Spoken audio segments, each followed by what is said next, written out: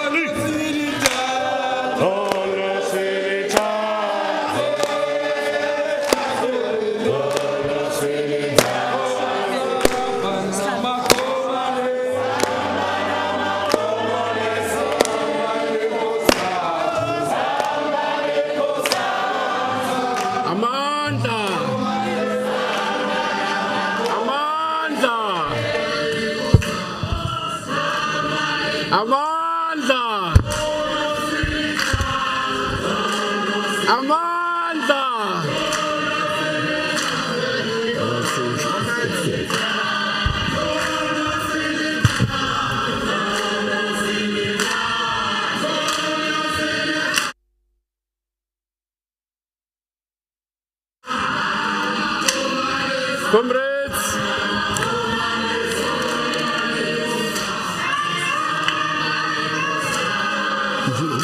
go check mo ba go report ne ke ne go fa maina di present ba go report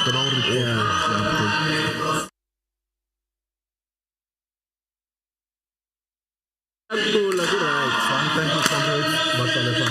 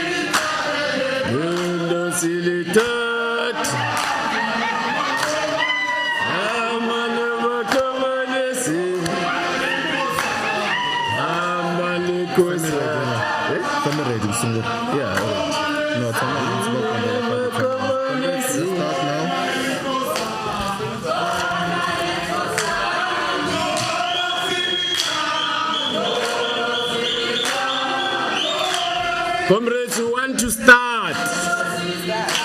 We want to start. We request that we start.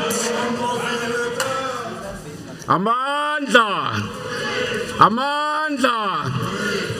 Yeah, we just seem to understand that we have been away for a little bit long time because of COVID. So now this meeting is able to bring us together. Yeah, the singing is very good, but you just have to also take note of our time. We were supposed to be starting at 10 o'clock, but we have got a few things that made us to delay.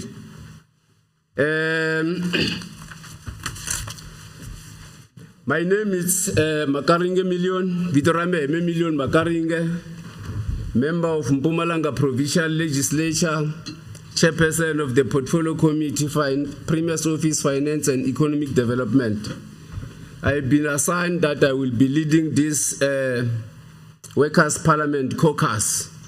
So I will expect that all of us, let us respect one another and start with the program. We don't want to delay you as you have been here on time.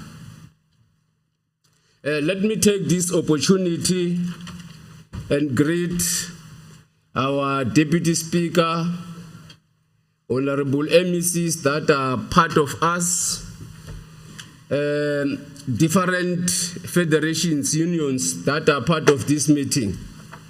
Welcome and thank everyone for honoring this occasion, where we will be having a robust parliamentary discussion about issues of bread and butter. Now I want you to mark those words, bread and butter. As a program director, like many other program directors, I am expected to open my remarks with a joke or funny statement. However, I do not believe that today is that day where I should be taking the issue of workers lightly by introducing jokes in this honorable house. Today is a very important day for workers to deliberate and decide on their future as workers. During the apartheid, opportunities like this did not happen.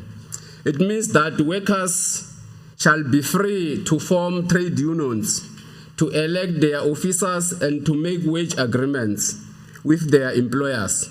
That is why I said the two words of bread and butter will be important in our discussion. We acknowledge that there is nothing light about issues of bread and butter. The mistake that most leaders across the world often make is to use very offensive terminology to address the people who have put them in power.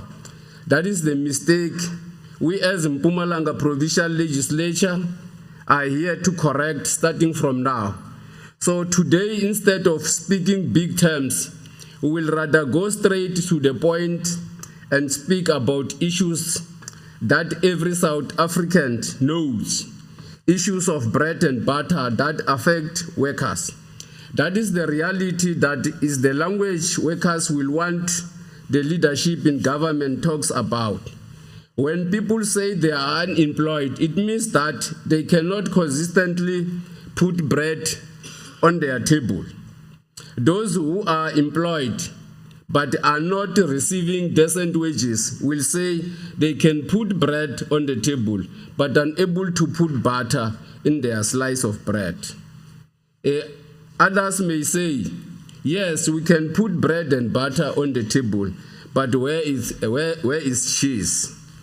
Some will even tell you that fuel is a challenge, of which two days ago, you have seen the increase of 4 rands per liter. We do admit that workers across the world are affected by many factors, including the ongoing pandemic and fuel and cooking oil prices that arise from the conflict in Ukraine, which we believe can be mitigated through peaceful negotiations. However, we dare not say because there are challenges all over the world, then workers must go home. You deserve to be heard. These are some of the challenges that you are facing right now as we open our Workers' Parliament.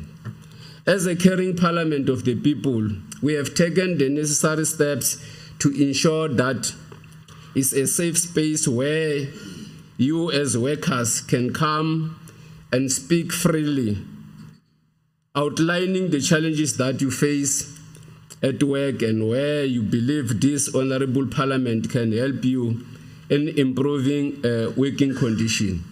That is why we must make sure that issues of bread and butter are affording of a proper housing and decent means of transportation, not ignoring the challenge of electricity, running water, medical benefit, as those are the reasons one is to provide for the families. In these are the issues that our people told us to attend to when they sent us here to this parliament. We also acknowledge that most of the resolutions that we took in the previous parliament were not even attended to. We therefore cannot afford to suddenly change their language and start speaking in tongues of economic structural adjustment, inflationary downtowns, global fiscal meltdown, fiscal unemployment, and labor market flexibility. All these words are foreign to our people on the ground, especially our workers in the factories and mines and retail spaces. As a caring parliament, we need to speak in plain terms so that this truly becomes a parliament of the workers, not a parliament of the elites. We are not here to tell you, but we are here to listen to you. That is because the issue of work and employment is very central to the function of this very parliament. The reason, as lawmakers are regarded as an arm of the state, is to hold the executive accountable so that our people can live in prosperity, enjoying their bread and butter and joy and peace. That is why we have invited part of the executive to be part of this workers' parliament. With this platform created today, it's a momentous occasion for you workers to speak for yourself in open parliament. This is your parliament. We are merely the host, and we will not prevent you from speaking our truth, from speaking your truth. Our duty is to listen and lend a helping hand where required. Your presence here today will assist us in our duty of making laws, holding the executive accountable on your behalf through the sacrifice of workers who have laid their lives for the freedom that we are enjoying today. We want to ensure that no blood that was spilled goes to waste. We want to honor those workers who died for our liberation by listening to uncensored voices of the workers in our province. Without giving a speech, let me again welcome everybody who is here.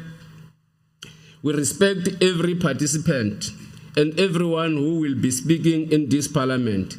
The order of our session is outlined in the copies of the program that have been distributed. I hope and trust that we will work together to make this occasion both memorable and full of impact. Let this day go down in history in the day on which workers in Mpumalanga spoke and were heard. We welcome all forms of criticism, but we suggest that whatever criticism comes our way, let it be constructive, so that we all hold hands in fighting the triple challenge of poverty, inequality, and unemployment. Ladies and gentlemen, I thank you. You are all welcome in this meeting. As I have indicated that we all have programs in our disposal, one of which is opening and welcome, which I have already done. We'll go to item number 2, which is apologies.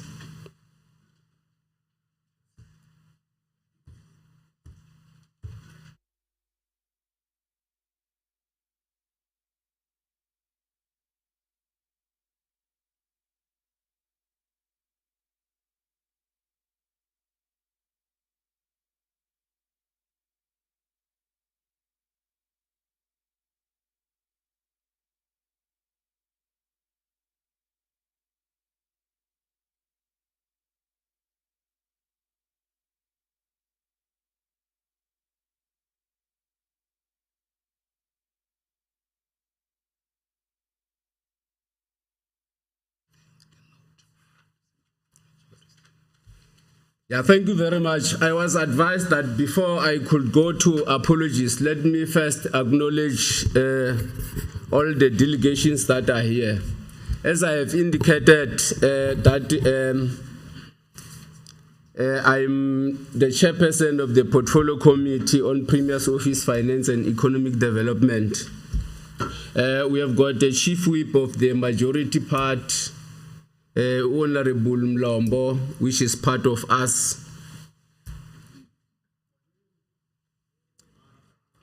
We have got Honorable Lubisi, the chairperson of Department of Agriculture Land Administration. Honorable Lubisi, can you greet the workers?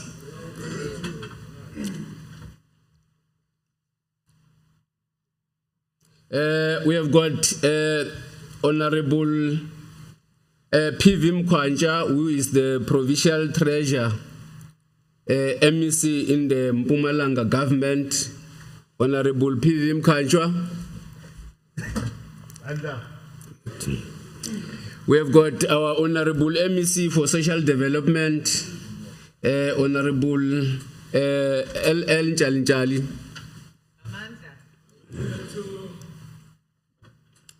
We have got the Secretary of the Legislature, Mr. S. Shabangu.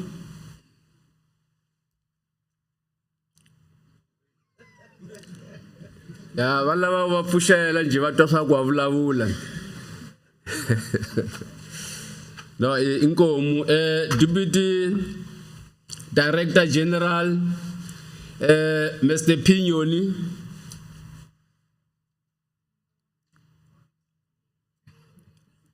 Thank you.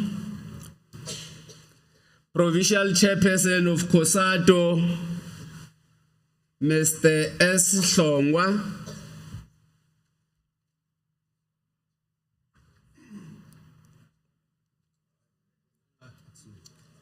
Okay.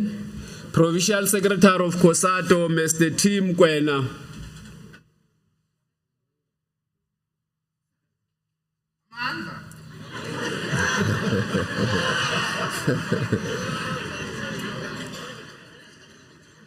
Provincial Treasurer of COSATU, Ms. H. Mnisi.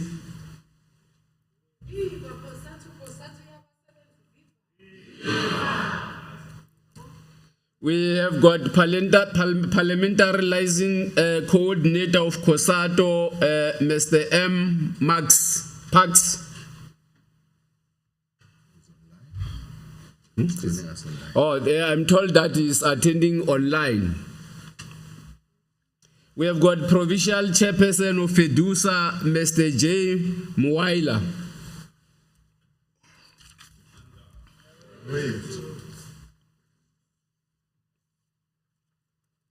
Yeah, I will directly, after this, I'm told that COSATU has got their affiliates and FEDUSA have got their affiliates. I'm not going to go through the affiliates, but they are here. You can just raise hands, affiliates of COSATU. Affiliates of FEDUSA. Thank you very much. Yeah, we have also received apologies.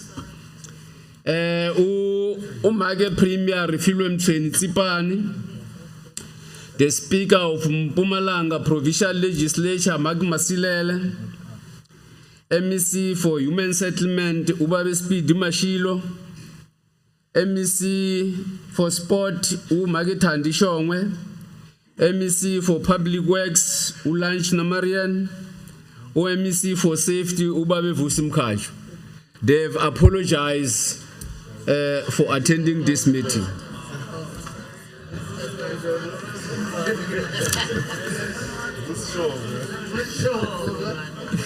So we will go for item number 3. No, sorry. MEC for Safety, Vushong. Sorry, Honorable Mkanchu. MEC, I never Vus. No, thank you very much. We will go to item number 3, which is messages of support. We did not even receive apology for SAFTU, but I'm told that we invited SAFTU to be part of this meeting, but they did not turn up for this meeting. Maybe since they are coming from their national conference, they are still tired. So I will go to 3.2 and call message of support from FEDUSA. Johnny.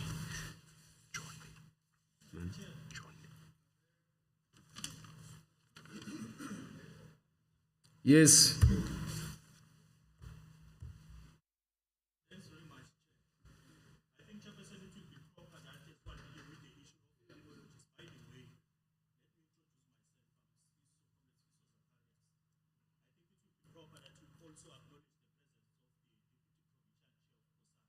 Okay.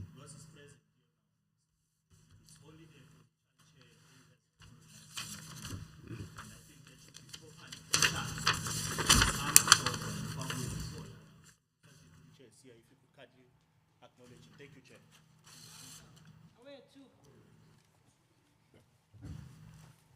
Yeah, thank you very much.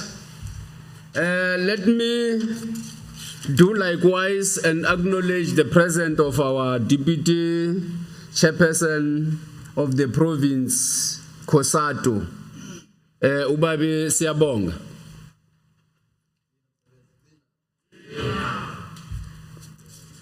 Then I will invite Fedusa to present a message of support. Ubabi Johnny Maiwila. 2 minutes. Thank you very much. A point of correction first. I'm not Mawila, it's Mwaila. I'm Shangan as well. Good morning, comrades. Yes, from Fedusa, we've noted a lot of issues that suppose have been dealt with. Even in our meetings, we've noted that there's a number of issues that we've raised before, and I think there's a lack of implementation in all the things that we are doing. And we came to a conclusion that maybe this process is a ticking boxes so that we go on with our businesses. But for us, it's not just ticking the boxes. For us, this is a very important gathering that we're supposed to be dealing with workers' issues. Regardless of where you come from, you're still a worker. It's just we've got different mandates. But our role, all of us, is to make sure that workers are treated with the respect that they deserve. So we want to make sure that, as a plea again, to say that going forward, these things of an event that is happening in May, June, must come to an end and start having proper engagement with the legislature and labor so that we can make sure that Mpumalanga becomes one of the pioneer, as we are saying, we're the pioneer. But it can't just be a pioneer by the name, but even the deeds must be a pioneer. Thank you very much.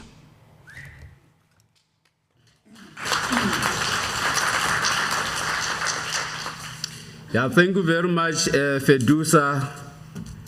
But I hope and believe that our presence here is to make sure that we are taking workers into serious considerations.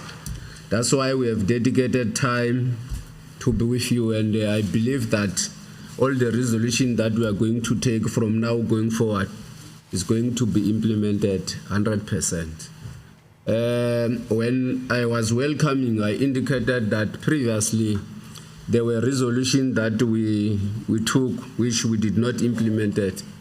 So we are here to rectify those mistakes. But let me not waste time and call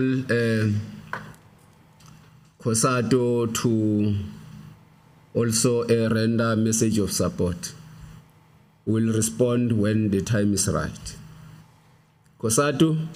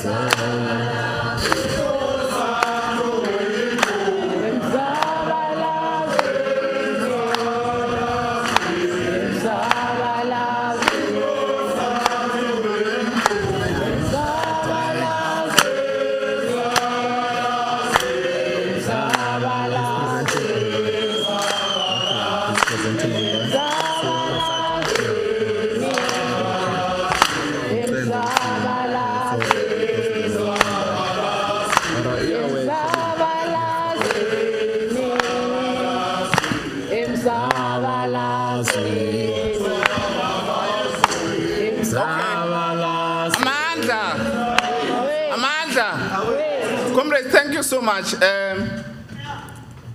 I'm not speaking. I will be allowing the parliamentary coordinator, chairperson, through you.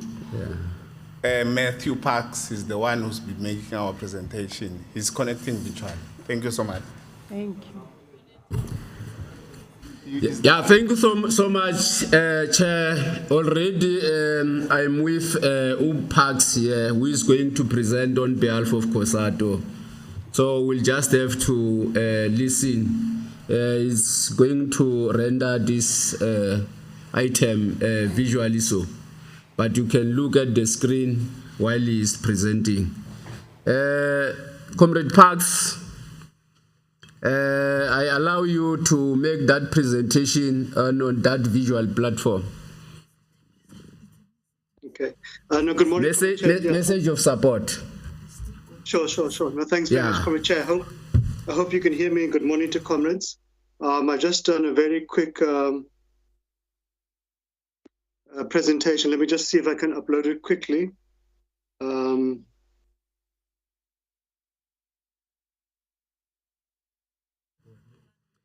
Hopefully you can see it, comrades. Comrade Parks.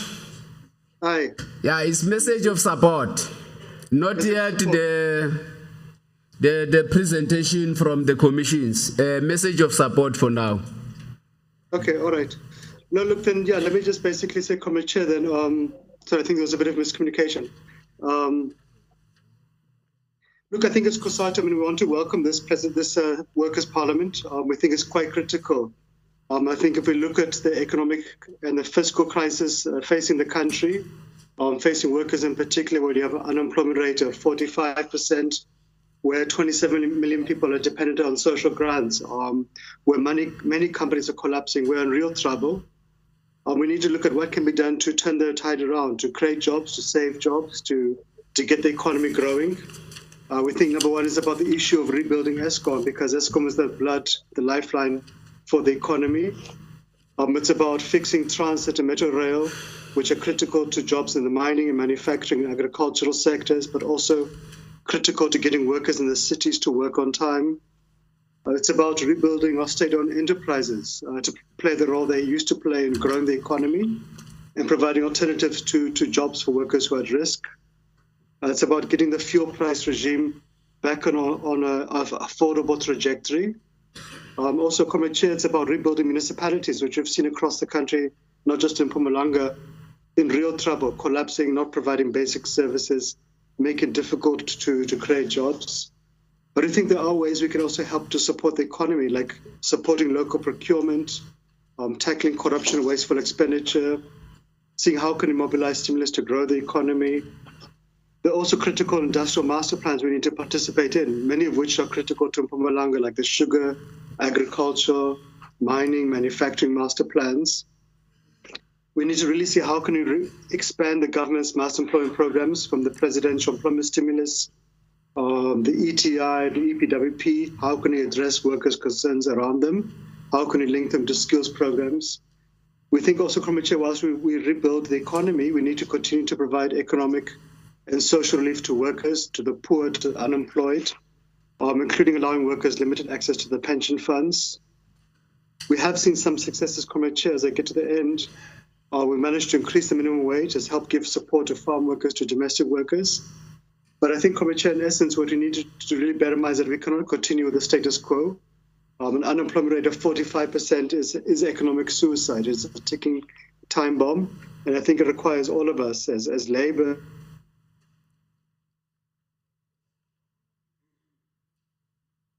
for the national interest. But yeah, so let me stop there, Comrade Chair. I think I want to wish comrades the best of luck, and yeah, we're looking forward to very robust discussions to see how can we make Mpumalanga that thriving province once again. Thanks, Comrade Chair.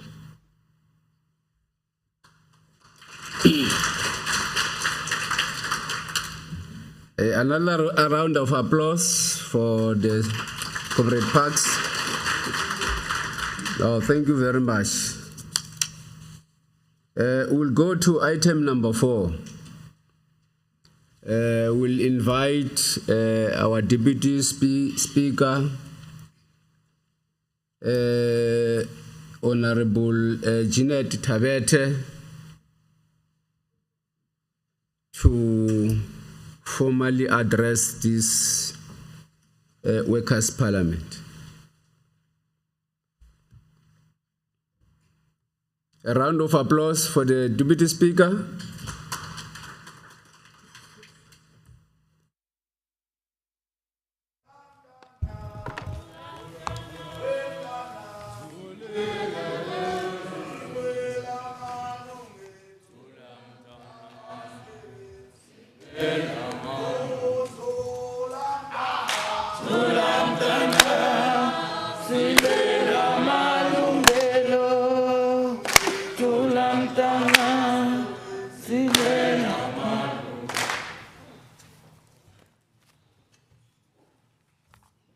Thank you,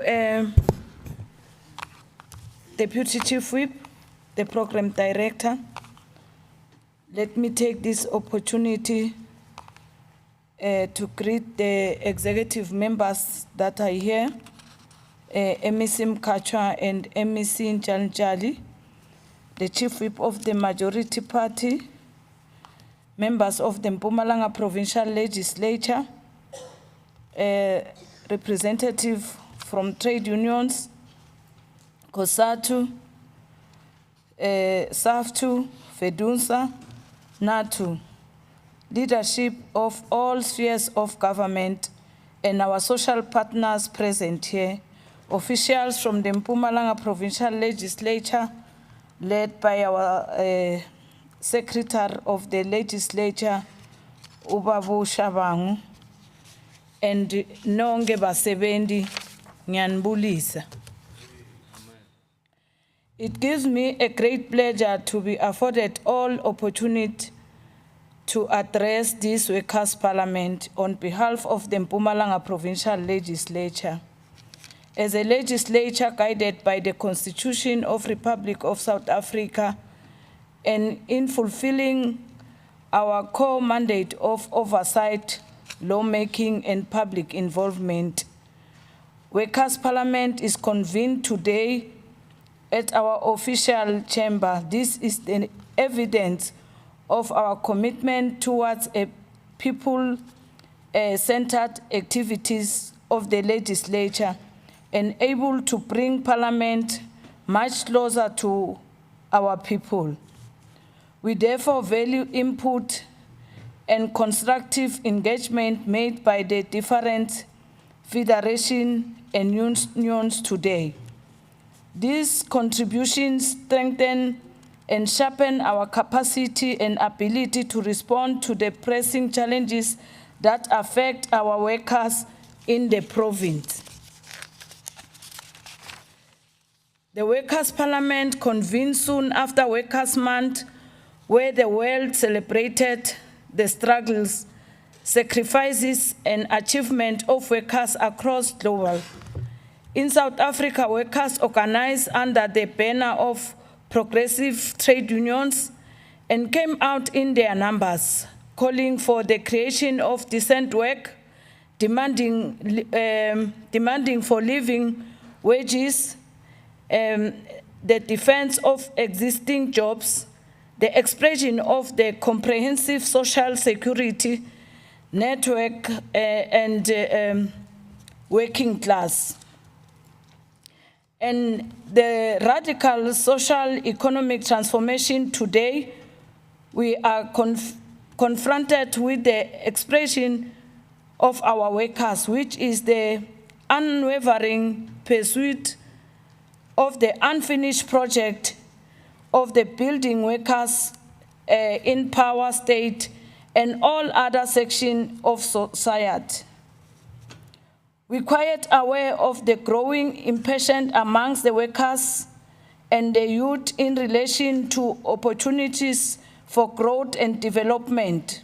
The youth unemployment rate, which is sit at 61%, is one of the most daunting challenges facing the province and the country at large. The environment of multi-pandemics that is further dependent by our COVID-19 pandemic expose the social challenges, define the lives experience of all communities. At the core of these contradictions, it is very colonial structure of economic that continues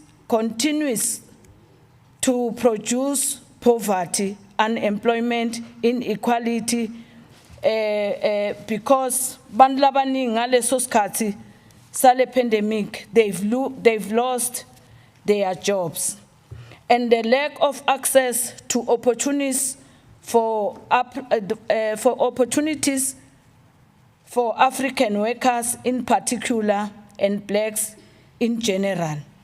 These are policies of both colonial apartheid and minor regimes that resulted in the terrible human consequences that will take time and generational effort to redress. Kuthi siphinde sikhone kukulungisa lokho, but nge-effort yethu sonke we can do it.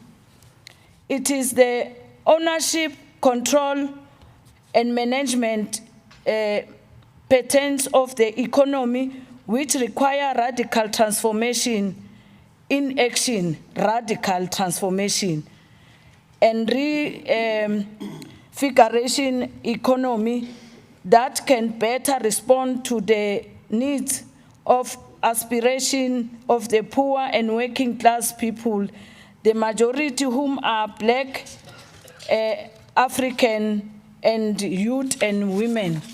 We should therefore begin to ask the hard question about the development path that we choose and to some extent are still pursuing.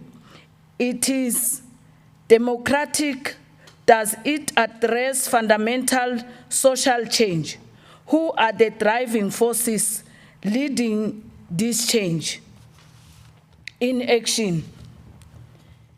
In this regard, government announced various stimulators packages to which workers should take full advantage. These are short and long-term intervention meant to augment the creation of sustainable job opportunities to drive economic activity. At a more strategic level is the Mpumalanga Economic Reconstruction and Recovery Plan.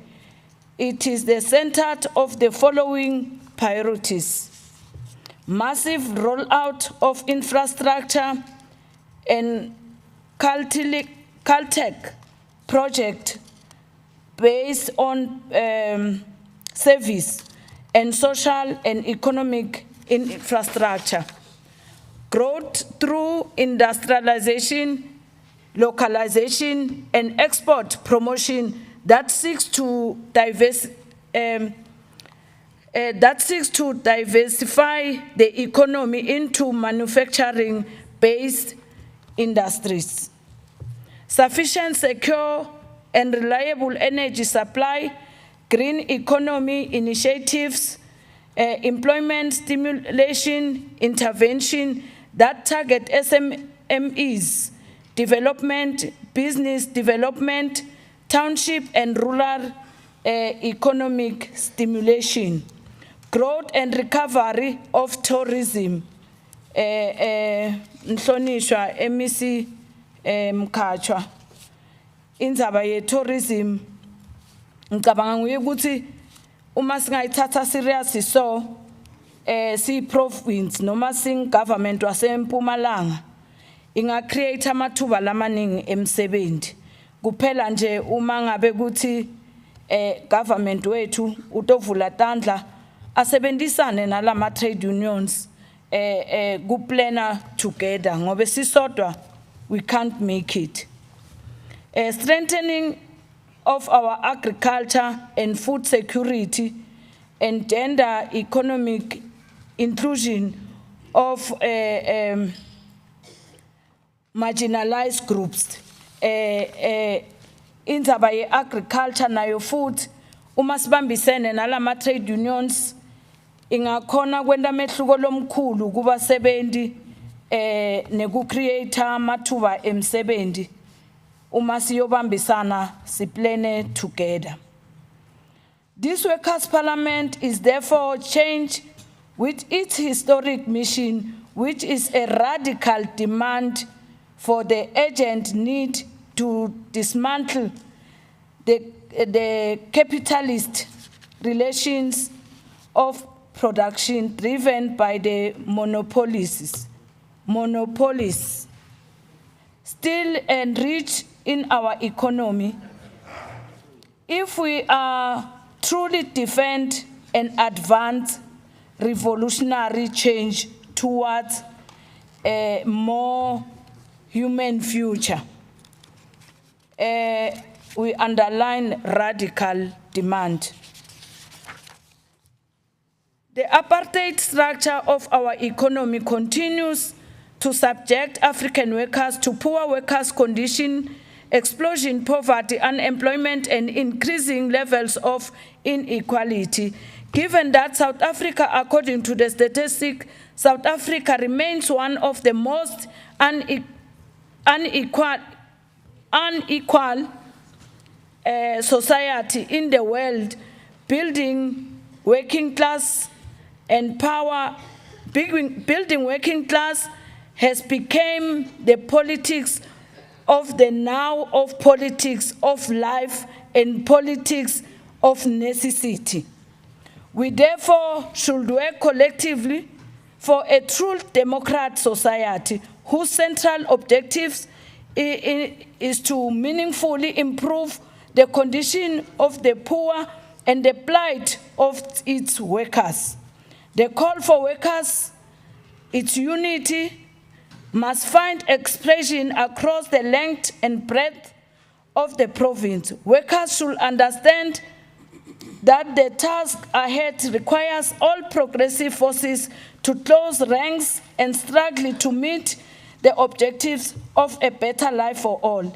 The Freedom Charter, which declares that there shall be work and security, demands of workers that the right to form trade unions, to receive equal pay for equal work, for 40 hours working week, national minimum wage, and end to child labor, compound labor, and contract labor.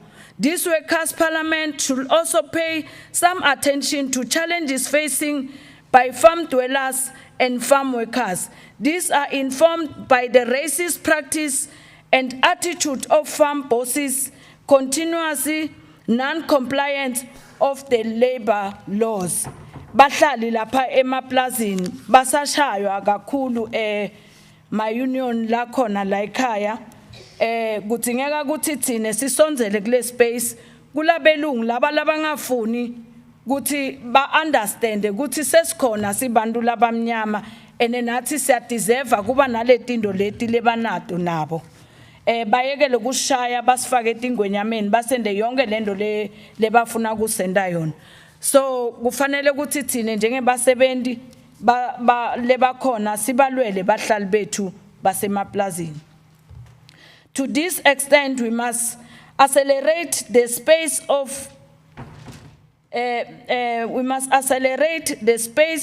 of decentralizing our economy. All our people, especially workers who are the creators of wealth, must enjoy a share of the profit if we are to undermine capitalism, imperialism, and explosion that persist in our economy even after the 1994 democratic breakthrough. We must aim to have new factories built. We must have to build a new factories, new land cultivated, more finished product exported. The poor black farmers must take ownership of the land. Poor families must move into houses closer to the places of work. Agricultural product must increase to improve food security. Government must provide services to our people more efficiently. Municipalities maintain social infrastructure. Our mining explosion must start again. Our special economic zones must receive new investment, and small business, black industrial must increase. Lama mayini mhlonishwa wam Mkhatshwa nemhlonishwa Ntshali akubonakali kahle ukuthi akhona uma nikhumbula kahle bese lapha eDagakral bahlali baseDagakral baswela umsebenzi mara kunemayini le mayini icashe abantu bokuhamba abantu baseDagakral abasebenzi, and it's wrong. So we need to condemn that as basebenzi silwele malungelo ebahlali. Economic recovery plan of the province, this must also include national government plans and the contribution of private sector. Workers should take an interest in the investment driven of the province. This should be accompanied by the intensive skills development efforts to ensure workers have the skills needed to participate in this initiative. This shall, however, still require employers and workers to cooperate more effectively to develop skills of the employment. The mining sector continues to shed jobs, contributing the decline in job creation, as I've said, a serious concern as it is one of the biggest sector in the province. Government must therefore play its role to engage industry leaders in the sector to ensure we do what is possible to attract new investors and create the needed job. This workers' parliament must finally make follow-up on previous questions raised and make intervention when necessary. As the legislature, these part forms of critical component of our oversight role that we are making. Uma siku briefing lapha, Honorable Chair and the Chief Whip of the majority party, ama union wethu akhala ngekuthi in black and white MEC siya respond as in government, but practical to implement bayibone lento practical ukuthi lokulesikubhalile naku sikwendile ku this village or ku this ward or ku this municipality. We don't do that. So si take initiative as the Mpumalanga provincial say legislature to say we want to see the change, radical change, by implementing all the resolution that have the workers raised. Program Director, as I conclude, the organized working class remain the primary motive force of social transformation. We are therefore expected to positively seek solution to our pressing challenges. We're looking forward to your input and the resolution of this important session, and we wish you the workers successful deliberation during this workers' parliament, and we promise we're going to make sure that all the resolution that you're going to take or to table, we take them serious and we implement through our provincial government. Thank you very much.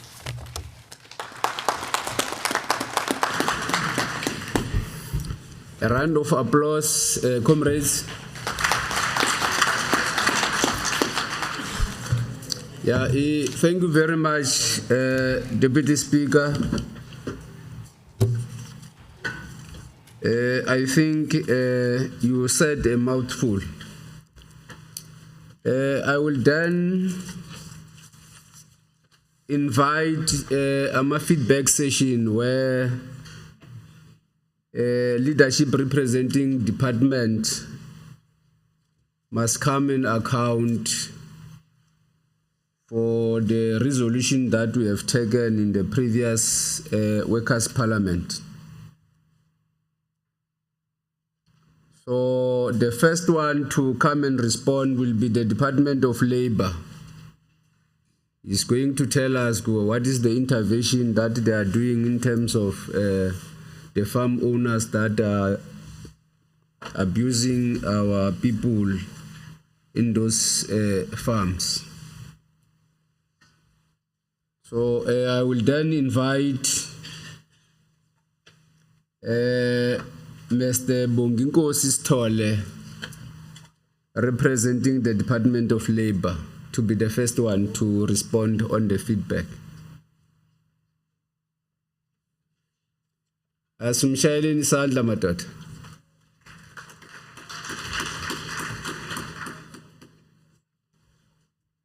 No time limit. Yeah.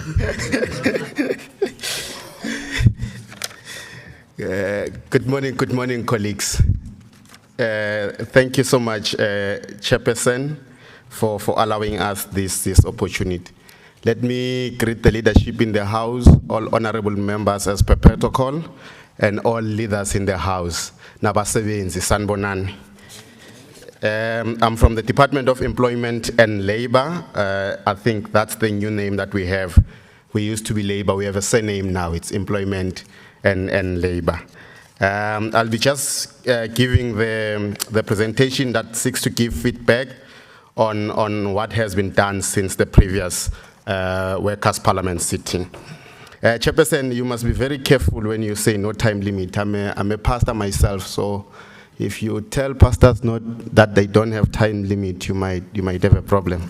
And I believe that we are going to talk about issues that affect these workers.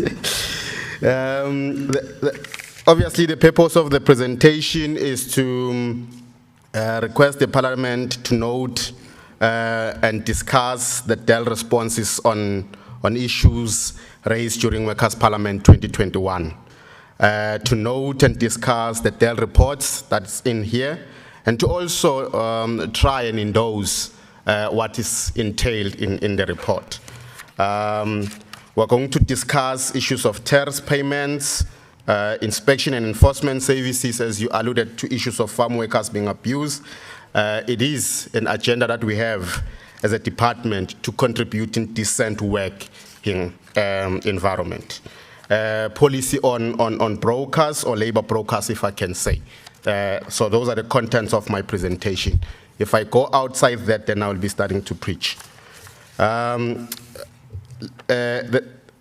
We had an impact of COVID-19, if we can recall, from the period of 2020, and there was a relief fund that was very famous called TERS. The purpose of the national funding was to enable employers to apply for COVID-19 TERS fund, which is under UIF benefits. This was done on behalf of employees who have not received full or part of their earnings during the lockdown. Example of that, it's reduced working hours, mostly for people working in garage. Remember the issues of curfews and whatnot. And those who were in the hospitality, they were also suffered the most.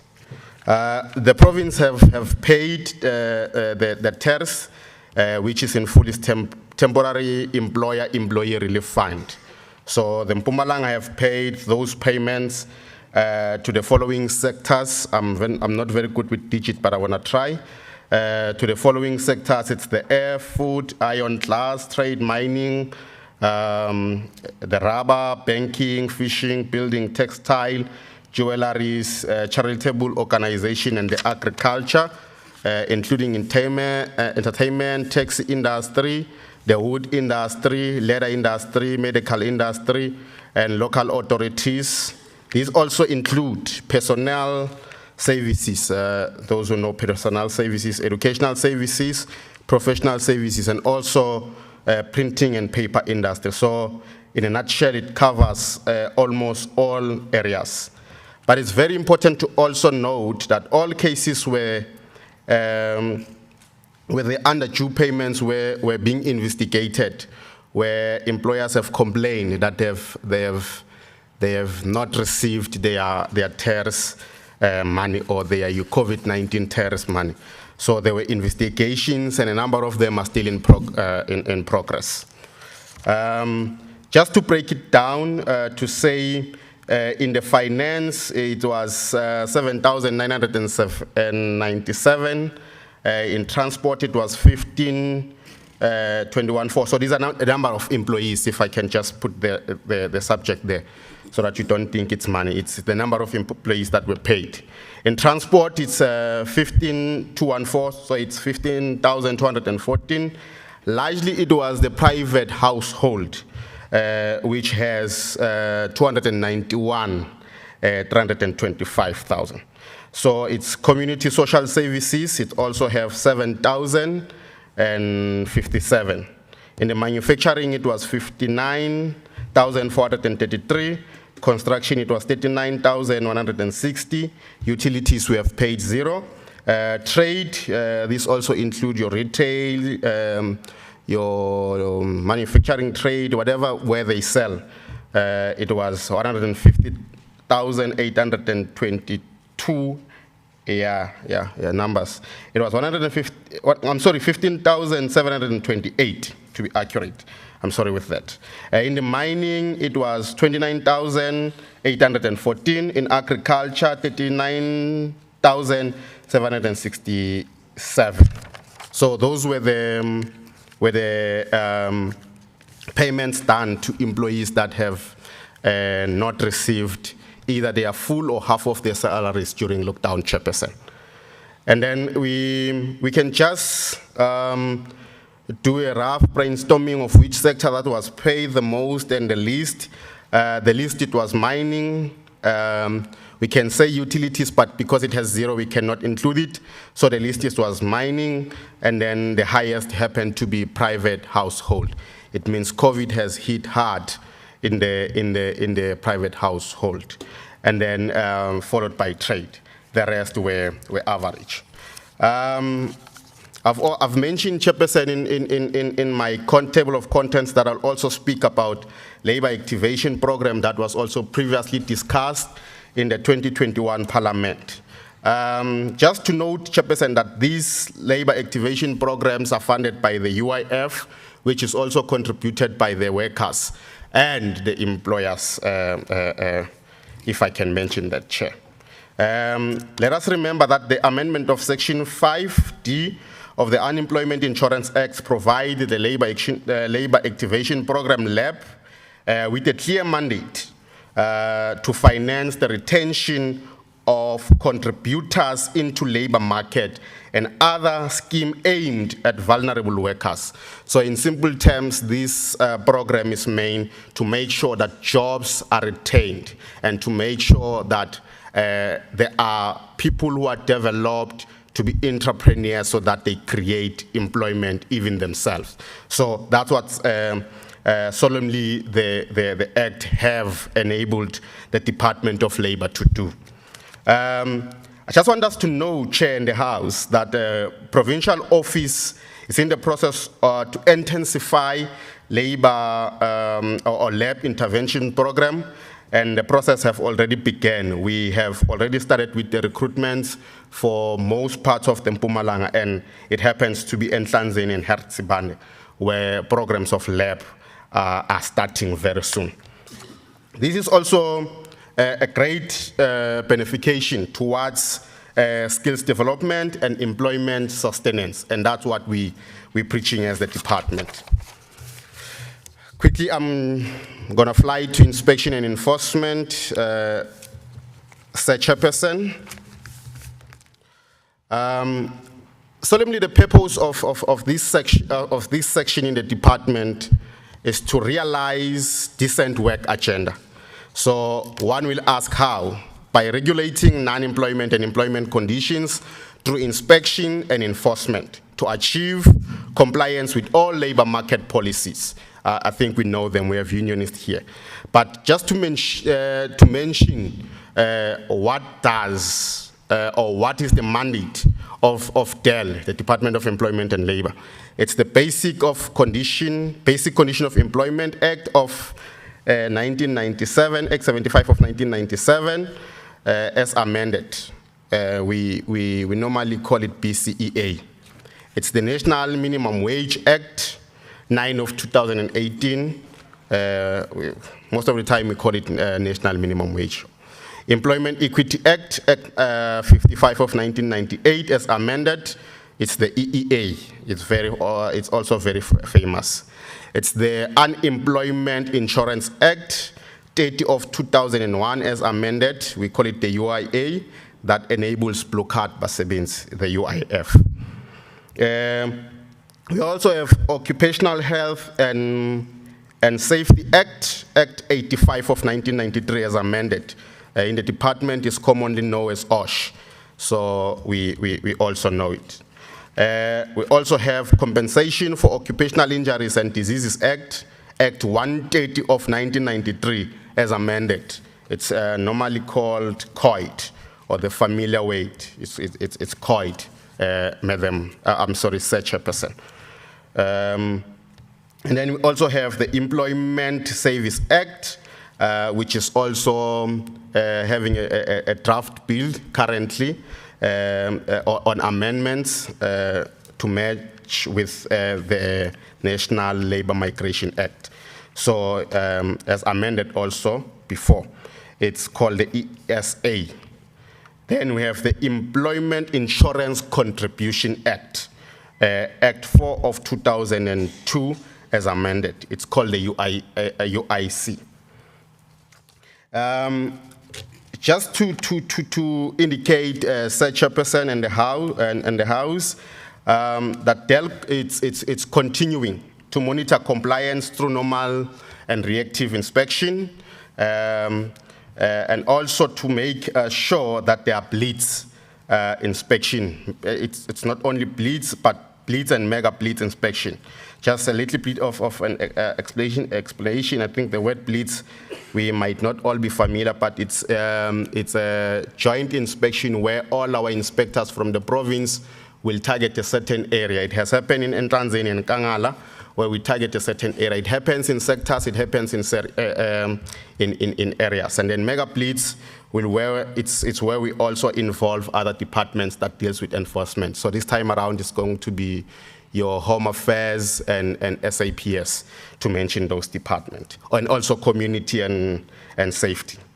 And then department has made sure that they do a recent bleed to monitor compliance in Kangala and Nhlangeni, and I'm just going to give the statistics thereof. Total number of inspection conducted in the OSH. I'm going to use the term now because I've explained them, Chair. The OSH, it's the it's the Occupational Health and Safety Act. Total number of inspections that were conducted, it's 121, and complying companies were 8, and then out of the 121, those that were not complying, it's 113. That means 93% of those companies are not complying, Chair. We have the BCEA. Total number of inspection conducted were 169, and complying it's sadly 36, and the 133 Chairperson, they were not complying. So 79% of the companies inspected under BCEA were not complying. We have the UIA. Total number of inspection conducted was 76, and if we can check, complying was only 5, and 71 of them were not complying. 93% in percentage, we can say they were not complying. This one, it's even bad. COID, total inspections were 3. Complying, unfortunately, there's none. That means it's 0. And then 3 were non-compliant. And the percentage of non-compliant there, it's 100%. So if we can try and do an overall percentage of the non-compliant, we're going to get 87% for all the act that we are mandated to inspect as the department. Chairperson, if you can allow me, I'm going to move to the national minimum wage, which is a matter that was also discussed in the previous parliament, Chair. I think we need to remember the purpose of the national minimum wage as the House, that it was to advance economic development and social justice. How?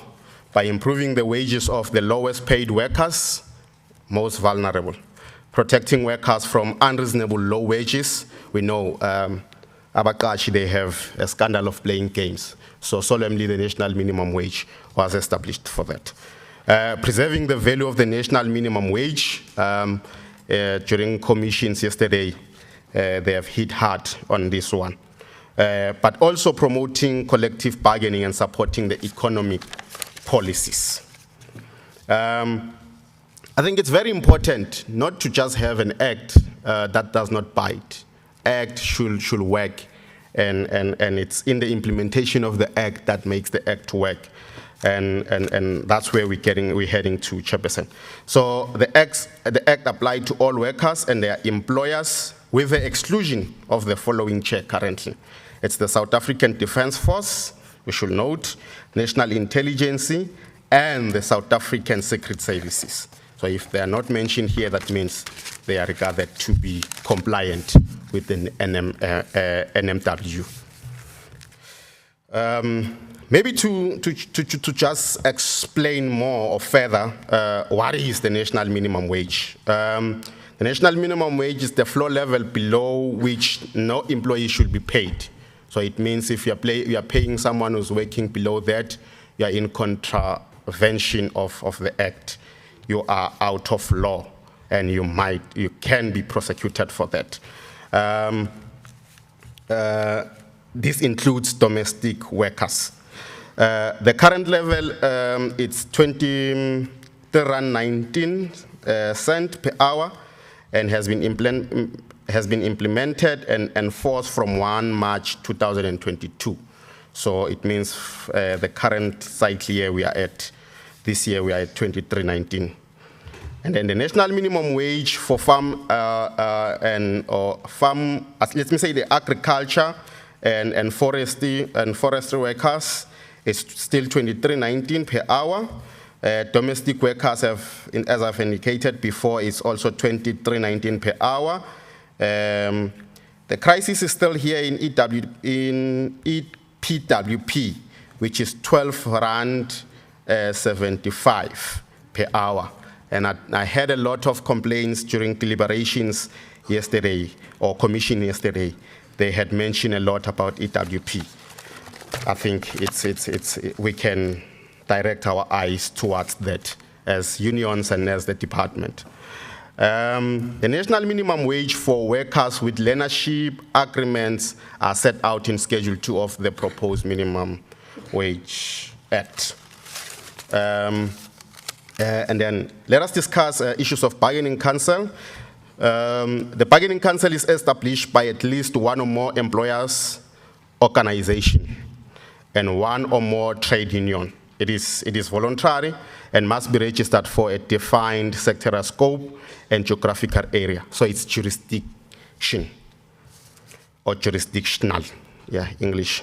The council consists of representatives of the employers, organization or organizations and trade unions, equal members of each side who meet periodically. They appoint a secretary and a staff for council, a number of agents which are inspectors and administrative staff to manage the affairs of the council. The council finances itself by levy received from both employer and employees within its jurisdiction. We must explain that. One will ask, you're speaking of a ghost called collective bargaining. What's that and what does it do? What is its role? The function of the bargaining council is to conclude collective bargaining, obviously. All council will usually have what's termed an agreement which is an agreement that sets minimum wage and conditions of employment where it operates. And then many council will also negotiate agreements that establish pension or provident fund as deliberated yesterday, and sickness benefit fund. Some council have also other auxiliary agreements. The council has an enforcement procedure through which its agents will proceed against employers who are not complying with any aspect of agreement and can perform dispute resolution. So that's the work of the bargaining council. I've tried to explain the role of a bargaining council that such a person. And then again, in the previous parliament, what stood out was the issue of the policy on employment or labor brokers, if I can put it that way. Policy on employment for labor brokers. Let me say, Chair, that the private employment agencies, they are also called TEA, temporarily employment services, are regulated through our department, but not just through our department. I will be wrong if I can say that, through the Act, the Employment Service Act. The Act of 2014 is in Section 13, and the clause clause 2 of the Schedule 2, and the Skills Development Act of 1998, that all persons who deal with recruitment and placement should be registered with the Department of Employment and Labor to do such, and must have a certificate, and must be able to use the certificate in the jurisdiction that they have applied at. So if you have a certificate, you applied to recruit and place in Nelspruit, you cannot then take that certificate and go and place in Johannesburg. Those that participate without registration are deemed to be contravening the Act and can be prosecuted to the court of law. And the department, through the Inspection and Enforcement Unit, enforces compliance to Act and other labor laws. Let me also explain that the department also has powers through the Employment Service Act to recruit and place. So you can use the department if you see that you are using schemas that are not registered. In conclusion, or as I'm closing, Chairperson, it's very important and paramount that those who are violating labor laws can be forwarded to our labor centers. We have labor centers in almost all the regions. But if you feel that your matter is not taken serious, you can forward your matters to the attention of the Provincial Chief Inspector. Chairperson, with that being said, thank you for the time.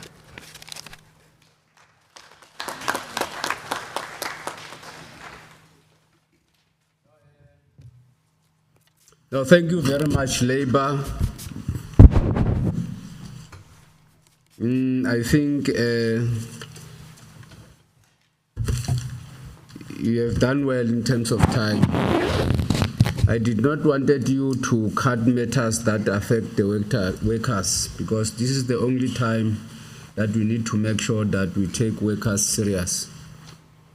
I will then invite the Deputy Director General representing the Office of the Premier, Ubaba Peter Nyoni, to also come for the response.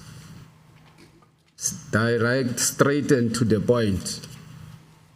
I think I will not allow us to deliberate on one presentation. We'll allow the four representatives of the department to present. From then, we'll then invite questions for clarity wherever. I don't know if ever you will want us to deal with one report back department so that we start with questioning. I see a hand, comrade. No, thanks very much, Chair. It's not a deliberation nor a question, but rather a request to say, under the Constitution of the country, the Bill of Rights, there is a part that speaks to access to information. You see on the presentation that Babu Stole has presented before this house, there are certain acts that he has touched that are amended. I think, Chairperson, it would be proper in this august house to allow us to have access to that particular information. How? We're requesting, Chair, that in our system we see toilet Wi-Fi password, but for us it will be for good use, because we want to know on what he has touched there, to say is it true or what is happening right there. We request, as Nobabu Nyones will be coming in with this presentation, so that we can follow the steps, Chair. We humbly request, it's not for YouTube or Twitter, but it's for the access to gain that information. Thank you, Chair. I can sit down so that we deal with this issue that they are raising. Labour, they are raising an issue of access to the information. The information has been forwarded, I think, to the office of the secretary. I'm not sure whether there are any hiccup for it to be forwarded to members, but it was forwarded to the office of the secretary. And I'm of the view that copies were made available to members. I don't know what happened, but I'm of the view that what I was presenting was made available.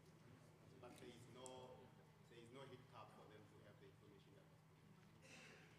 Yeah, I think our officials from the office, if they reach our offices, they can make copies available for everyone.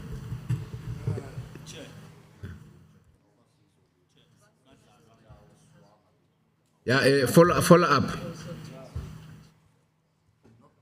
thanks, Chairman. I think asicele ngesizulu asizwanga. Sicela i-Wi-Fi passcode. Bekacela yona.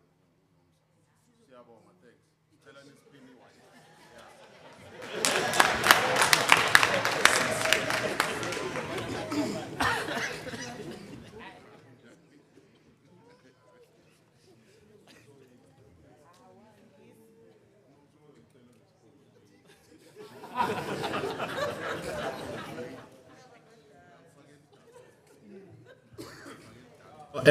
Yeah, no, I think it's correct. We were misquoting the request. I think the management of the institution will deal with that as we still proceed with the discussion going forward.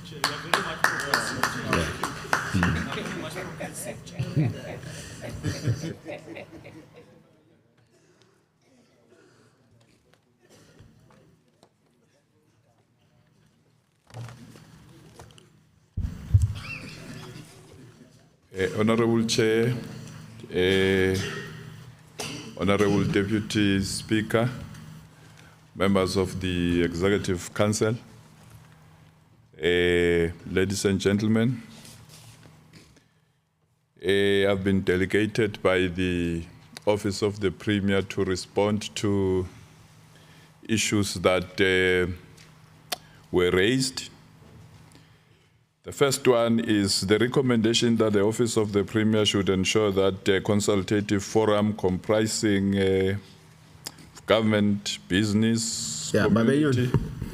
Let me make this Workers' Parliament aware that we have got media in our midst. Don't be surprised, they will be taking photos. We have allowed them to be part of this meeting. Oh, no, thank you, Chair. Labour like NEDLAC is established in the province to deal with economic recovery. We are responding as follows. The Office of the Premier, together with the Department of Economic Development and Tourism, have been coordinating provincial departments and 3 district municipalities on the development of the Mpumalanga Economic Recovery and Reconstruction Plan as a response to the impact of COVID-19 on the economy and employment since November 2020.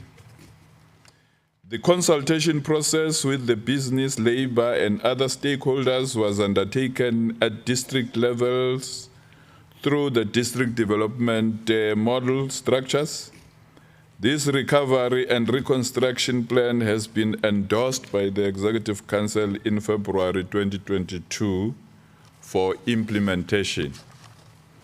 Furthermore, as I come to a close, Chair, the Executive Council has directed that the Provincial Economic Summit be convened to focus on economic recovery and reconstruction plan and just transition program. Preparations are underway to convene the Economic Summit before the end of May 2022, and the Office of the Premier will furthermore investigate and consult these social partners on how a permanent forum such as NEDLAC could be established in the province. Thank you very much, Chair. The Premier.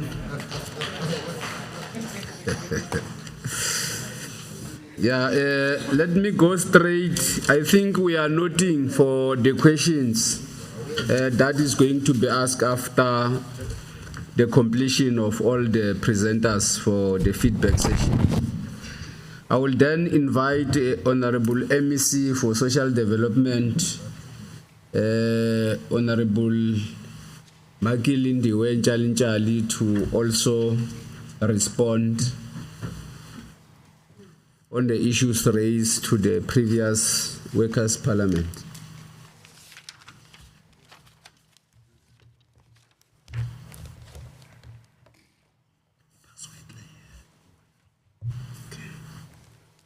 Before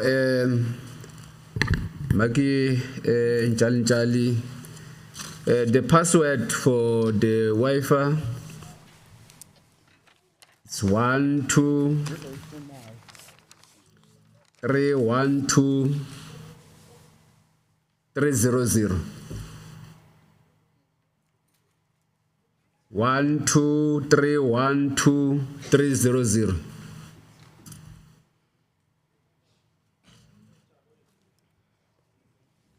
You can continue, MEC.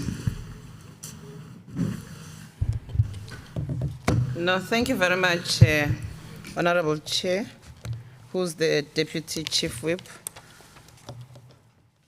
and also the Chairperson of the Portfolio Committee on Premier's Office. Angibulise kubasebenzi, ngiphinde ngibulise kuma federations wonke akhona, uSAFTU, FEDUSA kanye noCOSATU. Sibulise ikakhulukazi all the affiliates khona. Sibulise kusekela somlomo wala ekhaya uMake Thabethe.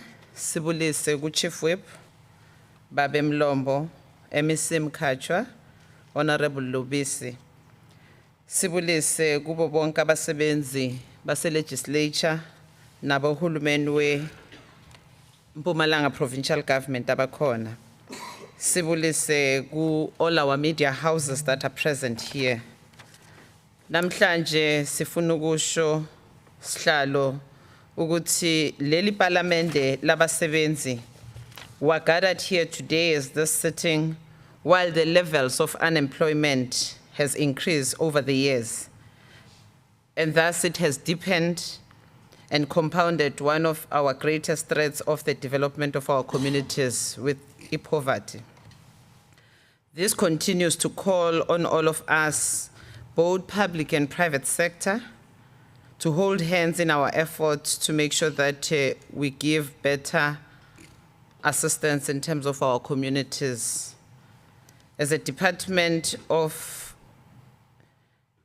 Social Development, one of our priorities is to consolidate the social wage through reliable and quality basic services. In responding to the issues raised in the previous Workers' Parliament, during the period of 2021, we're dealing with insourcing, because that was an issue that was raised with us. During the period of 2021, the department has received a memorandum of demands. Amongst them was the issue of insourcing, especially in the kitchen services provided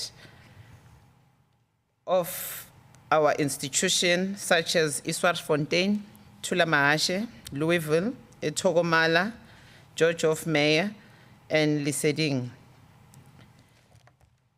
As it should be known to the cleaning services and catering services have been outsourced in all our government departments. To our response, what was that if the matter was to be resolved amicably, it should be referred to the Public Service Coordinating Bargaining Council, where all trade unions and employers meet to discuss issues that are crossing in each and every department, because it's not a matter of social development only. On issues of contract appointment, the department has the following categories of contract appointments, and certainly all of them are not linked to any vacant funded post or existing post. In terms of your expanded public works program, that is EPWP, the department has appointed in this category contract employees solely based on the conditions as set out by the EPWP conditional grant. They actually provide a variety of services such as cleaning, maintenance, and to assist our department with the implementation of projects that benefits communities as group of project designed by NPO and needing assistance. So it is really not based on any other thing other than an attempt to avoid appointing them on permanent position. I think also as a department we're taking notes on the rates that were raised here by the Department Yaga Employment and Labor on how are we paying them in terms of the rate, because really you can see that there is a lot of exploitation in that regard. I think it's a matter that would further look into that. In terms of the internship programs, the department is also participating in an internship program wherein candidates are provided with an opportunity to gain practical experience, and the department is also following the provisions of the guide and the determination of internship program. However, the department has received numerous complaints that the department is not fully complying with the provisions of the program. Interns were never appointed against any post, but were given opportunities to gain more practical experience in order to be appointable in positions where they need relevant experience.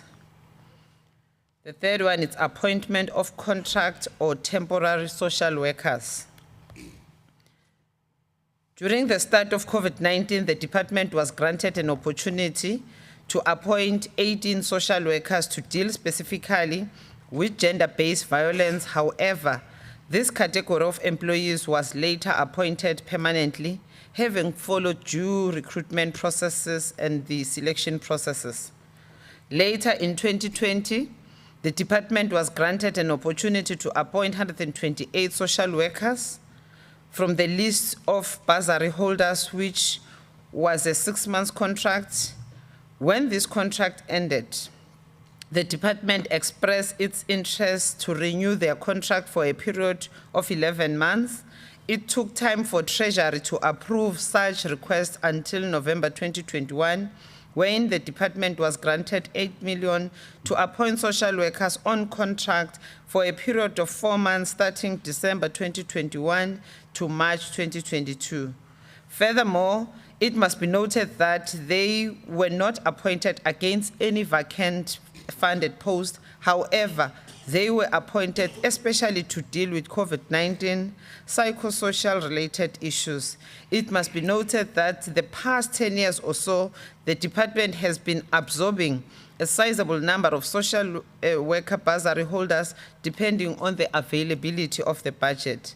Therefore, it is a fact that once we receive sufficient budget, the department will absorb this category of contract employees. However, the number of social workers to be absorbed would be determined by the availability of the budget, because we know as departments we've also suffered some budgetary constraint where there were some budget cuts.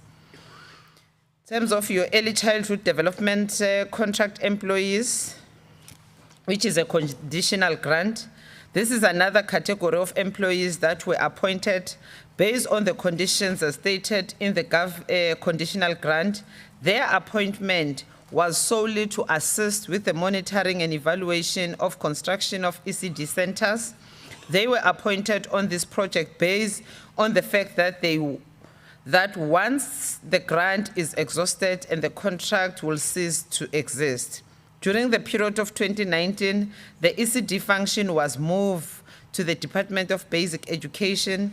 However, due to COVID-19, the process got delayed. According to the latest program of action, the employees would move with a contract wherein the Department of Education should renew it moving forward. In terms of the collective bargaining, the department is effectively participating in two chambers, namely, that is your Public Health and Social Development Sector Coordinating Bargaining Council and Public Service Coordinating Bargaining Council. So those two chambers are closely monitoring the conditions of service of all public servants and resolution that are based on reaching consensus. In conclusions, notably some is not all on all the issues that were raised on Workers' Parliament, especially those that are specific to the sector or the department, are adequately addressed in terms of the issues that needs to be addressed through a recognized forums, which we shall continue to ensure that these forums are respected and engagements happen at that level. Thank you very much. These are the responses from the Department of Social Development. Thank you. A round of applause for the MEC for Social Development. Thank you very much. I think we are still doing well in terms of time, because in terms of the plans, we want to conclude this business not later than 1 o'clock, but will allow workers to deliberate on all the issues that are affecting them. We're not going to say that now it's 1, we have to close the meeting. Let me then invite the MEC for Premier's Office, Finance, Economic Development and Tourism.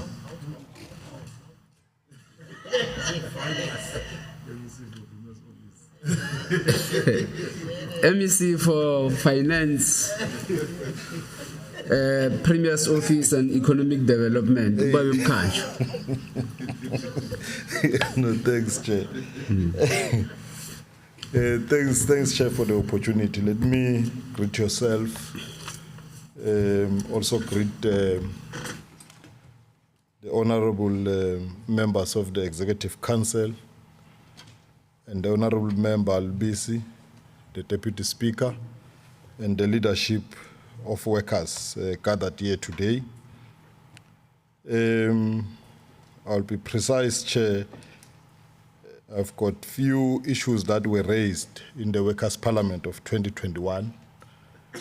The first issue which was raised was that the Department of Economic Development and Tourism should consult with Labour in the development of the Economic Recovery Plan. And I think the Office of the Premier have spoken to this point as well. Perhaps mine is to emphasize that indeed we had roundtable consultation sessions in all the districts of the province, and in those virtual roundtable engagements, the leadership of Labour was also invited and part of those engagements. The second issue was that the plan must be developmental and be able to create jobs. What we want to indicate is that the focus of the Mpumalanga Economic Reconstruction and Recovery Plan focuses on catalytic and high-impact projects with high potential to unlock value chain opportunities for the private sector, SMMEs, and are developmental in their nature. And the implementation of these high-impact projects will definitely contribute meaningfully to inclusive growth and job creation as part of the industrialization program, which aims at changing the economic landscape of the province. And so far, Chair, one of the catalytic projects, which is the Mpumalanga International Fresh Produce Market, which is implemented through the Department of Public Works, Roads and Transport, has created 999 jobs in the process of construction. And the construction is envisaged to create over 1,000 more jobs during its closing phase.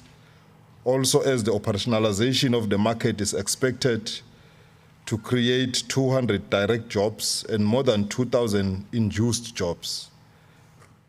The other catalytic project, which is part of the provincial industrialization program, is the Nkomazi Special Economic Zone, which is expected to create over 8,275 jobs during the construction phase. The third issue was that the Department of Economic Development and Tourism should ensure that bailouts are also made available to small businesses. And we must indicate, Chair, that as a department, we are working with all government departments to ensure that we cushion the impact of COVID-19 to our small businesses. And in this regard, as a result, one of the strategic and direct intervention which was made or was the establishment of the Provincial Tourism Relief Fund administered by the MTPA, the Mpumalanga Tourism and Parks Agency, and was aimed at providing a relief to tourism enterprises that are in economic distress. The fund was capitalized at 10 million and benefited over 633 qualifying tourism enterprises from across the province in the fields of tourism, hospitality, tour operators, guides, and sales of artifacts and experience. It is safe to indicate that there are 238 local enterprises who also benefited from the National Tourism Fund with a budget of 11.9 million. Also, the department was able to get the COVID-19 relief fund from the Department of Small Business Development to the tune of 9 million. The relief fund was subsequently dispersed to and benefited 8 enterprises, and one company employed about 5 to 6 people, which means 48 jobs were saved. We will continue to work with all role players in the economic space to provide support and, where possible, coordinate the provision of the relief fund with a view to save jobs. Chair, as a parting shot, I must indicate that the words which were said by Frederick Engels and Karl Marx in the Economic Manifesto, that workers of the world unite, still resonates well even today. Thank you very much, Chair. A round of applause for the MEC for Economic Development, as I'm not. We are done with all the presentations in terms of the feedback sessions. So now I want to invite hands for clarity-seeking questions and also comments from the leadership of our federations in general. I will start from this side. I want to note the hands.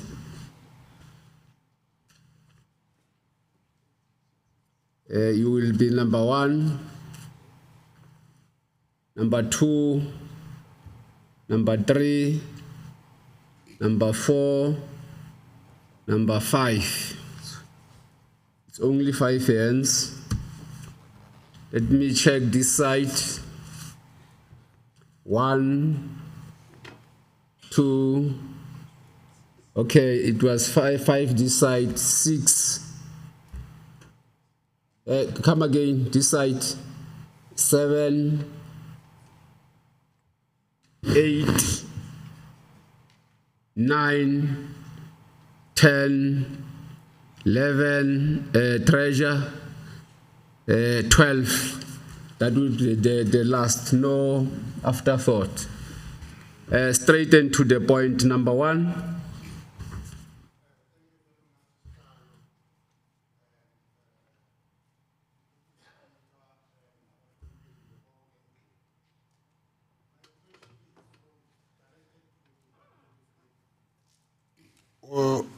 You say the act must bite, but it is difficult for the act to bite home. And at home, we see exploitation. And as we talk about the EPWP, that is merely exploitation of workers. The price of bread has went up, the price of cooking oil has went up, the price of petrol has went up. Still you remain with 12 francs 75 cents. That is totally exploitation of workers. We request as workers that those workers who are there doing that work, that rate must be increased so that they can able to survive in this hardship that we are facing in these days. And secondly, we need to ensure that the Department of Labor do inspection, visits the retail sector and hospitality center. How many have you visited? Those two sectors, they exploit people from outside our country, or what we call foreign workers. Hospitality is employing many of them. Retail has been employing many of them. So how many have you discovered that these people, I remember in Witbank, I'm from Witbank, at one stage I saw a raid at the Roots shop. Many foreigners were taken to the police station. They had even no working permits. So we request that to look into that. And even the MEC for Social Development is agreeing that EPWP is exploiting workers, not at this time and age of democracy. And we are still blaming apartheid. We've been in this democracy for too long to change all this, to do away with all apartheid policies. It is disappointing to hear that we are still laboring under apartheid policies, whilst our people have put there to change all of that nonsense. Finance and tourism. Mhlonishwa, let me see.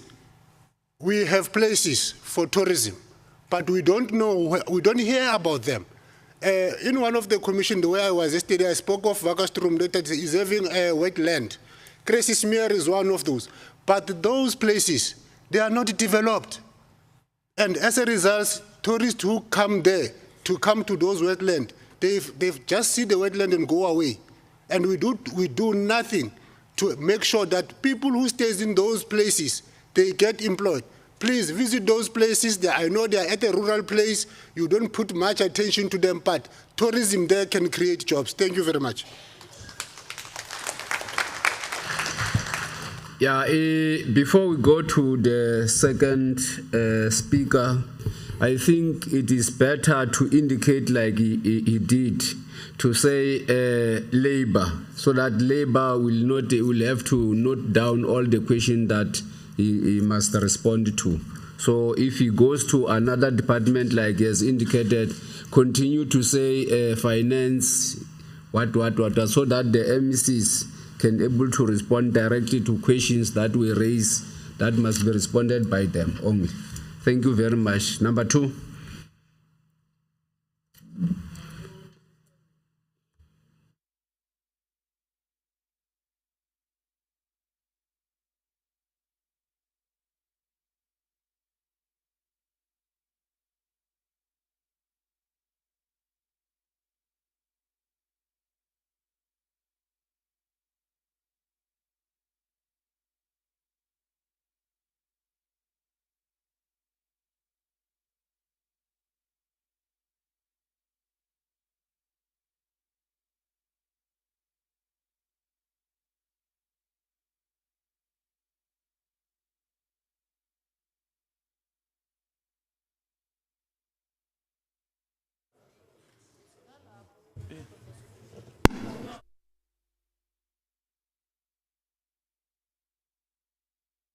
Yeah,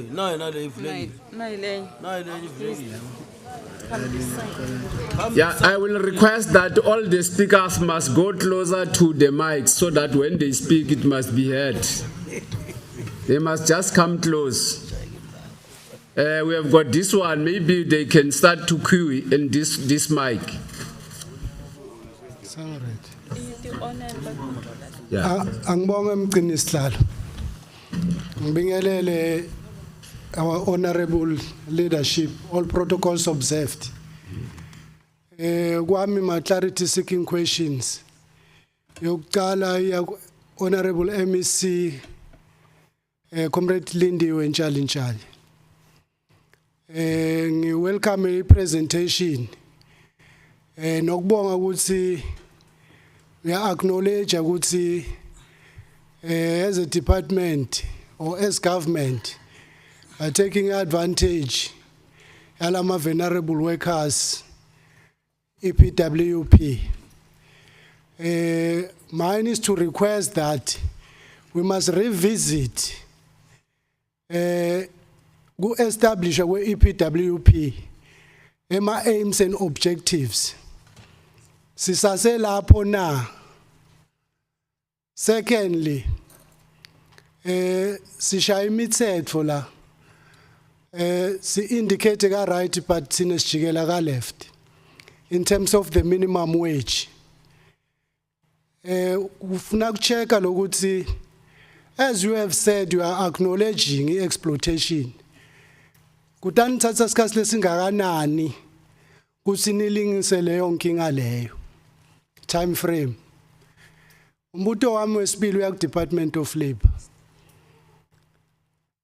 Nangilalele kahle ipresentation yakho. Most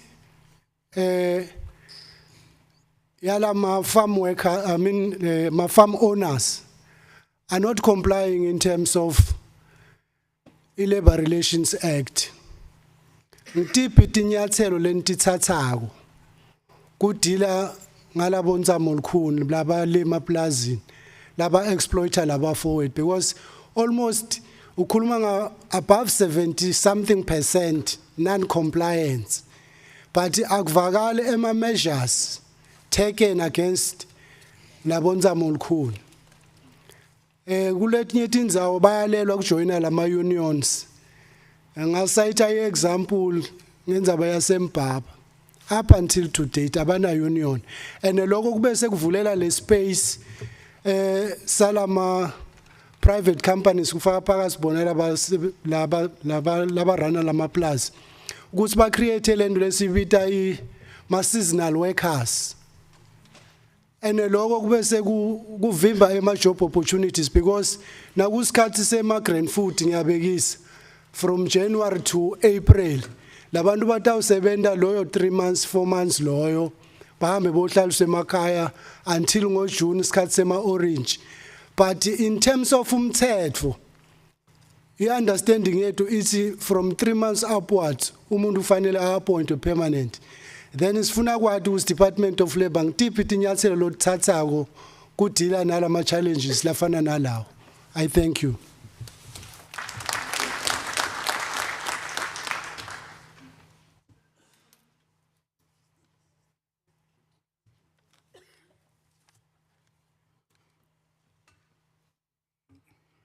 Thanks, Chair. Are we recognized?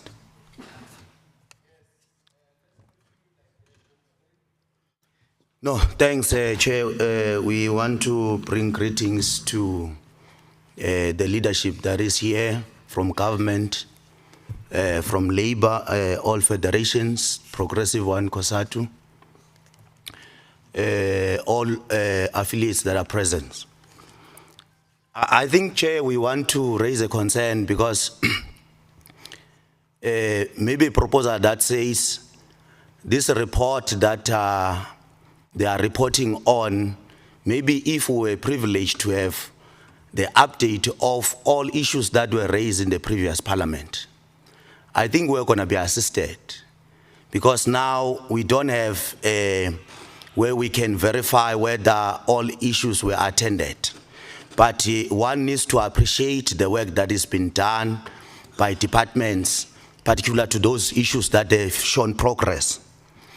One matter that we want to raise directly to Department of Labor, I think your presentation is clear that 87% there is no compliance. And it's worrying us because 87% of no compliance, it says workers are exploited in those areas.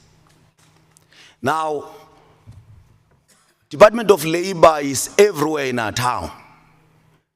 But I think it will be improper that we come and meet here with Department of Labor when we are everywhere in those towns. I think our proposal will be that Department of Labor must work with trade unions at that space so that some of these matters cannot be a talk show here. We are able to deal with those issues at that space and able to deal, because workers are exploited, especially workers in the farms. Some of them are evicted, some of them are killed. Maybe we need to take a decision or a resolution in this parliament. Anyone who doesn't comply with an act or with law is committing a crime. And it's either that person is arrested or that company is closed down. So this thing must imply to those who are not complying in terms of the law, because we cannot have companies that are not complying. I think we must also raise our disappointment, especially on the Office of the Premier, the issue of the economics summit. It's very disappointing that you come to this meeting and we are workers and you say there's a summit that has taken place before the end of May. We're in June and we don't know of that summit. And we want to request, it might happen somewhere behind closed doors where we are not part, but we request that summit should sit. But again, we cannot just come and grandstand here and say regions were consulted and labor was part. We are coming from regions. We can't just come here and speak lies, especially in the parliament, because we don't know of such a summit. Workers are exploited in regions where we're coming from, and we're part of those regions, and there's no summit. And economic recovery, it's worse. Actually, workers are losing more jobs every day. Companies are closing down, mines are closing down. So we're asking that this summit should be conveyed, actually, if it will be conveyed at the level of the province, start in those regions, start in sub-regions. Let us have our voice as workers. But lastly, I think we must register this one. We are not sure, Department of Safety and Security is not here, but there are issues that were raised. Issues of this highly exploitation of security industry. And the Department of Safety is not here. Securities are exploited. And this insourcing, we are happy, MSC, that you have done something in your department. But I think Department of Safety is not assisting us. In-source those securities. Because we don't know whether there's corruption there. Maybe we must probe corruption. Because they are changing names, but the directors are same people. And as part of it, you employ this one, these workers, if they are raising their issues, the next session or the next contract, you remove them. And there were times where they were not even paid for more than 2 months. So we are requesting speaker or chairperson of the session that matter should be attended. And we were expecting a response from Department of Safety because they are following in that department. But lastly, I think we must, the issue of the economy, seriously, we are hit hard as workers. We need to have something, we need to speak, how do we make economic recovery and strategize as workers. We are here and we are available at any time so that we build this province. Because one of the challenges that we're having, we need to industrialize this province. We can't talk about agriculture and always exporting raw material. We need to industrialize this province so that we produce and we process, so that we create more jobs for our people. And if we're not doing that, West Part will be buying the same product that we're exporting with high amount, and we don't have that money. We don't have increment as employees. So this is what we are submitting to this parliament. Thanks.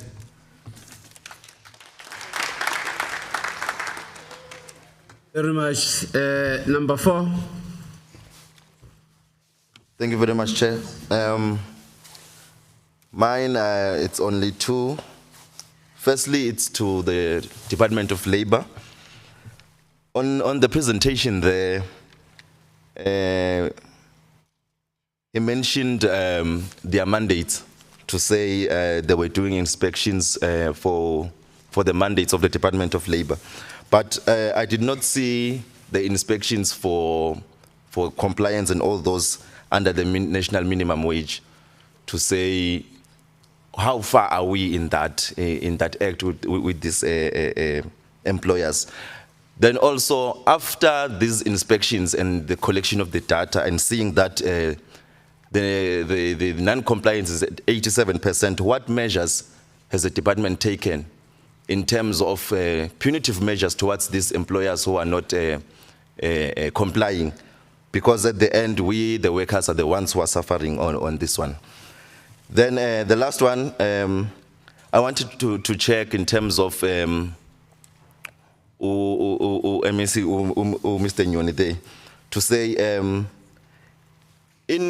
do we have a policy that regulates what these shops, I would put it in that manner, in our communities, to say what they have in their shelves, to have a system to say they must have products in their shelves that are probably, for example, 50% coming from the communities that are based.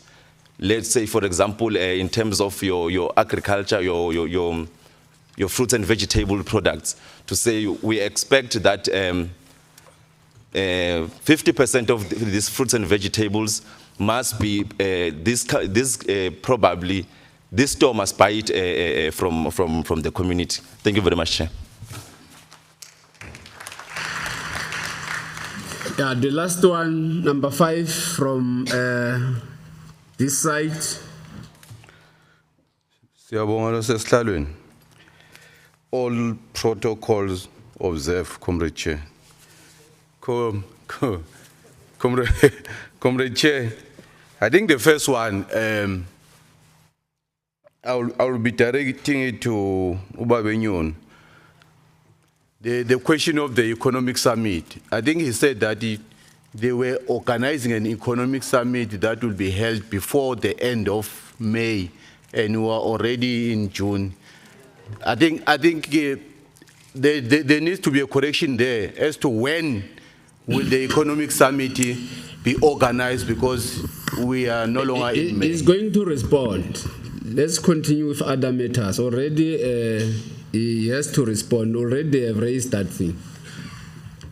I'm raising it my own way, Chair. So, the second one will be on labor, Comrade, on labor brokering. Because the Comrade is presenting as if in the last meeting that we held here, we wanted labor brokering to be registered, labor brokers, as labor or as unions, Comrade. We are fighting for it to be scrapped. Not that people should register so that they will continue with labor brokering. What we are saying is it should be scrapped. We don't want it. It is not helping us. The third one, Comrade Chair, is on the terrorist, Comrade Labor, that you are doing investigation on companies, whether they have complied in giving workers what was due to them, and you are continuing doing investigation. Can you probably brief us on the time frame as to when are you going to conclude with your investigation? Because your investigation might take longer, Comrade, and banbaze bakhishwe etikhundleni bangaka report back. So can you give us the correct time frame, Comrade Chair? The last one, comrade,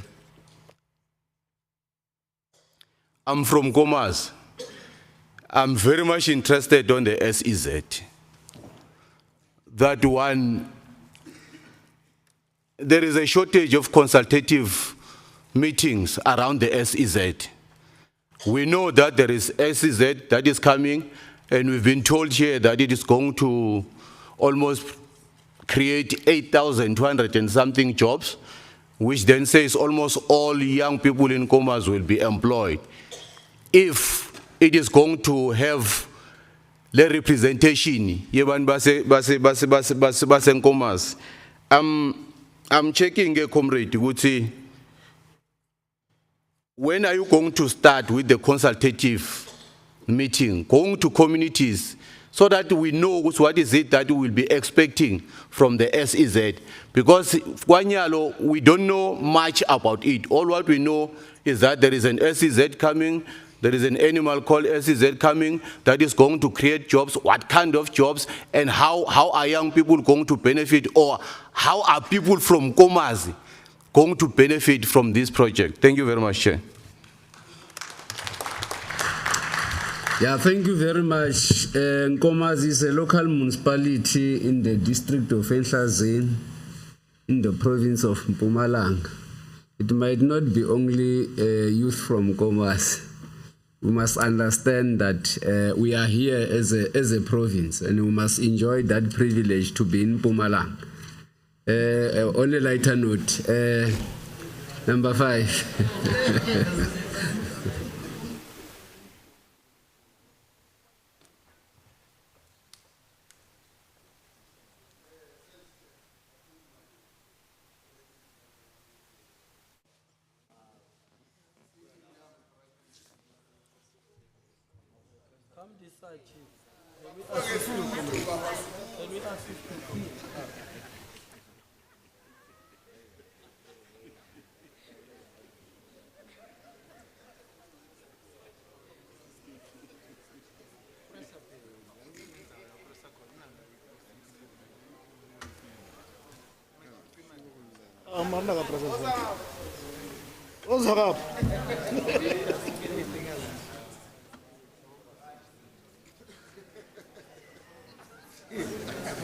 Yeah, thanks, Chairperson. Let me start by introducing myself. My name is Silence Mabui. So, Chairperson of the session, let me start by greeting honorable members of the provincial legislature present and all fellow workers. So, Chair, mine, the first one, it's a comment, and the comment is directed to the provincial legislature in general, Chair, to say, apparently it is becoming evident that every year we come here and we host a workers' parliament, but seemingly these sessions becomes a ceremonial event. The reason why I'm characterizing them as a ceremonial event is because, Chair, we've been meeting here, year in, year out, and we've been engaging with respective departments and the provincial legislature itself. But so far, there is nothing tangible on the ground to substantiate that whatever we come here as workers, year in, year out to raise, is being taken into consideration or is being addressed by this provincial legislature, Chair. So the next one is a question directed to the MEC of Social Development. So I want to check with the MEC of Social Development, Honorable, if the Honorable MEC is aware of the current strike which is being undertaken by workers of the social development, and if she's aware, what measures are in place in terms of addressing the plight of those workers. And then the third one, Chair, is on the issue of outsourcing. I think we've been coming here as workers again, year in, year out, deliberating on the issue of outsourcing. But, Chair, just when I was coming this side, I did notice that despite so many years of workers convening here and raising objections to this issue of outsourcing of workers, the provincial legislature itself continues to insource workers to work the grounds outside. So it's a grave concern, Chair, because what confidence, where will we draw confidence that the very same institution that we gather every year to deliberate on some of the issues that of grave concern will implement what we are raising, while the very same institution itself is a vanguard of outsourcing, Chair. Thanks. Yeah, thank you very much. I won't change the sequence of how I have noted the speakers. We had 6, but I will start from number 6 until up to number 12 as I have identified. And I don't want a person to come like it happened that side, that a person who was not noted now come and speak. I don't want to say who, but it happened because I noted 5, but instead we had 6.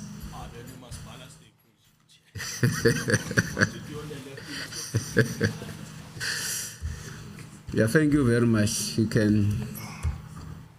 Thank you, Chair. All protocols observed. I will be short and sweet. My name is Brian Manyaga. Mine is directed to the Department of Labor. One, we have indicated percentages in terms of non-compliance. My question is, you are sugarcoating the whole process. You must name and shame those. We must know who are those companies, because there are also government institutions that are not complying. If you look at the health and safety issues at government institutions, you will cry tears, but they are not indicated. So I'm requesting that you have to be transparent, if not naked, to name and shame those offenders, so that there must be consequence management. That is one. 2, I'm just wondering, it's a clarity-seeking question. Are you presenting this report today from the previous question, meaning that are you giving it to the authorities today? If it's like that, then it's a miscarriage of justice, because we were supposed to be presenting the report and saying, as a Department of Labor, we have moved this far addressing these issues. I said yesterday that it's like a Christmas. If you are presenting it today, then the department is busy committing crime against workers. It must be taken to task as a department. Because everything we are going to, 28 years in government, we are still saying we're going to deal with conditions of workers in the farms. It's our government. When we said a better life for all, it was not meant for the elites. And this is the vehicle, Department of Labor, to assist us in ensuring that workers' rights are protected in the whole process of managing the government.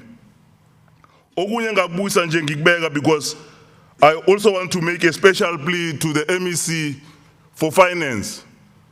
Because in the country we've realized that treasury is not transformed, it's still operating on neoliberal policies.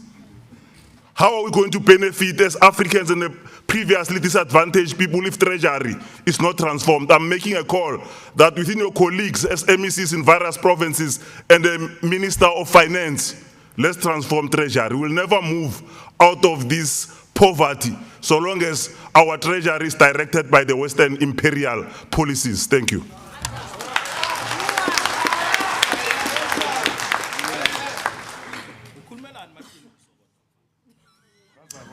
Yeah, in that order, I think I have noted people that you must just follow each other going to the podium so that we must just be quick.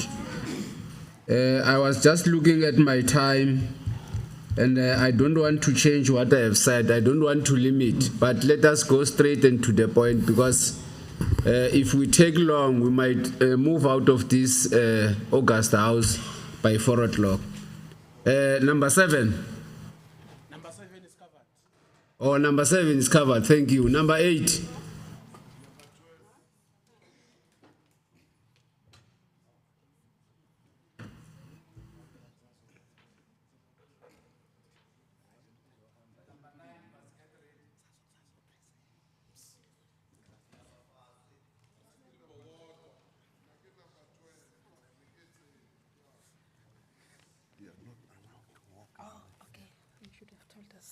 Amandla,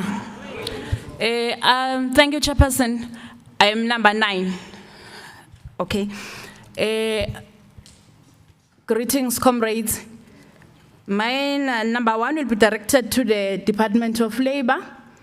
We request that please, you must have satellite offices that will operate 5 days a week and do not use the staff that is in the main offices because the queues at the department, it's unpleasant, comrades.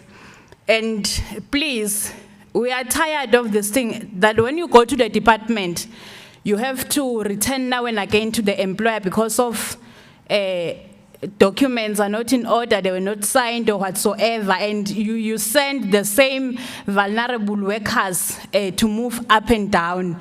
Please, you must take a stand and force employers to give the right documents. The last one will be directed to the legislature. Comrades, my understanding is that this legislature ilungisa things about the unemployment as much as we are here. That is part of what the legislature is doing. That the unemployment ayehle.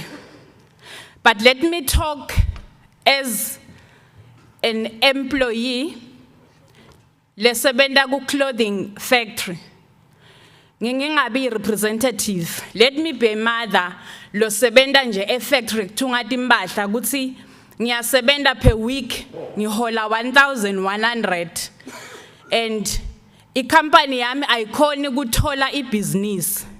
Then today my affiliate yang invite ukuthi let us go to the legislature kune workers parliament and I come in la I've lost a job as a mother lo sebenda ku clothing factory.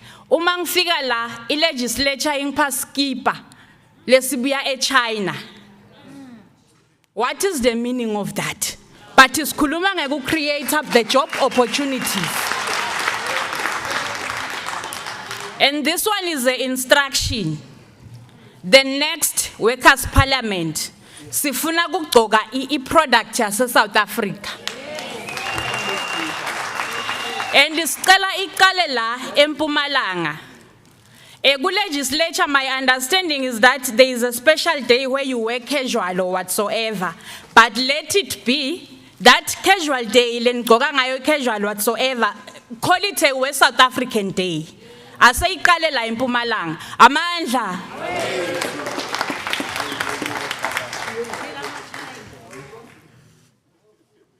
Yeah, thank you in that order. Namfushera ibitora parliament. Yeah, my name is Bongani, a child of Kosatu, Hazyview local. Mine is short and sweet, and it's directed to the Honorable MEC, Vusi Mkhatshwa. I want to believe that last year they've come up with a MYDF. I think is familiar with this. And I feel like as one of young people, I'm insulted not to see this in their report. You see, this Mpumalanga Youth Development Fund, it was advertised last year. So I was hoping to see the figures on his report to say we've managed to receive this so much application from young people around Mpumalanga, and we've managed to found so much young people according to the picture square of Mpumalanga. But has young people, has young workers, and has workers who are struggling even to find those young people to travel all around to gather all this information from SARS, everything, business plans. We're very worried when we don't see such report from the MEC. I think when he come back here, he will be able to report of what has transpired. Where is the money for the young people? Thank you.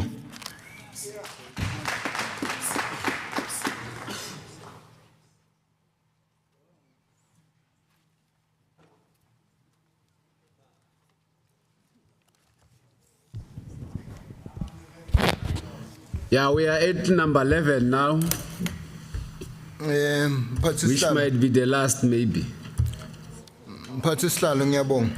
Number 11 Benedict Mdluli. Konke lobe ngifuna ukusho mphathishlalo ku coverage number 6.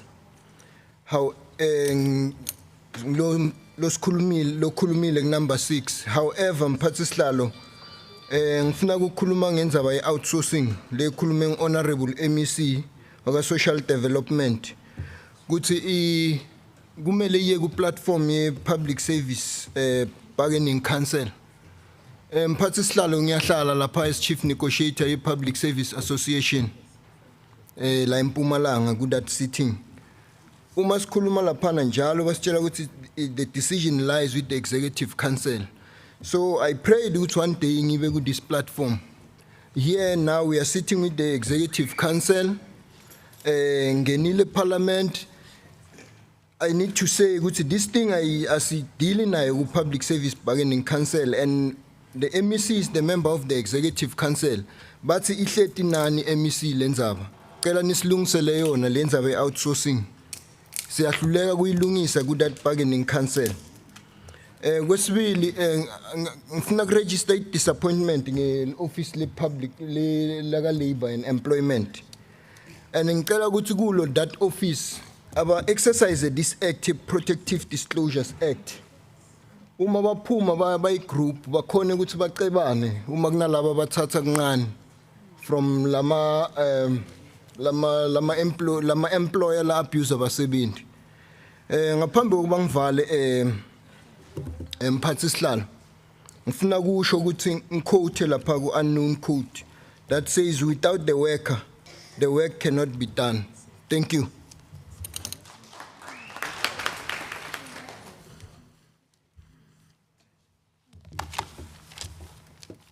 Greetings once more. I'm still joining the chairperson of FEDUSA in the province of Mpumalanga. I've got a concern, maybe a way forward in terms of how can we make our province better, especially to the legislature as a whole. To say it can't be going forward wants to address the issues of the province without the province. If we have to address the issues of workers, we need to invite workers to be part of that so that we can be able to own it. I think this issue, I've raised it even in our last parliament, to say, can we truthfully engage in a mutual respect and mutual goal so that all of us, workers, legislature, business, will be able to have a solution towards our challenges that we're facing. And one leg cannot be able to resolve those issues. So an ongoing engagement is required, not an event that we usually have in May and June. To Labour, I think they have said a lot in Labour. And it seems as you've been honored with cum laude in terms of your complaints and issues that you haven't resolved. If you resolved these issues, cum laude was going to be something else. But it seems as you failed dismally in terms of the overall. I think you need to pick up your socks. As I'm saying that some of the things, you can't do it alone. Workers are there to assist you. And some of the issues that you have to address, people who knows better are those laborers that we're talking about. So if you do it alone, it's a problem. And then I think the latter speaker have even said that there are some people that when they go there, then come back and write a nice report, whether the issues have been resolved or not. Another thing is you talked about EOHS, that is part of your legislation that is owned by Department of Labor. I think many people have raised it as well to say sometimes they say charity begins at home, but we seem to be very active outside than in our own yards. Most of government buildings doesn't comply to OHS. We can do that investigation and we can see and we know what is happening in government institutions. The very same government institutions that's supposed to be protecting our own people are the ones that are culprits. Others have even made a reference to EWP. We're saying minimum wage to the employers, but to our own, we go down, I don't know how many percent, I think it's half of it. We talked about 23 rand, and then they are getting around, is it 11 rand or something? Yeah, around 12 rand. So what is it that we are preaching as government? If as government we cannot be able to give our people decent wages, how do we expect private sector to do that? Another thing from Labour as well, you talked about the bargaining council. I think the government itself have disappointed us. Even now with the current negotiations, we don't even know whether when we reach that negotiations, government is not going to turn back and say, we haven't got the mandate. Because to me, it doesn't make any sense. Since the exception of bargaining council, each resolution were passed and were implemented. And if now the reason is to say they don't have a mandate, where were they getting the mandate before? Are we then saying that the people that were there, the Minister of Public Service and Administration by then, was acting out of law? And if it's that, what are the consequences for that person or those persons that were there? Because now it's very difficult to go to a bargaining council and bargain with these hanging matters to say, are they going to agree or are going to honor this agreement? Or we're going to agree on the negotiation just to make this thing passed? Then when implementation comes and say, no, we can't be able to do that. I think government itself, again, I don't know how we're going to deal with it because it's the very same government that is doing these shenanigans. When we come to economic development and the Premier's office, I think one of the persons have raised the issues of the dates that has been mentioned. I think they're going to respond to that.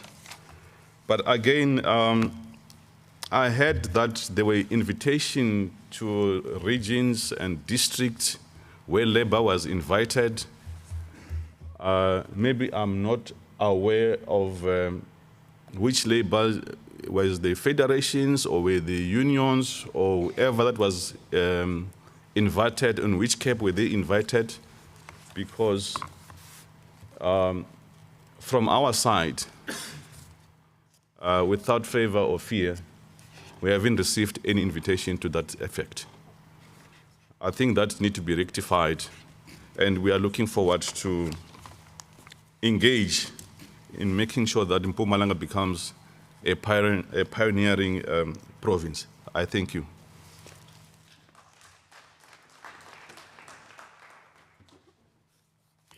Yeah, we are Trish. Thank you very much, Chair. Greetings to the honorables, media, all the leaders of the federations, and all the workers and everybody in the house. Mine first go to the Department of Labor. Because the Department of Labor these days, it seems like it's just a payout department where you can only be helped only when you go for a UIF and those tests that they're talking about. We don't see inspectors in our workplaces. We don't think whether we still do have inspectors in the Department of Labor. Actually, at some point, you don't really understand the reason why we do have the Department of Labor, because we end up as unions, we end up dealing with the issues of workers who are non-members, whereas they can be helped by the Department of Labor. If you go to the farms, not even far from Nelspruit, you'll see there are a lot of problems.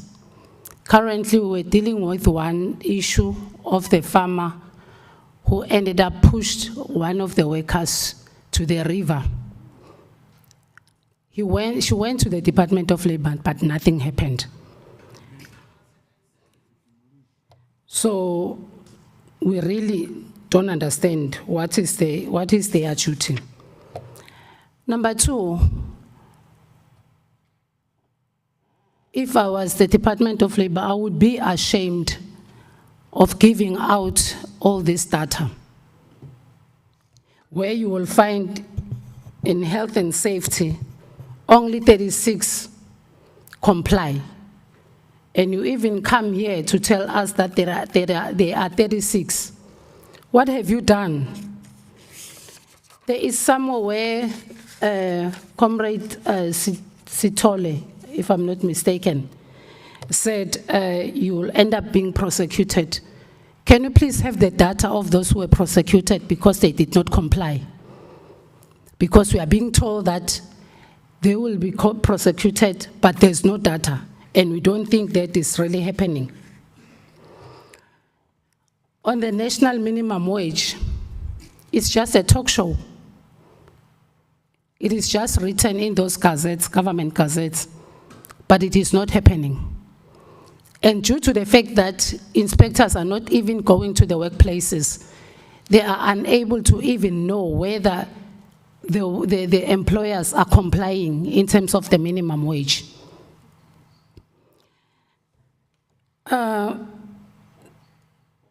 Department of Social Development. We were talking of insourcing in terms of the cleaning and blah, blah, blah. But if I may recall, we've been talking of insourcing of securities every day. I remember in one lekgotla that we have, I think it was the last physical lekgotla, where we spoke of that, and there was a resolution that government should insource. On our way out, I remember I was walking with the chairperson of COSATU. One MEC, the whole MEC said, so my question is, it's just a talk show and there will be no implementation. Up to this far, it was never been implemented. Then he was right. And it's not only those departments, even the health workers, we've been preaching that, we've been singing that every day, that they should be insourced. Department of Finance and Economy, can we please promote our black sisters and brothers who are in hospitality, the ones that are having hotels and your guest houses. Like now, others have been sleeping go Bundu, others have been sleeping go Ingwenyama Lodge, where it is white owned. We've got our own sisters who have hospitalities that we can offer our help if we are saying we really want this economic recovery. Chairperson, we have a problem of, as we are talking of economic recovery and unemployment, we're having the Ethiopian stores all over the town. You go to your left, there's a Ethiopian. You go to the right, there's a Ethiopian. We don't know whether are they giving out tax, are they paying tax? But if you look into our South African, like Comrade Saktu was saying, if you look into our South Africans stores, your Edgars, we no longer have Edgars in Nelspruit. Stores are closing down, but we are talking of economic recovery. So do we think that we can realize that economic recovery if we are not acknowledging those of our own?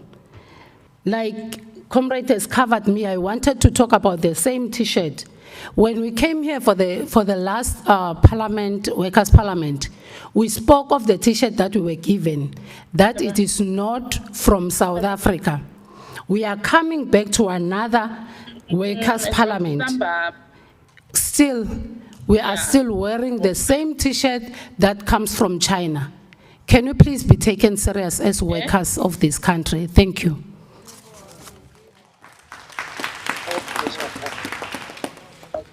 Thanks.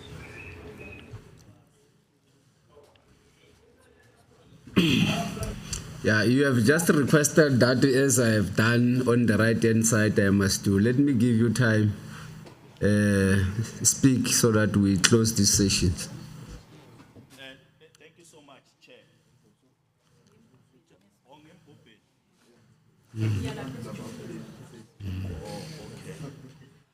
The Mpopo effect. No, thanks very much, Chairperson. You are indeed progressive, Chair, as I said earlier on.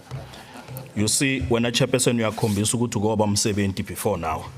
I'm still that Sfiso Zacharias, by the way, Chair.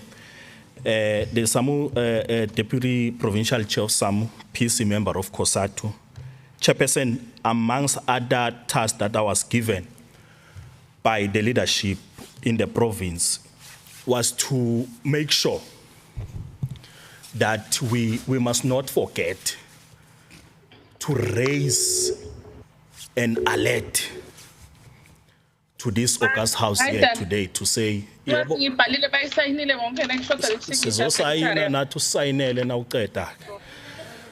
to say, Chair, there is a new pandemic that is coming. And the state of readiness as the province, we are not sure. Can I be protected, Chair? I think maybe I'm going to.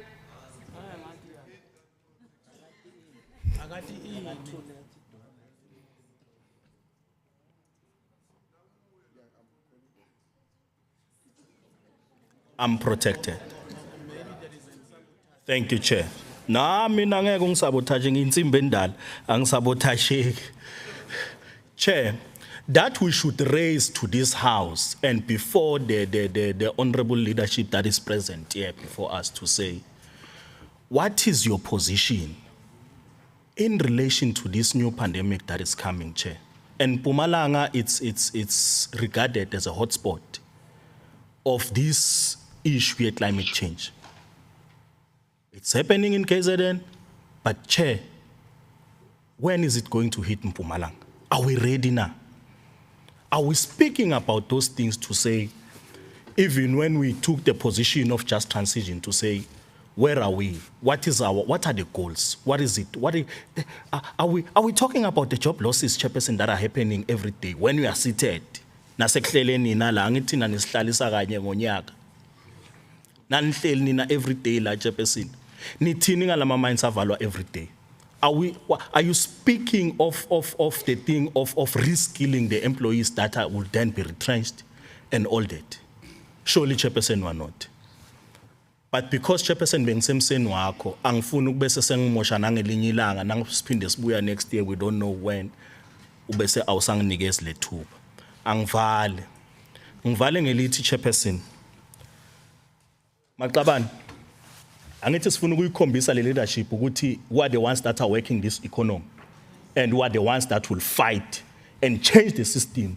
Le system uma ingafuni ukuzwa sizayichangeisa ngenkani izosizwa. What I'm saying, I'm appealing to all of you comrades here. Comrades, without any, and I'm not apologetic on this one. Where is that t-shirt, TPS? Give me that t-shirt thing. You see this t-shirt? You see this t-shirt here? Angithi ngithengicela ipassword umfowala uchairperson wanginikeza. I've googled that particular I've googled that particular company. It's Chinese, indeed, you are correct, comrades. But we can't, colleagues. We can't when we say you are radical, and then we are going to come here and massage issues when we want to tackle them head on. It can't be proper. This t-shirt angiyidingi mina che. Cela ukuthi uyithathe. Take it back. All of you comrades. All of you, if we are saying we are radical, we are serious about change. I want each and every one of you to bring that particular t-shirt here, and then that t-shirt ithathe imikiselwe emumva. Asazi ukuthi bayoxolisa kanjani kuma partners abo if they are partners, and we don't care. And what we say in the space of 3 weeks from now, we want the report of that SEM committee that has dealt with this procurement of these t-shirts to say they have identified the 3 companies angawala eMpumalanga to manufacture and equally distribute to all of us. To say these companies, bekuyi company yaka Mama uSibanibani, noma bekuyi company yabo Baba uSibanibani by cooperative enjanja yala eMpumalanga. This company is not even from here, it's from Midrand. It's from Midrand, their headquarters, Base Midrand. And then we're going to come here and say we're serious about change and taking the leadership to task. And then we're going to say, next year, when you deal with this thing, next year, we want t-shirts that are from Mpumalanga. We spoke about the matter last year. Today we're speaking about it. It's just a rhetoric. And we're not going to allow that. This t-shirt, we don't care. These colleagues about supply chain, they must go and correct that. And you must hold them accountable, MEC. You must hold them accountable because we spoke about this matter long time ago. We can't be speaking one and the same thing. We can't. But this is not friends like this, man. Oh, man, this is not all you need is love, all people massaging each other, man. Thank you.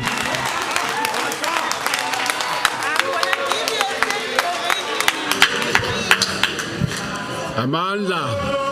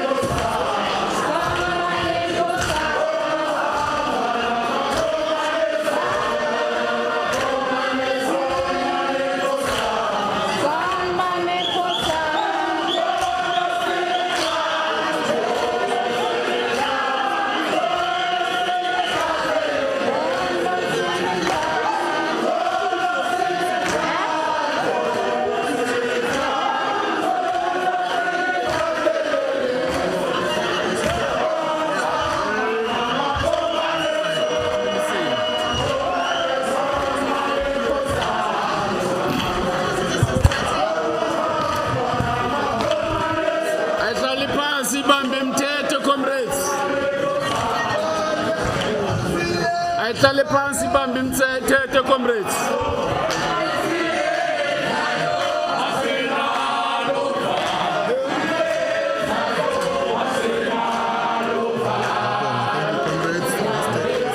Thank you, comrades. Let's take out our seats. Thank you, comrades. Let's take out our seats.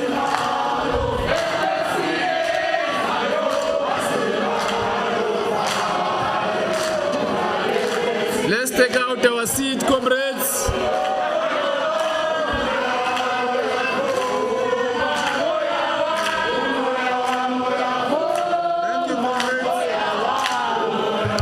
Thank you, comrades.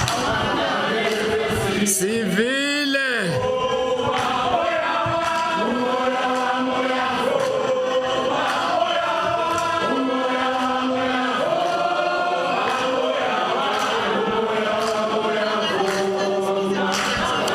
Comrades civiles, sicela ukuthi sithubeke.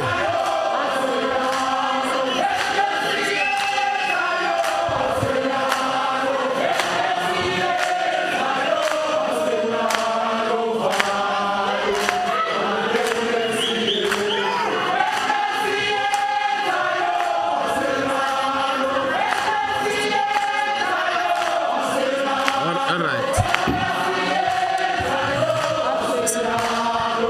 We are requesting the MEC to respond. This is part of your concern that you are raising.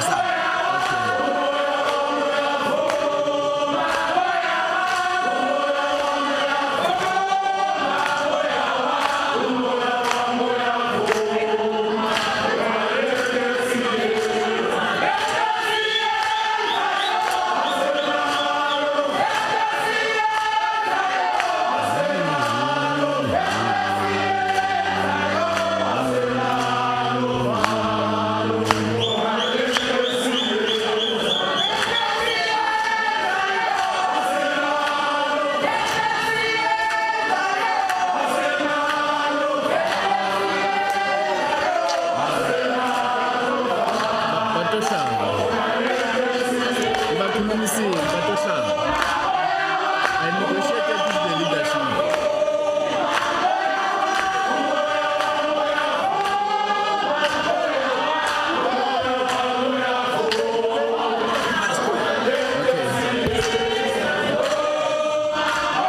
Comrades,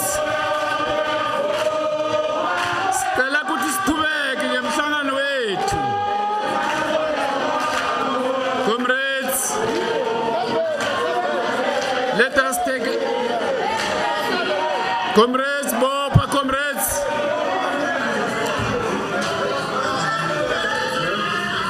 Bopa, comrades.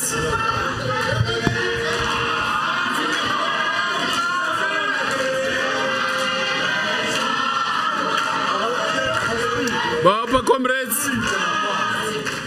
Comrades.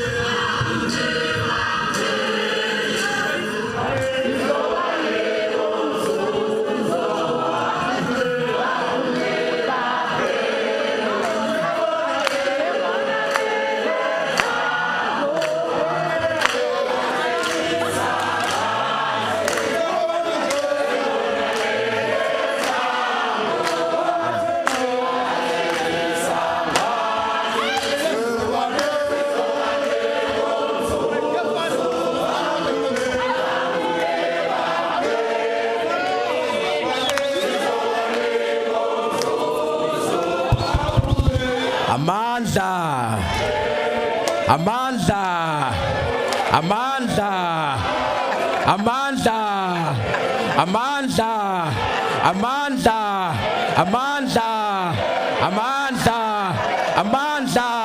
Qina msebenzi, qina. Qina msebenzi, qina. Qina msebenzi. umsebenzi qina. Long live umsebenzi, long live. Long live umsebenzi, long live. Amandla. Ayihlale phansi bamba umthetho sizonika direction comrades. Ayihlale phansi bamba umthetho sizonika direction comrades. Ayihlale phansi bamba umthetho comrades. Ayihlale phansi bamba umthetho comrades. Okay. Okay, okay, okay. Okay. Okay. Okay, okay. Okay. Amandla. Amandla. Amandla.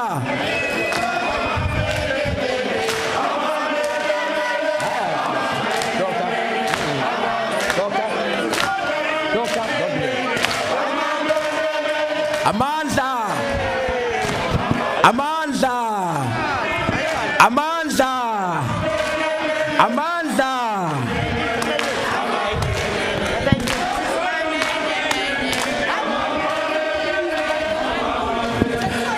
Comrades, now you say corner nyana. You remember yesterday nasiku briefing here too.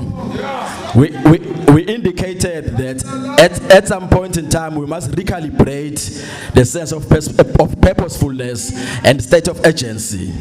We indicated that over the period of recent years, there has been indication that we are shifting slowly but surely from what we thought was the essence of the gathering. Because for us, the essence of the gathering for over the period of years was that when we come here, we are here to formulate a guiding line marching forward. The thought would have been that each time we come here to take stock of what has been achieved. But we are here today because it is clear that we are not achieving as much as we would have thought. Maybe let's indicate, Comrade Speaker, that the indication as we have seen today is that we might battle next year and the coming years to convene this meeting. Because the indication is that the impending sense of disillusionment, if we don't attend to it, we might battle to have these meetings. Because that's what you've witnessed today is an indication that there is some sense of apathy on the ground. But what you must not run away from as leadership, both politically and otherwise, is to take charge of the control. It's for the parliament to proceed now. And for the MCs as they respond to indicate and acknowledge what would have happened. Because at the end of the day, the majority of the people here are the people that belongs to the governing party. And for them to fight as they do, it is an indication that we want to belong home to a home that takes care of all of us. So we have thrown the gauntlet to all of you MCs to say we are back, we are in the plenary, we want to proceed. We only wanted to indicate that when we are unhappy, we have only you to talk to. Amandla! Amandla!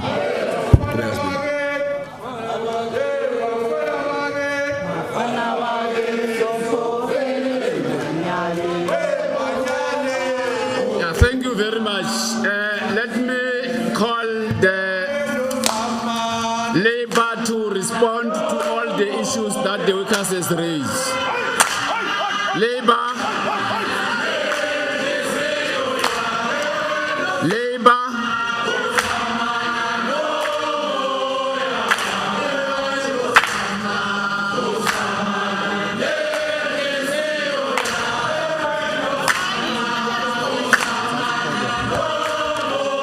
Comrades, can we allow Labour to respond? Let's allow Labour to respond. Let's allow Labour to respond. Okay, thank you.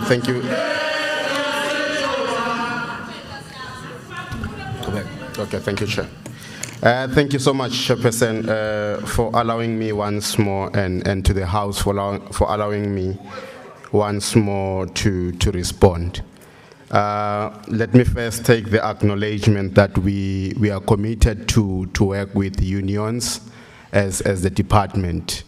We might have been not working together, I don't know for what reasons, but we are really committed to work with unions. And for that reasons, before I can even answer further, I've realized that there has been a center where we don't get to be together. But for those purposes, I will share contact details of all the regional managers or labor center managers to Secretariat and to also the leadership of all the unions represented here, so that they know who to communicate with as in when they need to do so. because it shows that there are other issues that we could have solved outside of this house as unions and labor. And because you don't know who and where to go, then you are this frustrated. So we are going to share those contact details and also share contact details of the IES management, inspection and enforcement management, so that when you see those issues where you have explained that labanye bayababambisa, and we are able to report that to the managers that are responsible for those people. I'll also share our risk department contact in that list that is responsible to ensure that people who are found wanting in such cases are being held accountable, and if so, be out of the system. Also share the numbers of the Office of the Chief Director so that we are able to know who do we all report to. Chairperson, in responding to most of the questions that were sent, I've grouped some of the questions. You will pardon me, colleagues, because I've found similarities in the questions that you have asked. Number one, I've said that as unions, we ought to remember that we are very important policy role players. So in whatever policy that has to be developed, we are very important role players. In fact, we are drivers of policies that regulate the labor market. So as in when we feel that there's a policy that it's not making sense, we should stand up and communicate with the Department of Labor so that we try to work on policy development. Because currently some of the issues that were raised, they are there on policy, but unfortunately the policy might not be favoring the workers on the ground. So I'm saying we should go back and try to force policy developments that are for the workers. They have posed the question of inspectors not visible on the ground. Let me just say that it was identified in the department, and we have a strategy that we're working on currently, and I've mentioned the recent one, which is blitz and mega blitz. So what happens with mega blitz and blitz is that we identify sectors. It's happening. We identify sectors and then we attack those sectors for inspection. With mega blitz, we involve the other department because there have been complaints previously that when we are to be questioned why this is not happening, why that is not happening, and then we blame our sister departments. So we coordinate with other department, which is Home Affairs, SIPS, and Community Safety, and also traditional leaders in doing this inspection, the mega blitz one. For blitz inspection, fortunate enough, it's that I think concerns of those nature that those who are colliding with employers. Blitz inspections, it's not one inspector going to one employer. No, it's not like that. It's like we coordinate. We take our inspectors from different regions, and then we coordinate them to do those inspections on the ground. So it's happening. You will see them, and you will hear on radio when they are taking. Recently, we are taking the Nhlanzeni region and Kangala region. You will hear on radio when we are coming to your region. We sometimes deal with sectors, sometimes we deal with the regions. And I'm also answering this in relation that the retail and hospitality was lacking on inspection. So I think it's also a note that we are coming to that sector as the blitz inspection. And to also indicate that there is a national roving team or task team that works to eliminate issues of colliding and fraud and corruptions, where we get inspectors from nationally. Some of them will be coming across from other provinces, your Polokwane, all the 9 provinces, if I can say, to save time. And then we coordinate and we target areas that we are going to inspect. There was a question again also in inspection that was raised that hospitality and retail is largely dominated by foreign nationals and they are being abused. The House will agree with me that for the first time in the country, we will be having a national labor migration police. The draft is still underway. We had consultation in White River, and some of you were there, especially unions, we invited them to be part of us to also weigh in their views on the policy. There's a draft, and it goes hand in hand with the Employment Service Bill amendment that will deal with labor migration. So the last submissions, I think, were made on the 31st of May. Your comments were supposed to be submitted by 31st of May. And I'm aware that even the provincial government in Mpumalanga had made a collective submission through COGTA.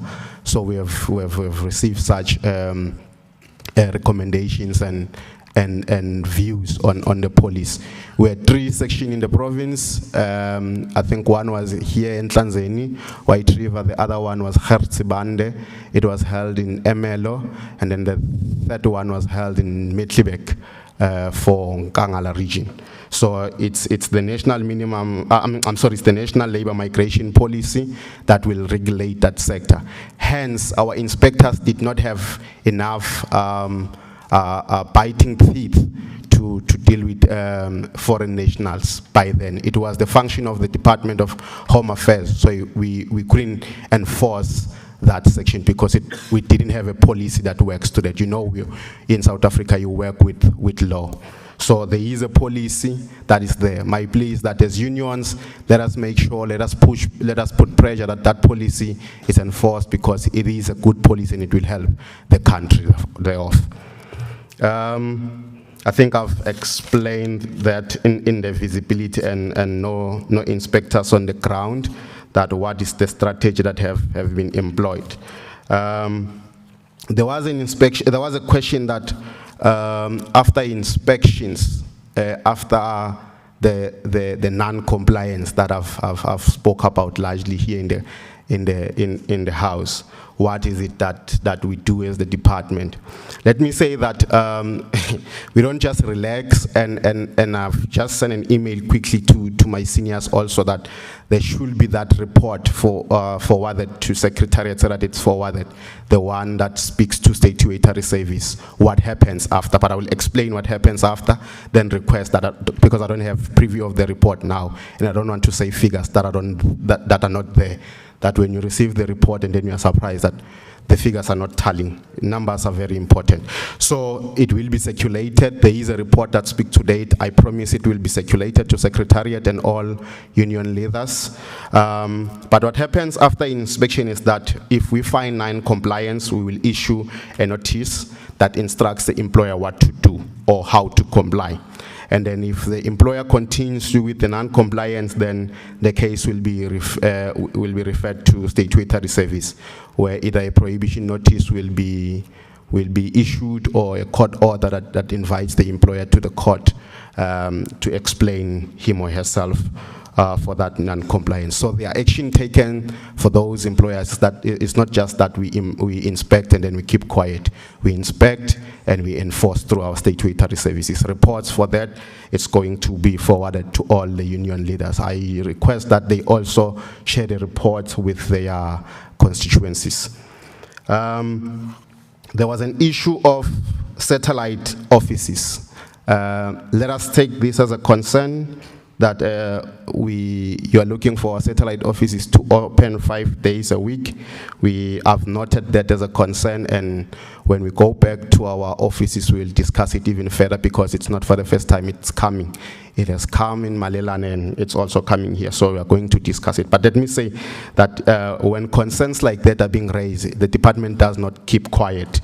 I remember there was one concern with Hazyview, and today I can confirm that there is a full-time office or full-time satellite that is running in Hazyview. So your concerns are noted in that sense, that you want a 5 days operational satellite office in these places, and that the staff must not be taken from the offices.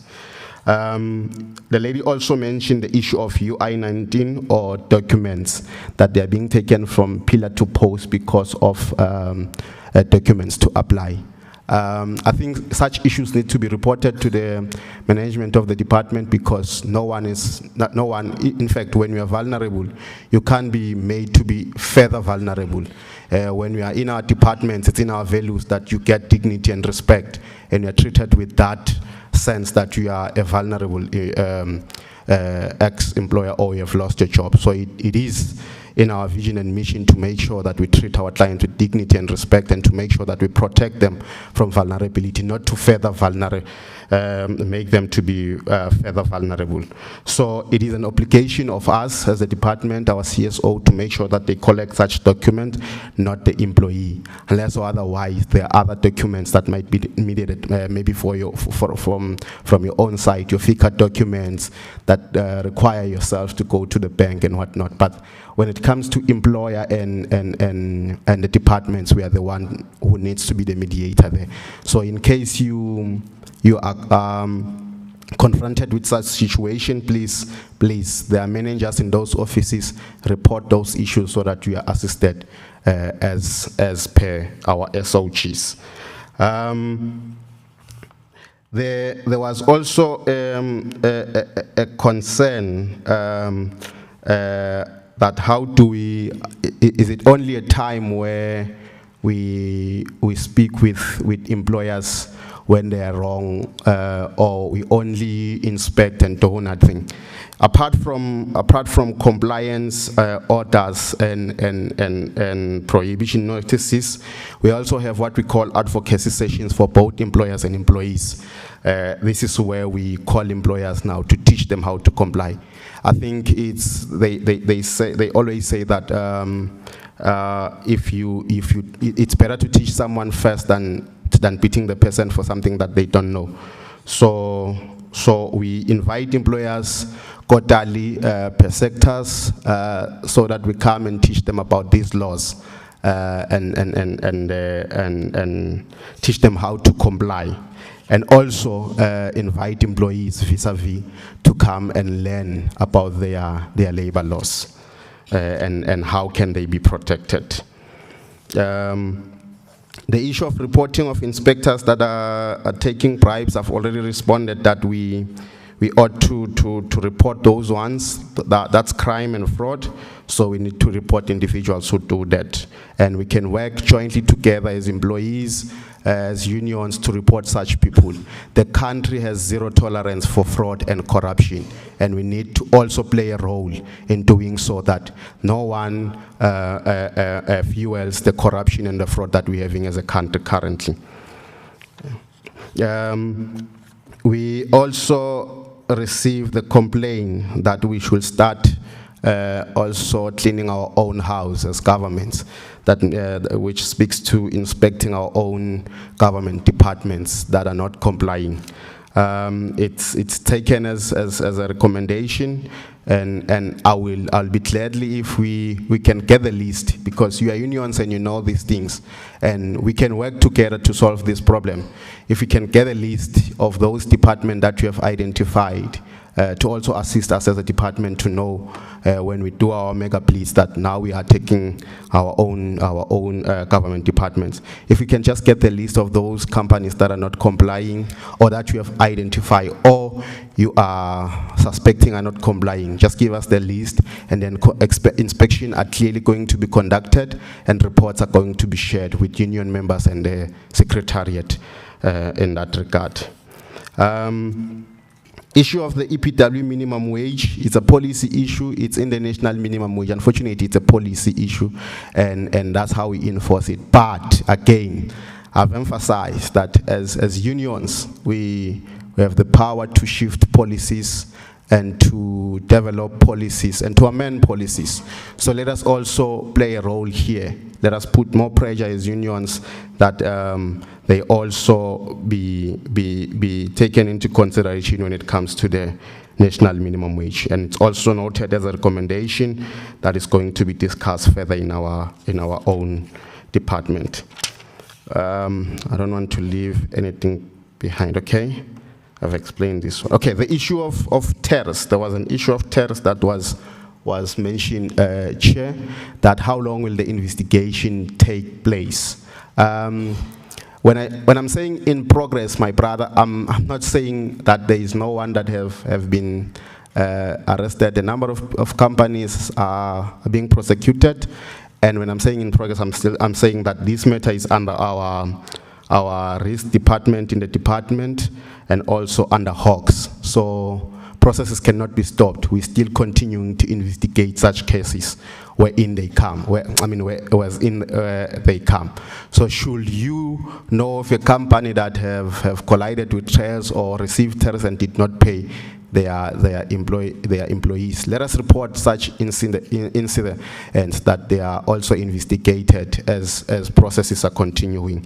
It's very important that we do so. So the process cannot be closed as yet because there are still investigations, and I cannot give a time frame because it's not only us. We are joined with Hawks in doing this exercise, so there are other law enforcement agencies involved. There was also the report for statutory services. How many companies have went to court? How many companies have issued with compliance order, and steps were taken into? I'm just committing that we're going to forward that report.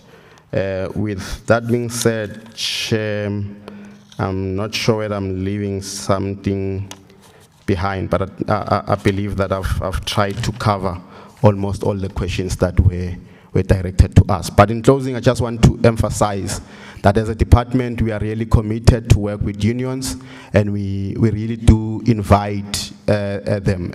Some of the faces that are here, I've seen them before in our employer sessions, in our consultative sessions, and we believe that if you can come, as we said yesterday in those sessions, that we are willing to work with you. We cannot do all these things alone as a department. And my brother, when you were mentioning that we fail cum laude, I don't know whether there is such a term, but I'm also saying that let us not fail cum laude while we are here. Let us work together as unions and the department, because there is an open door that we can work together in solving these issues. Indeed, we cannot do it alone. We need your support. You also need our support. Thank you, Chair.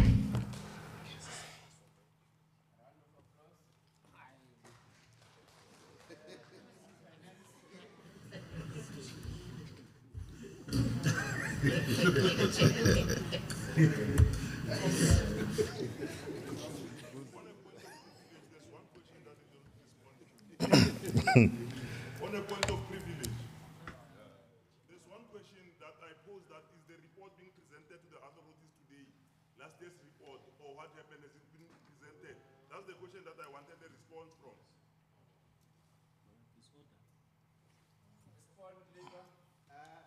Through you, Chair, the report was forwarded to the Secretariat, I think, on the 21st of April. So it's not being presented today.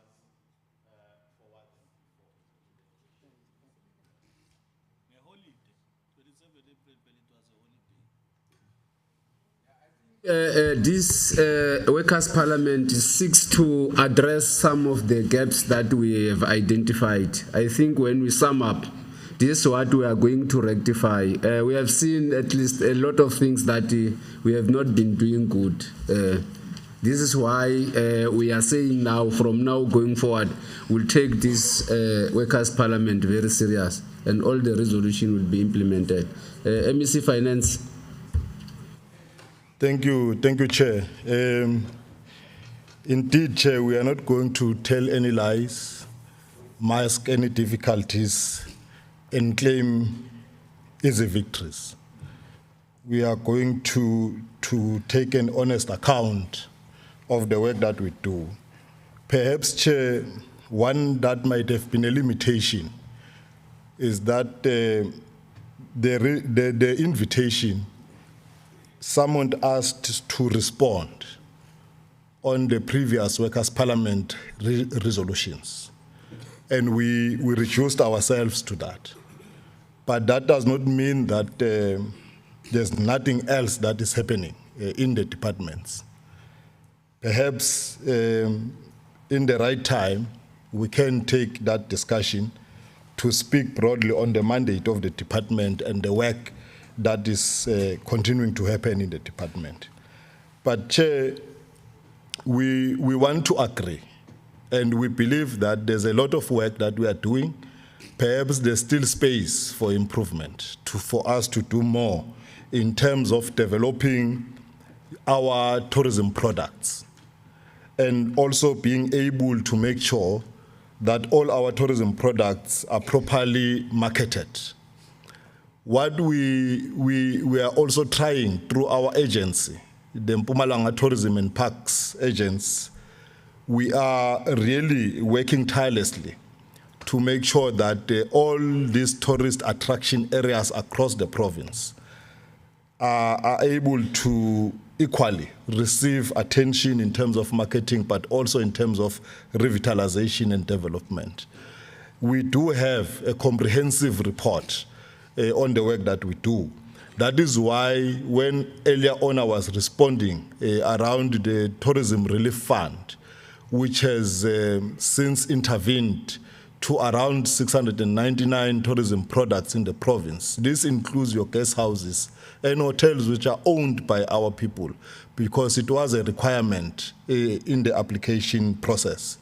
And as part of the interventions, I will report in this house that for instance, one of the establishments that was mentioned, your Bundu Hotel, is now a black-owned establishment as we are standing here, because the previous owners, after the frustrations of COVID-19, they sold that property.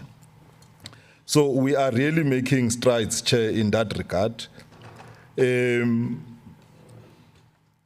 Now, Chair, I think it's an issue of clarity which must be provided. Because I think what we did not mean through the DG was that already an economic summit has been convened. The intention was to convene an economic summit before the end of May, but it was not convened. Because when Escoli Hutla considered the Mpumalanga Economic Reconstruction and Recovery Plan, it made inputs in that we must then go and make sure that it is aligned with the district development model. Because the district development model wants us to really develop what we call are the one plans, which districts are approving. So that is the work that we were just making sure that we conclude. And immediately after that work, we are going to convene an economic summit. In our view, it should be convened in early August. But we are going to communicate the specific dates as and when they are finalized. What we did convene before the end of May is the Energy Summit. That's what we convened. And I think I just needed to clarify that. And in the process of engagements and consultations around the MERRP, perhaps the engagement might not have been sufficient, but we did take engagements, your district roundtables engagements, which labor was engaged. And we want to agree if maybe in our own coordination, we might not done enough in making sure that all federations and all unions we are able to touch base with.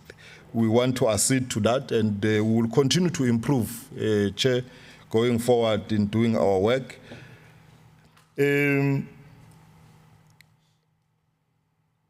of course, there are other issues because within the economic cluster of the province, there are other issues that we must be able to also address, especially in relation to your Fortune 40, Asbele Masimini, your food baskets, which is why, as a province, we have embarked on a process of developing your agri-hubs in all the districts of the province, ultimately the Mpumalanga International Fresh Produce, and the intention here is to open markets.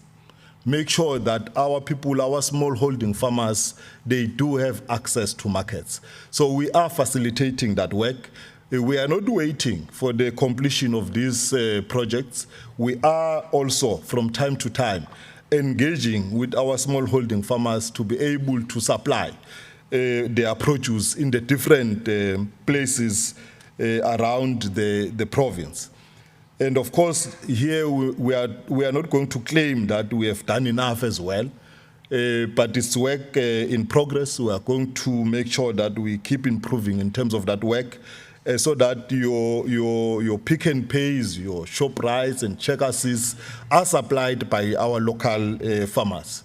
So we are continuing in terms of that work. But also, Chair, maybe before that, let me highlight that in terms of the Nkomazi SCZ, well, we want to agree that we have not really started with the broader consultations because we are still dealing with your statutory requirements. And where we are, we do have engagements at the level of, because we have put it together in an interim board. As part of the interim board, there is a representative of the local municipality with a clear intention there. So that, because local municipalities have the mandate also of broader community consultations within their spaces. So when we integrate the municipality and take this engagement with them, we hope and believe that they will then be able to facilitate such consultations within their jurisdiction. Also, there is a representative from the district, because we are taking the district development model as well.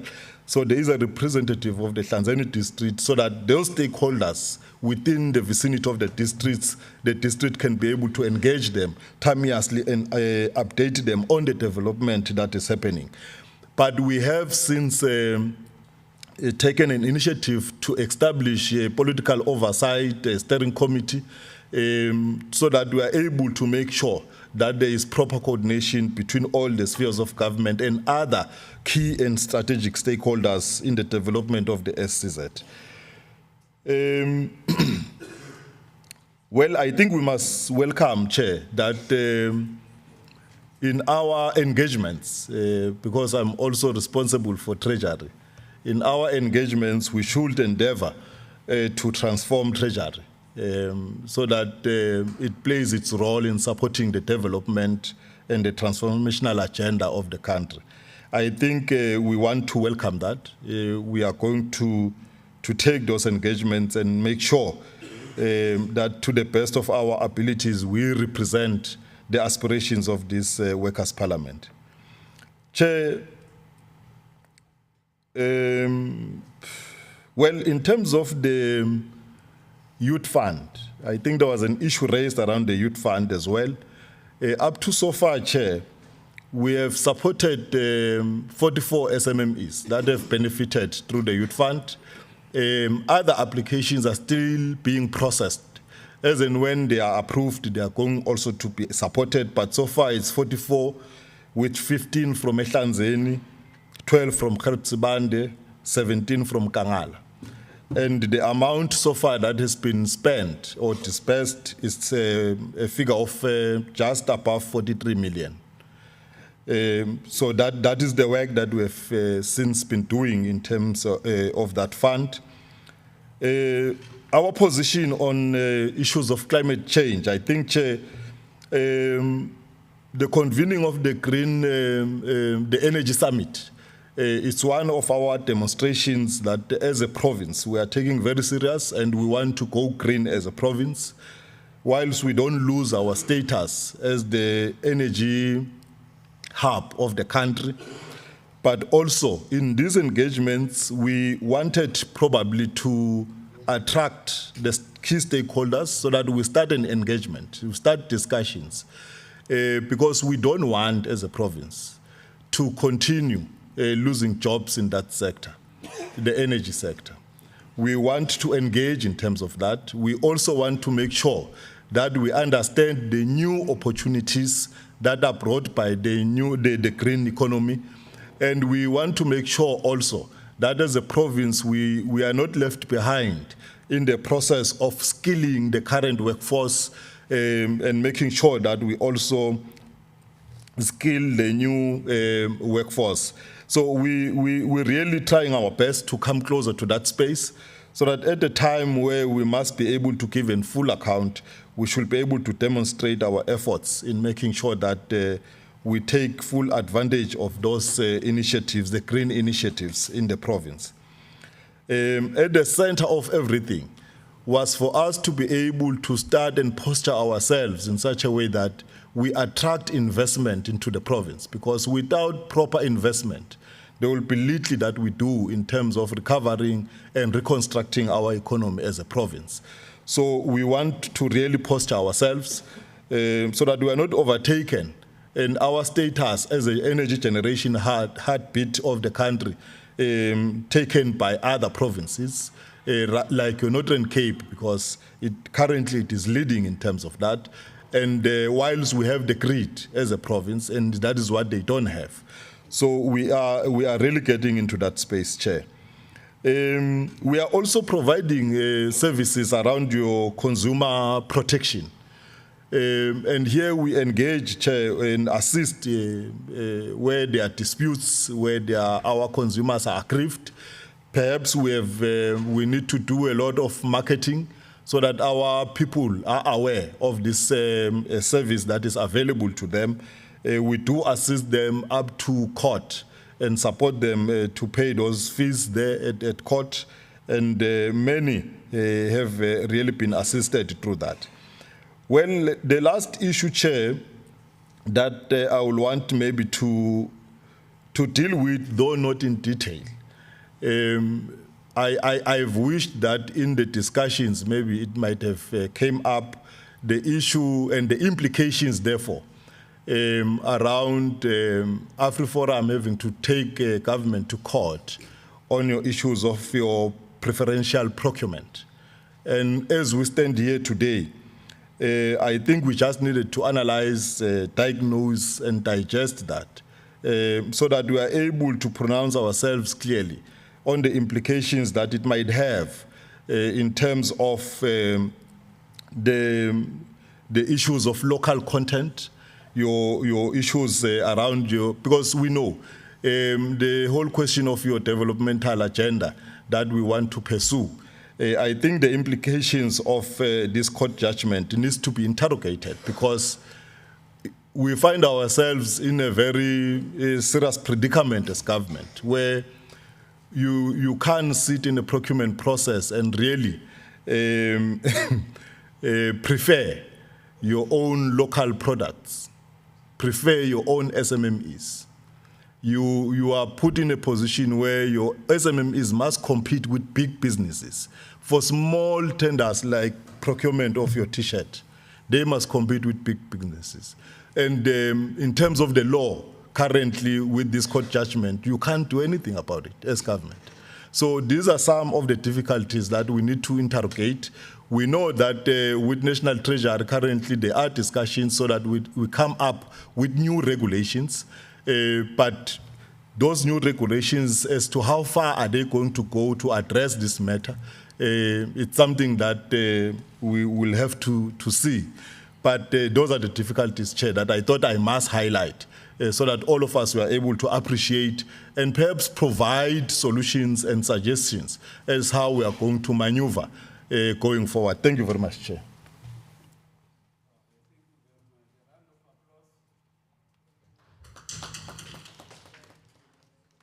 MEC, Social Development.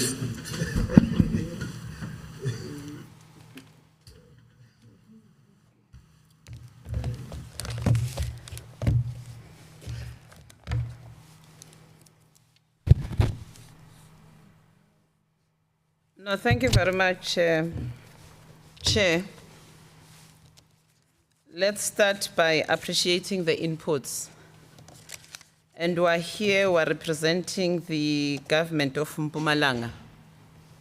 And I think I was saying to the Deputy Speaker, the expression that is expressed by our employees here, or the Workers' Parliament, let me call that Workers' Parliament, so that I don't reduce it to employees. It's fair. And I think the Honorable Mkhatshwa was trying to deal with those issues. And angi geki magula ke mina mangikhuluma kodwa vane ngithanda ukuthi ngibe straight to the point, because sometimes to sugarcoat and not deal with the problem, sometimes it gives us problems. Ukuze abantu basihloniphe siwuhulumeni okhona, kumele uma sibeke imithetho noma sishaye imithetho sihloniphe thina ngokwethu si-implemente. It's on. But angazi what's happening with-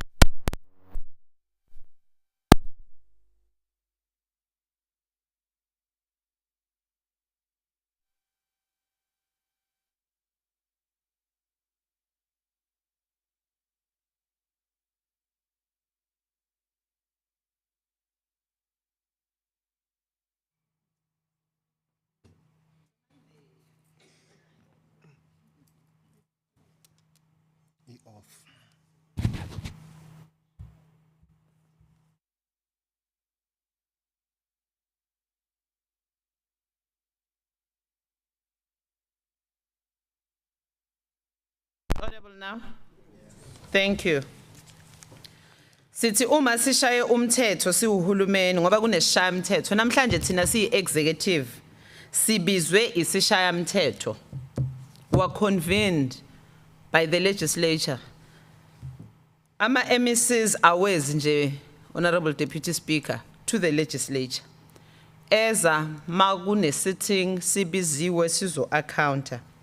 But let's deal with the issues ezenzeke namhlanje ukuthi sizithole sithi sihleli la sibonakale ngathi thina asihloniphi even imithetho esishayile.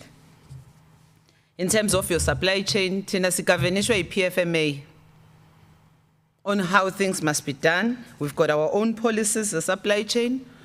I think standing here as the member of the executive, seeing the Workers' Parliament saying you are not taking us seriously, leikipa zenu, and it empower the local people. It's a call for concern. And mina ngimelana ngikhethiwe, I did not fill in as at 83. I was elected to serve. And we appointed people aba applyile ku government. Amazet 83 abanye in different categories to do certain things. And everybody into ayenzayo, it's in the laws, sinemithetho yabasebenzi. And I'm embarrassed to stand here representing government when there are government employees who would not follow our own policies, the black empowerment. Zokuthi si empower our own people locally. We are unconscious of ourselves. And thina angeke sibaleke si-executive ngoba sikhuluma nabasebenzi. The very same union seated here, some of these members, I'm a member wenu. Mele siwakhuzeni. You see, ima i-consciousness sibalega ukuthi lo msebenzi engiwunikezayo, is it addressing what this government stands for, yes or no? If ungakhona clarify that thing, then it's in a problem. Because you must have employees that are conscious of the policies of the government of the day. Yini le esithe sifuna ukuyenza ukushintsha impilo zabantu. And thina, if we're saying we're starting locally, if singayitholi siyaphuma siya ku district, siyaphuma siya ku province, siyaphuma siya ku national, is the MEC or is the Deputy Speaker that sits in those processes? The answer is no. It's the very same official. So I am raising this with a Workers' Parliament to say some of the things as is inflicted to this government, sizenza sisonke, and some of us, I'm not sure whether politically are we really conscious about our work, why we serve in that space. And it's a matter that as Labour, the leadership, Comrade Mukwena, we must take head on. All federations, whether you are SAFTU, whether you are FEDUSA, whether you are COSATU, the things that the chair of FEDUSA raised to say, our buildings of government are non-compliant with your occupational health safety standards. Yes, public work is maintaining our buildings as government, but who are these people who are employed Kuma departments to maintain buildings? Who are these supervisors that are supposed to supervise these people? Who are these people? Every day we are hola kodwa umsebenzi wakhe akawenzanga. And at the end, those that are elected into public office will come and stand in this podium and account to the people of South Africa. The government of the day that serves in this Mpumalanga provincial government has even initiated Yolitsima, where we go in to say, let's clean our cities, let's give our services to people. But there are people who are paid to do that. Is it fair for the citizens of this country now? The answer is no. When the MECs come closer to that space, MEC will interfere. But we've got senior managers who must manage abantu abmele benza umsebenzi. So I'm calling on this workers' parliament to say, let's go back and do what we're appointed to do. All of us, we respected workers' parliament. That is why we're here. We were invited by the Speaker's office. There were questions that were raised. We've responded as department, and we've forwarded our own response. And today we're standing here. There are so many social ills. Due to time, I will not talk to that. But I'm saying, coupling it with the issue of the EPWP. I was once a mayor in a municipality. You'll have council employees who would not do their task, but the EPWP will cover for them. See my union. Is it fair? It's not fair. We're talking about insourcing vis-a-vis outsourcing. There will be a challenge in terms of any service delivery challenge, whether it's your pipe burst or whatever. The very same people that are paid on a monthly basis to do that job, they will not, but you will appoint a contractor to do it. Is it fair for this government? The answer is no. Department of Labor, who must monitor and inspect is they comply? The question that was raised in the House. There are district health inspectors, but the Department of Labor kumele inspect, ibuyise ubulungiswa. It is unfortunate, Honorable Chair, that some of these departments who are doing these major tasks are national-based, not provincial. Like your Home Affairs, like your Department of Labor, una MEC la locally waloko. Kodwa these things had a bearing in our day-to-day operations. Because ukuze sivale istolo, ukuze sithi le stolo comply, silayeza nani, sisebenza nani National Department with the bylaws of municipalities. Ama borders were porous because kunama officials who are not doing well. And as long as we want to sugarcoat it and not talk about it, we're in trouble as Mpumalanga. Because we're bordering other countries, people are just doing as they please.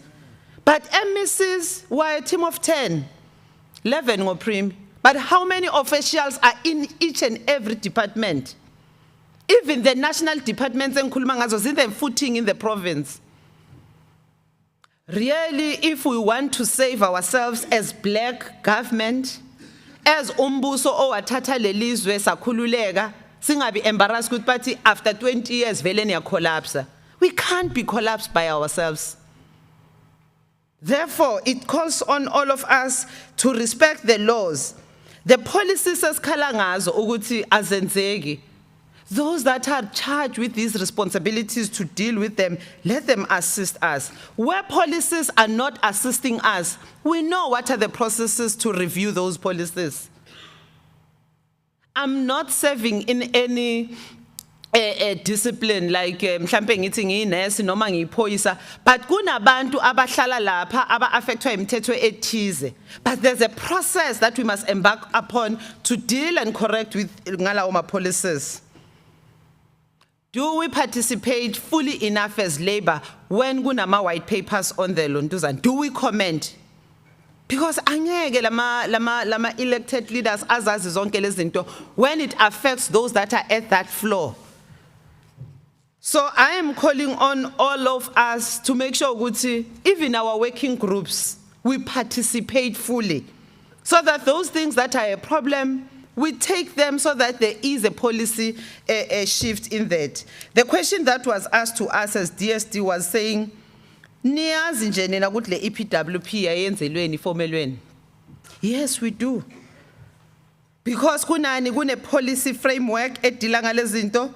You've got your reconstruction and development program, Zaga 94, your white paper on social welfare, your NDP chapter 11, our own report as DSD 2016 that was dealing with the challenges.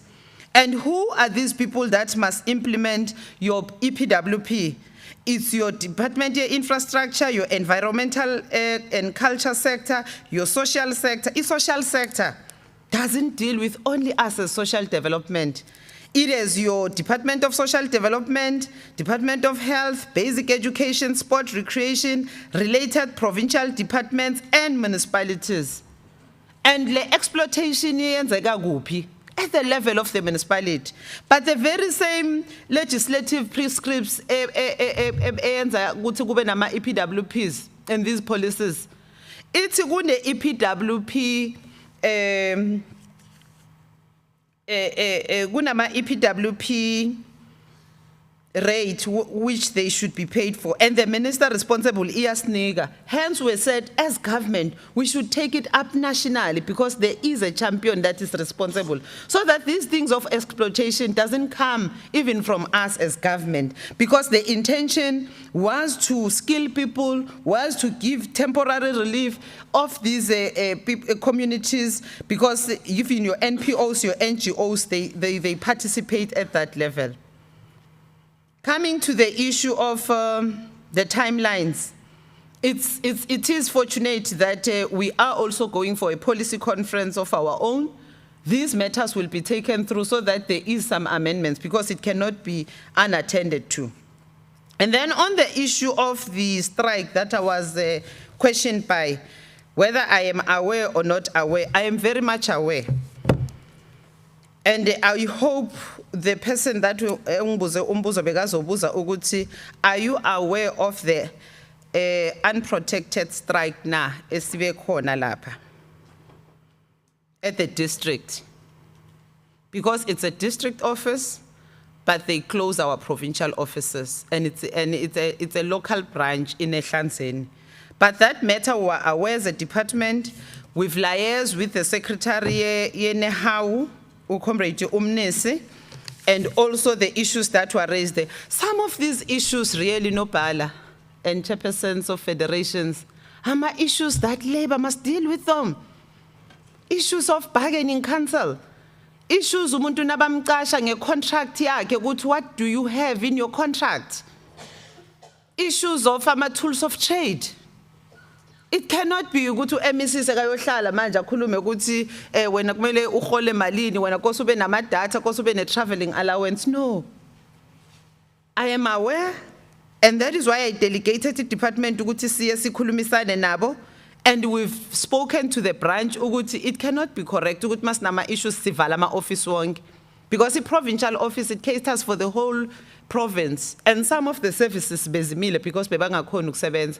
But yesterday, I must confirm that we've reached a solution, because we requested the director ukuthi aye elifini we-30 leave issues that were raised, ilontuzana, labor relations officer, they are dealing with those, because some are more administrative, some are political. Some it's just about respectana as abasebenzi ukuthi umanager uyasibhulisha. Umanager akafuna uku-approve ama-traveling claims wami. Umanager akenzi lokho. Really, can the MEC sit and discuss those? But I'm saying, who are these managers who doesn't want to approve? Uyabona ukuthi siya undermineana, siyadelelana. Izinto ezincane zethu za internally must affect the whole department. When we are caring about the elderly, when we are caring about the people with disability and so forth. So we would requested them ukuthi no branch nina ngelinye ilanga will implement umthetho phezukweni, because kunomthetho mawuya ku strike esingekho emthethweni. And that is why we were calling on them to say, come to the table, yikelani ama office, let's engage, let's find a solution. So the solution has been found. On other matters, amanye ama matters ayaqhubeka. We will be reporting back ukuthi indaba yaka district director sidila njani ngayo. On issues zaka CFO abaziraisile and other matters, CFO is serving the 3 months notice. We've received the letter masiphuma ku portfolio committee, And we must stabilize our supply chain processes with, because most of the issues that you've raised with the economic also affects us as a department. So that we deal ngalento ukuthi umuntu ufuna ukumonopolize le supply chain. And we are not telling them la ebusweni ukuthi nina lento eniyenzayo you are costing our government. You are not assisting us in making sure ukuthi the economy of this province is shared among the people who live here. Unabantu bakho nje ufuna ukusebenza nabo. It's unfair. And that is why mina vele ukudraya ngekhona akusiyinto zami. And then on the issues lastly, as I conclude, sikhulume ngoku-insourcer, and I know ukuthi most of the department, your norm in terms of your organograms or your staffing, provincial government, you are way above. I think it's a matter that we must take head on at both political level and other labor forums, so that sisho ukuthi nasesithi sizoqasha abantu. Mase sidlulile ukuthi nemiholo yethu seyingale asasebenzela service delivery sesebenzela uholelana kuphela. Sisho ukuthini? Because if sifuna uholelana kuphela kungana service delivery, why are we a government? But on issues zabasebenzi that we have raised as a department, we take them very seriously, and I want to deal ngalento ukuthi ngicela ningasigqokisi sonke ibhantshi elifanayo lisipintshayo. Need one of the MECs. I think it's proper, your leadership here. If there's anybody who's deployed by his or her organization to serve the people, come back and report to the organization. Because sinangez khona ukungoliswa ngomuntu oyi-1 ondelelile seniskwatele sonke. Lethani lo muntu la thina sibamba umuntu simbeke endaweni yakhe. Kunokuthi niloko nisingcolisa nithi oh nithi ufuna ukushaywa la ufuna ukushaywa. No, there are processes. You deal with the rotten apple, because all of us here were here to serve, and we're here to serve the people of Mpumalanga. And as I conclude, Chair, we take very much serious these issues, and these issues of abasebenzi, if singazibheki kahle yize sowisa lo mbuso wethu. And if thina singazithathi serious, we'll be a laughing stock. We commit, comrade chairpersons and secretaries of federations, working with the office like a speaker, we'll make sure that some of the things, I'm a working group in between, before the main workers forum, there are feedbacks, they are working, see progress le. And some of the things, reporter if they were not raised. But if kuna manyama issues as later, maybe in between those sessions we can bring them, or create a session where as clusters we can come back and report in your working streams or working committees, other than waiting for a 1 year basis. Manje asifuni logo. In between those sessions, let there be working committee where we can feedback and deal with other matters. Other matters can't wait for this parliament to sit, but we must deal with them and bring progress on those matters. With these few words, siyabonga basebenzi, bambanani, amandla.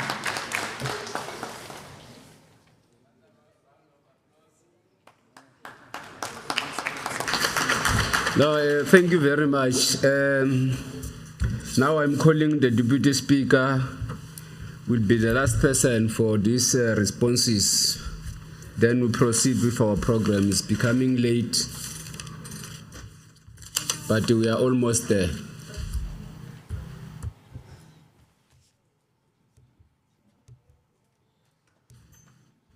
Oh. It's off. On. Okay.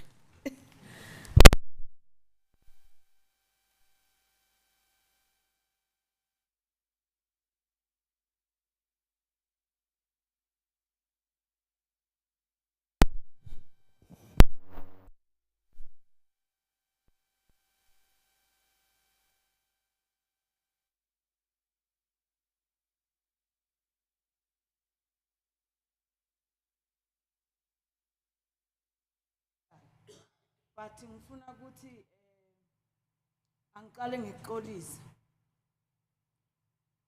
Kwamina bengayiboni le t-shirt. As asho uMC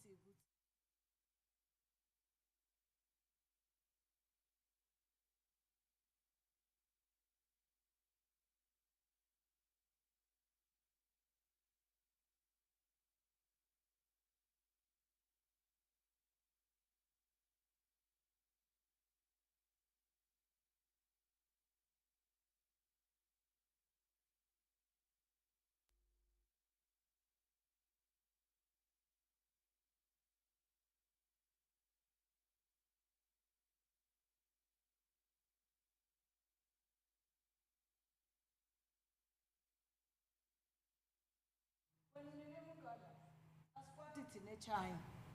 So lo muntu instead ukuthi yena athi naga tholele le tender yaloku supplier le lama t-shirt aye ku the local people labathungako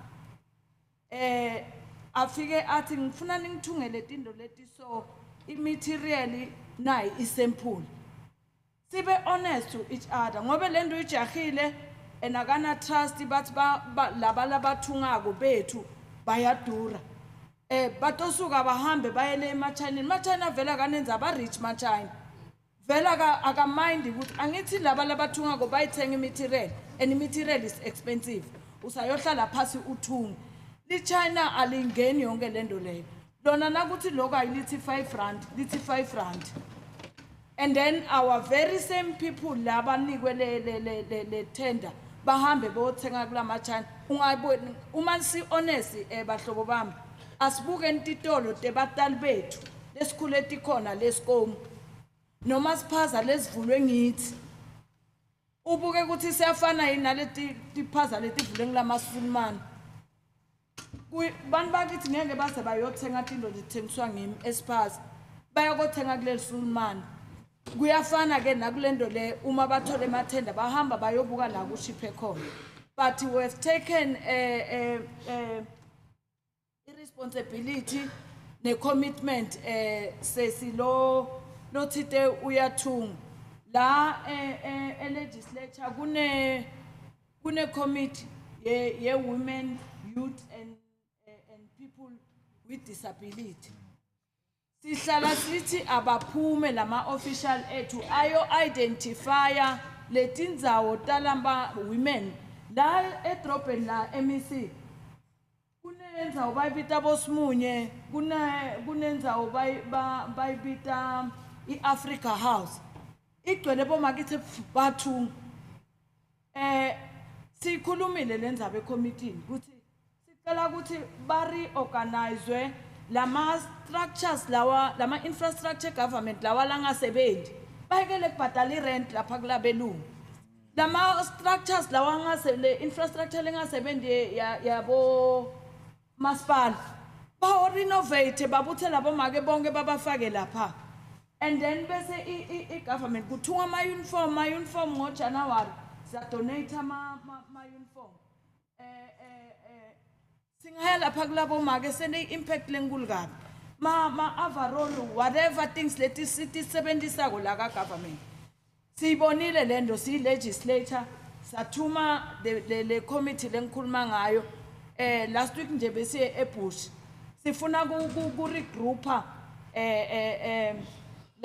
lama small businesses sende show ukuthi kule economy recovery yala eMpumalanga ba benefit labantu bakithi but nabo abayekele kuvuma kufranta umuntu siyamnika itender uyathatha uyonika umlungu umnika 250,000 yena udla ama million so ngithi angitindlulise naletindo leto ukuthi as much as kuba nema mistake nalabantu bakithi abende lokuloku kahle but as from today we're going to monitor lenzaba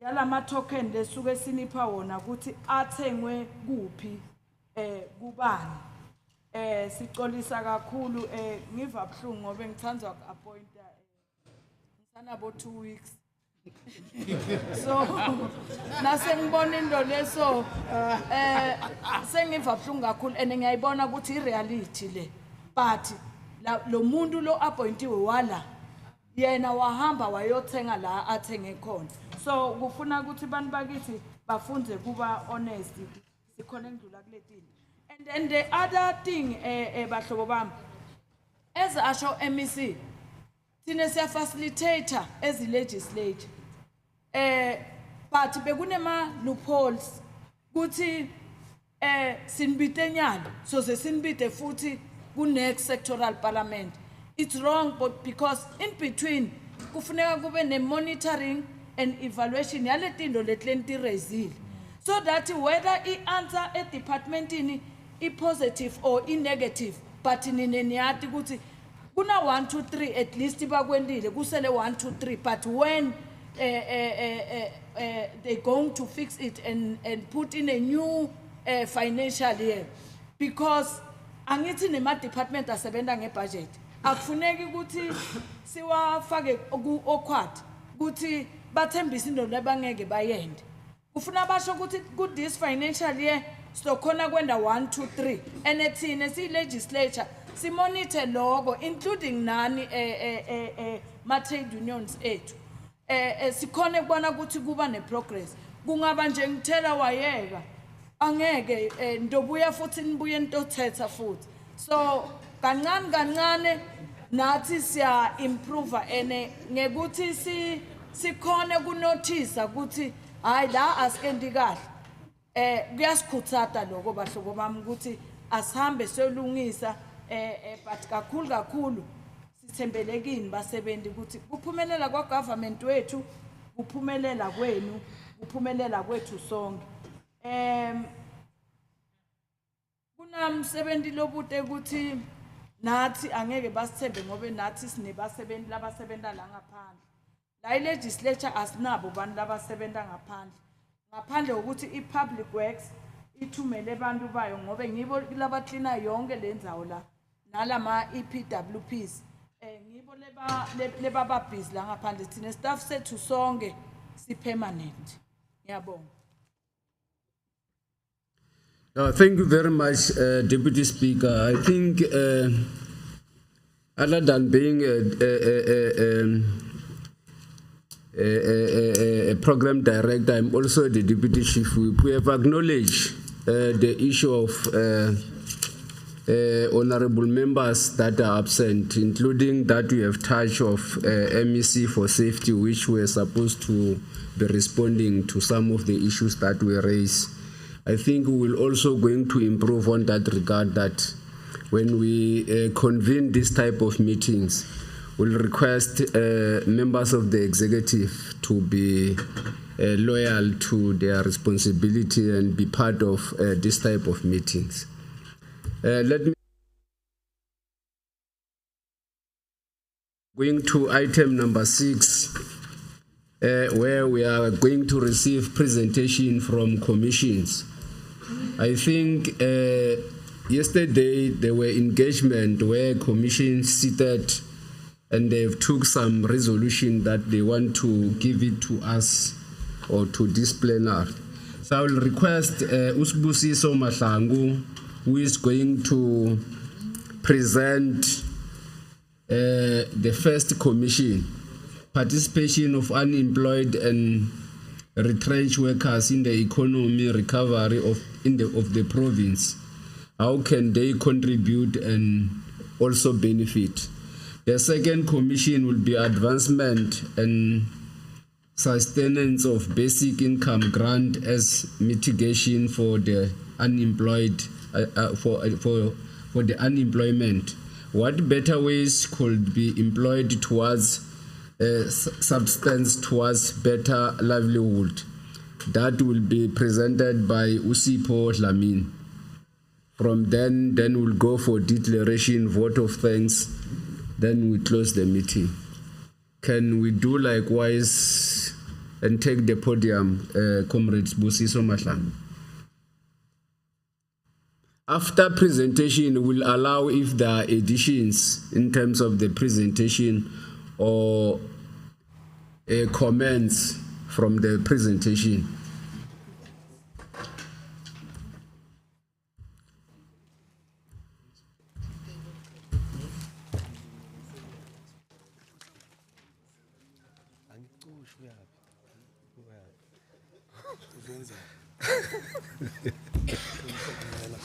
Yeah.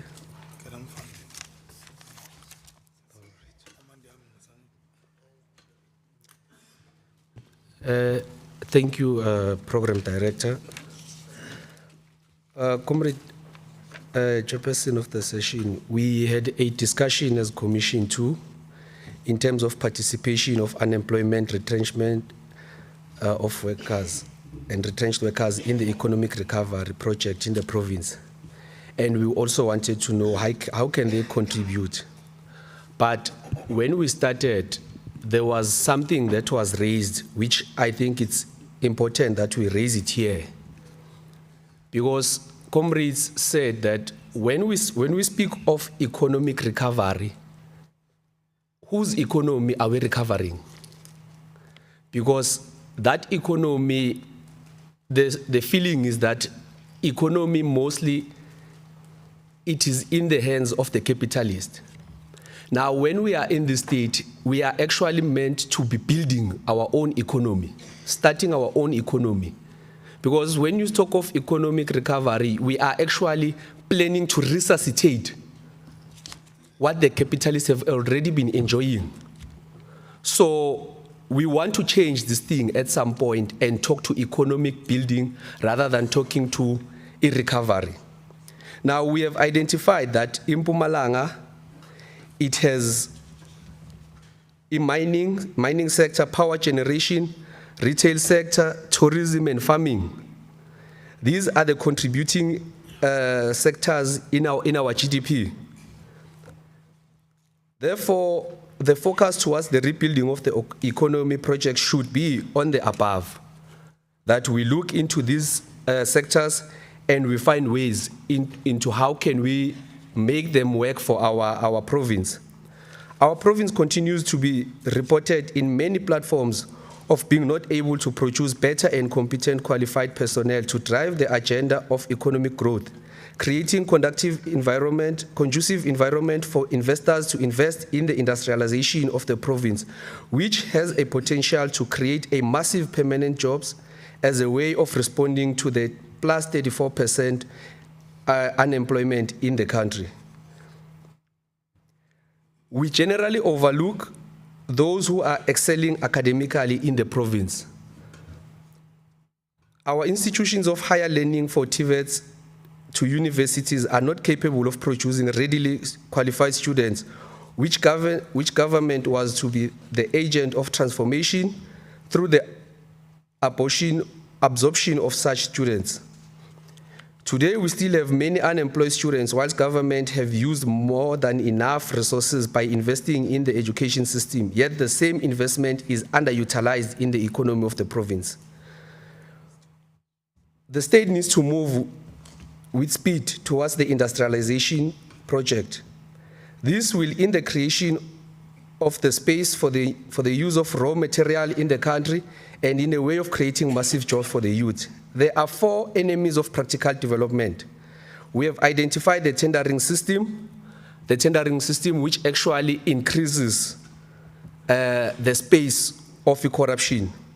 The outsourcing, which has a capacity of overlooking at competent people. The labor brokering, which has become a song that we need to do away with labor brokering. The privatization, which actually gives more power to capitalism.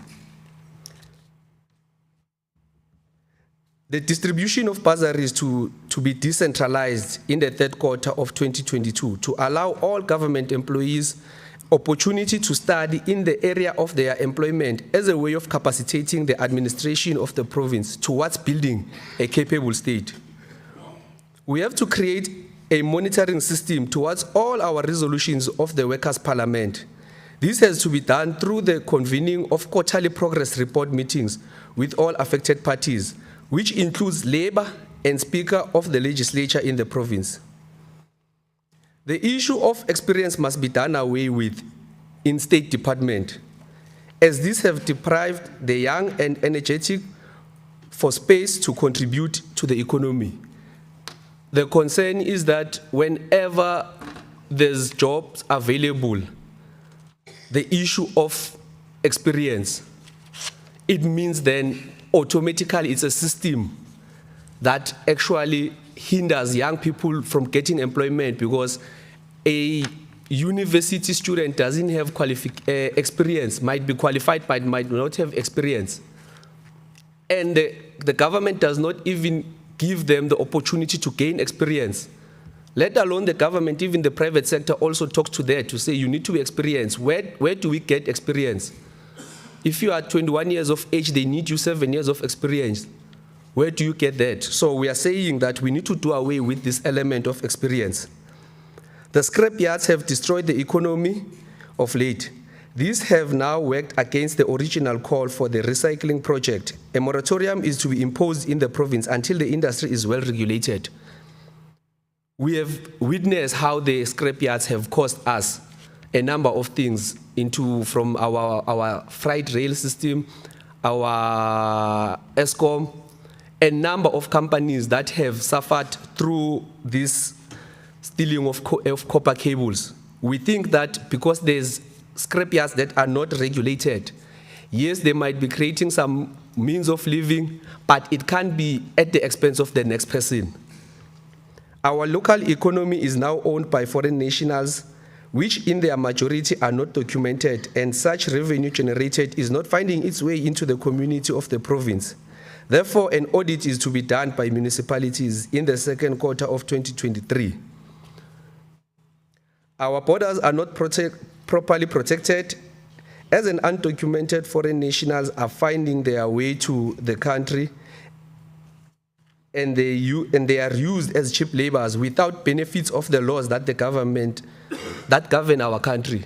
We are still saying it has been lamented on the issue of foreign nationals. We don't want to dwell too much on it, but we are still saying that we need to find ways on how to properly regulate the employment of foreign nationals, especially in particular sectors and industries, because there are areas where you will never or you will hardly find a foreign national. There are areas where they will dominate.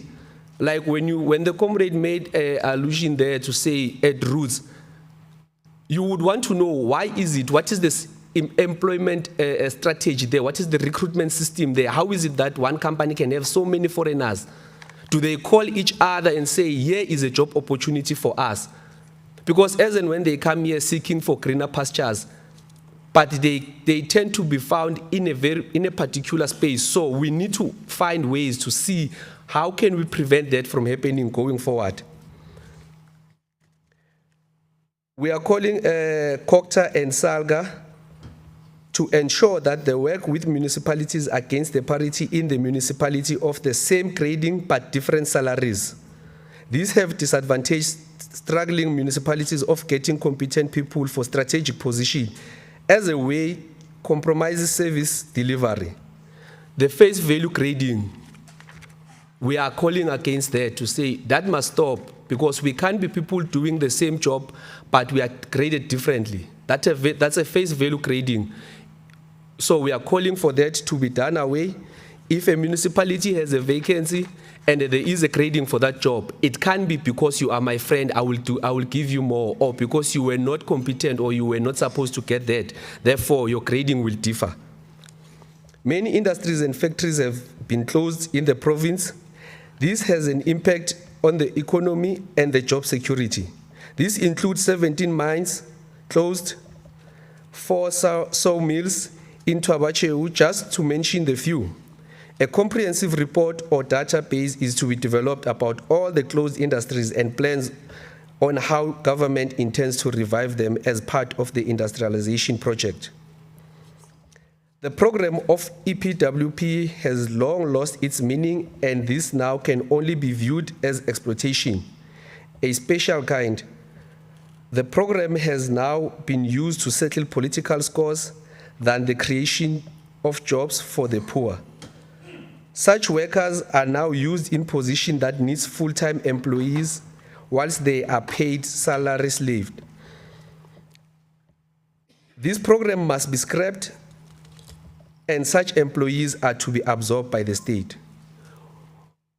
We don't want to see contract employees filling in positions in the government where there needs to be a permanent employee, because as and when you utilize the contract employees, the benefits are not the same. They do not enjoy the same benefits. We are now calling that all these EPWP, they should not be found in that space, being used to say, no, Mr. So-and-so is not available, you carry the same skill that is needed, therefore you can assist. As and when there is a vacant, fill the vacant. The HR systems are always simple. You identify a vacant position, you fill a vacant position. There is nowhere where you will find that it says use a contractor in the meantime. Where do you get that from? Maybe in your systems you have put in a clause that talks to filling a vacant position with a contractor, but that is not a legal process. We are therefore calling that no EPWP employee should be used as an alternative except when you are ready to employ that person. The internship and learnership are to be used to prepare graduates for absorption in both private and public sector. These again have been used to exploit young people whilst rate of unemployment is high. Government departments have not trust in its system as majority of such graduates are never absorbed by the system. This must stop in the fourth quarter. The internship and learnership serve no purpose at all in the eyes of the government. As and when people qualify, once they are done with the training, there's someone coming in as an employee. Why do you train them? Do you see the need to continue training them if you are not going to absorb them? You don't even trust in your programs so much that you have trained someone about your systems, but he's not fit to work for you. A land should be provided for government employees just the same way of the old system, because they can't afford bonds and loans whilst working for the state. That is a consideration that we are calling for, because we have seen that government employees do not qualify for your RDPs, yet they are turned away from banks. They do not meet what the system have put in place. It is not only the government, but majority of the working class. As and when they are turned away from the banks for bonds and home loans, you will find that also they can't occupy those RDP houses. For some reason they are. I don't know how do you create that system where you will find that a government employee owns an RDP house. A special income for our artists is created to ensure that they enjoy the benefits while they're still alive. Our curriculum is not responding to the economic need of the province and its priorities. We are to move with time. As a province, we are to move with time on technology. A concept document is to be developed in the second quarter of 2023 on how we intend to have a paperless education system in the province with the fourth industrial revolution. This is seen through when you look at how many Mpumalanga students that left Mpumalanga to study outside Mpumalanga because they could not find what they wanted to study here in Mpumalanga. The universities could not provide that field. And the worst case scenario is that as and when they leave, they do not come back with that skill, they find job outside Mpumalanga. That does not assist our economy, that does not assist our province. In actual fact, we end up in a point where we need to now go find people from outside Mpumalanga to come and assist us, where we could have actually created education curriculum that will actually cater for such need. Government is to properly regulate the township economy and develop bylaws that will be enforced. Government is to work towards the creation of innovation hubs for energy, mining, tourism, and farming, especially for the youth. Now, with mining sector, the discussions have already started about the intention of government to want to close the coal mine based on the condition set by investors. This will lead to a massive job loss and the collapse of the economy of the province. Illegal mining for the natural resources is growing in an alarming rate at a time people lose their lives. Money generated is not legally circulating as a way of building sustainable economy. As in when we talk of closing coal mines, the system is not actually giving us assurance that there is life after closing mines. In actual fact, all they care about is the tree-hugging people who are always in favor of the green, not of the living. Because they only talk about the capitalists, they are very well set. They don't care whether another person is starving or not. All they care about is the air that they breathe. As to the other person, the air alone, yes, is what we need, but the mind, the body needs food. And for us to live in this capitalist state, it means we are to be working. If you are to close mines and not tell us how are we going to survive after the closure of mines, it means then we are doing it for the tree-hugging people. Power generation. Our universities and colleges are not streamlined to produce students which can be absorbed in the economy mainstream. Whilst the province is producing almost 90% of the country's power generation, our universities have not yet streamlined their curriculum towards responding to the province needs, especially on the energy sector.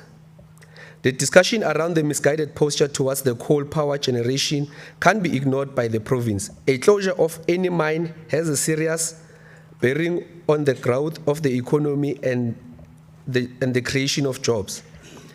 Many towns and areas today remain ghost town. Local economy in those areas are hit hard.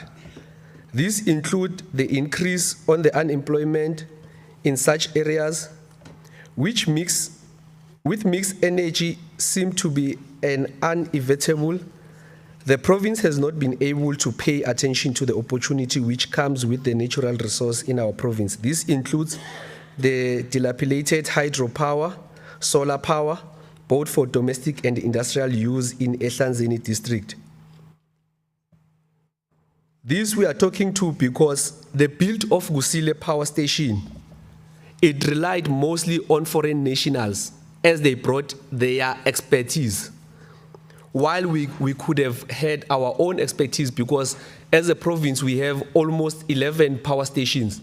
So building the 12th power station, it actually meant that we should be having people who are more familiar with the creation and the running of a power station, but we relied on the Germans as they came in and built the power station and gave us power stations that continues to trip. As a result, we continue having load shedding. Now, the retail sector, the country and the province have lost control in the mushrooming of small business around the retail sector. All our towns have uncontrolled retail shops, which in their number are not regulated, but also owned by foreign nationals. We have talked to this thing. It is now becoming our daily bread that we are saying that the foreign nationals, they are moving in the local, in the township. They are also in what we used to call urban areas. The places that we used to call towns now, they are no longer towns, they are more of your local township, your local supermarket. Now, we want to know how. How did they get this control and why did we lose control? Because as and when a local shop is closed, an old General Spaza shop is closed, 5 new Pakistan shops are being opened. So we want to know why. Because any Pakistan that is opening a shop, he doesn't have the interest of that community at heart. You will never see a Pakistan creating any form of charity there. But where we grew, we knew that a particular person owning a spaza shop, we could go there for assistance when there's a family in need. You can't do that with those people. It means that it shows that they have no interest of the community. But we continue allowing them. You know, if you can drive in the location, as soon as you enter the second house, there's a spaza shop of a foreign national there. As they grow, our economy suffers.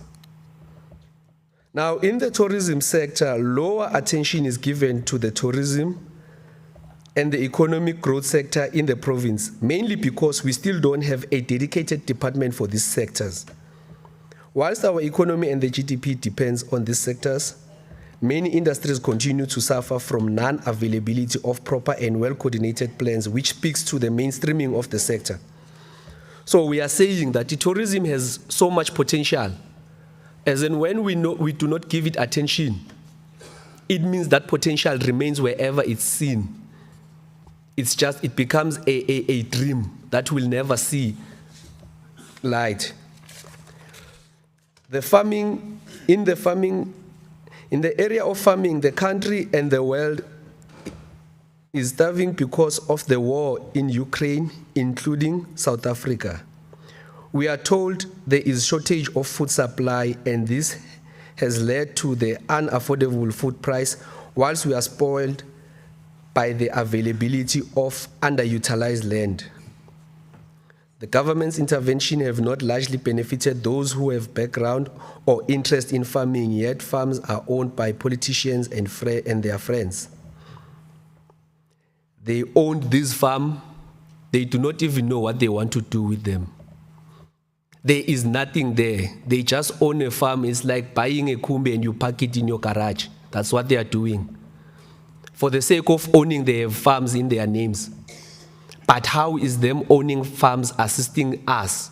Because as and when you own that farm, you need to start producing. They are not doing that.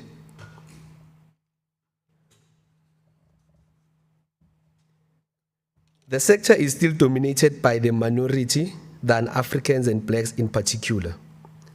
Our students produced by universities and colleges are not absorbable in the sector or given opportunity towards their upskilling. As in when they are given land, they are not given enough education and enough support. That's why we are now saying that farms that were given to black people, currently what we are seeing is they've started building. Because when you take the farms, we were hoping that you are going to start something that will benefit you, your family, and those around you. But it's not the case. And we must also look into what causes that. Because people do not go there and claim for land so that they can start building shacks. In avoiding the continued creation of wild elephant, a comprehensive plan is to be developed and presented to labor by both the economic development and agriculture on how government will make sure that small farmers and township economy are beneficiaries of the now built fresh produce. Now, the resolutions that we are proposing, the mining sector, a plan which will create jobs in an event that coal mines are closed, is to be developed, including how the province will use such natural resources as a way of sustaining the economic growth. A proper plan on the illegal mining of coal and gold is to be urgently developed to ensure that the money is circulating in the country, as opposed to the current unregulated mining taking place, which had led some losing their lives.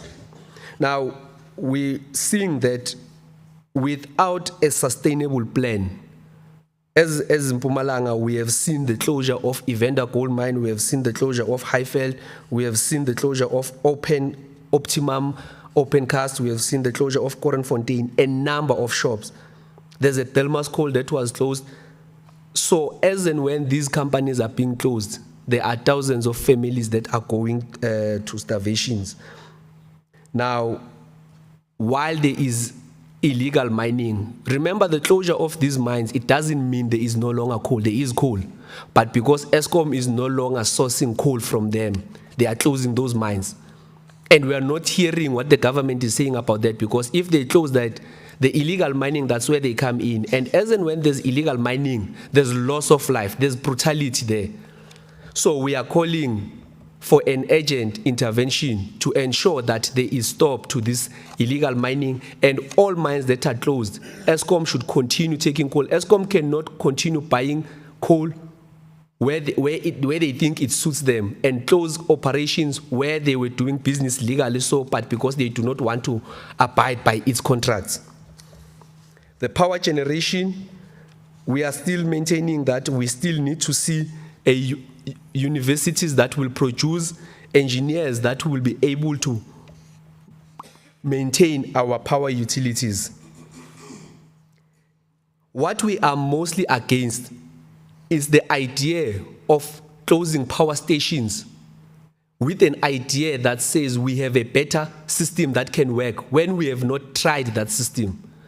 Currently, it should be a hybrid mode.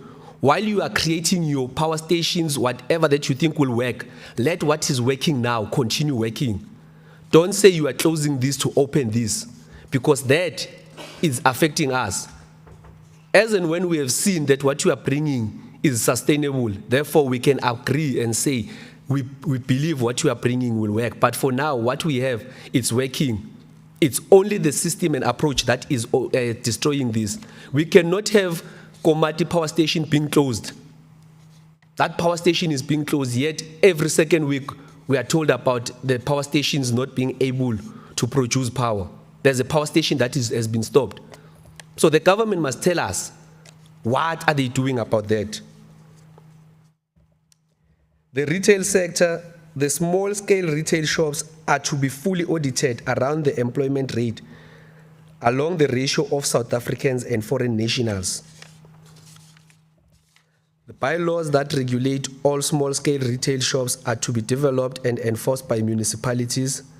This includes the capacitation of the inspectorates and bylaw enforcers in municipalities. The government needs to regulate the employment of foreign nationals in the province. All permits to foreign nationals are to be revoked until the verification of their documentation is done. As in Mpumalanga, we are close to Swaziland and Mozambique.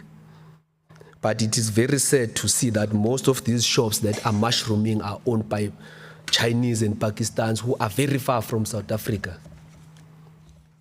It's a concern. Not that we are saying Swaziland and Mozambique must occupy the space, but we are alerting that on top of the challenges that we are having from Swaziland and Mozambique, there's also Pakistan and Chinese in Mpumalanga that have taken over our economy.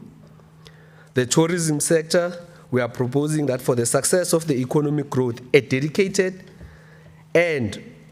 or the unbundling of the Department of Finance, Economic Growth and Tourism, allowing the economic growth and tourism as a standalone department. This will allow the proper resourcing of the department and sectoral focus mainly towards both the economy and tourism sector. Such arrangements should be carried out by the Office of the Premier not later than 2023 financial year. This will assist the province towards the recovery of the economy from the COVID-19 pandemic. Lastly, the farming sector. An account from the Department of Agriculture, particularly in the province, is to be developed on how all the student produce in the agricultural sector will be able to be absorbed in the mainstream of the economy in the province. An audit has to be done about all graduates, which will assist in tracing the contribution towards the economy by the third quarter of 2022. A land audit report which speaks to the farm distribution and utilization is to be developed in the second quarter of 2022. 2023, apparently they wrote 2022 here. A full account on job created in the farming sector is to be produced by the first quarter of 2023. The inspection of farms against child labor and foreign nationals needs to be intensified and equipped from the Department of Labor. A comprehensive report on the minimum wage is to be developed along the farming sector to prevent the unacceptable exploitation of foreign nationals. An account has to be made on how much government spent in buying from the small farmers as a way of sustaining and supporting the small farming industry. Now, here we are just saying that the inspection of farm against child labor and foreign nationals, that it is very worrying that at some point we are even able to put food manufacturing at the hands of the foreign nationals. It's a sign that we do not even believe in our own. But what is more worrying is that before you sit here, there were people who were sitting here. And we've always been talking about minimum wage. Minimum wage can be a thing of a theory. It can be a theory. It's something that needs to be implemented. And if we have companies and farm owners that are still thinking that they are able to challenge it, it means that we are not holding them to accountability. So we are therefore saying that we don't want to always come here and talk about a minimum wage and your labor brokering, because we have long said that we don't want to see this thing anymore. We want to see implementation of minimum wage. We want to do away with labor brokering. But as we continue coming here to lambast on the issues that we have long deliberated on, long before I even had an opportunity to stand here, this thing was long discussed. So we need to see implementation rather than discussion. I thank you, Chair. Yeah, no, thank you, Comrade Busiso. I think I will just invite two hands if there are additions from the commission. But let us also take notice of the issue of time. I see people are moving. We'll end up sitting here with chairs only. So let us make sure that we don't deliberate much, because this report will be taken to all the stakeholders. So let us avoid deliberating much, because we are taking a lot of time. Can I see if there are hands that they want to add from the commissions? No. Second commissions. Sipo,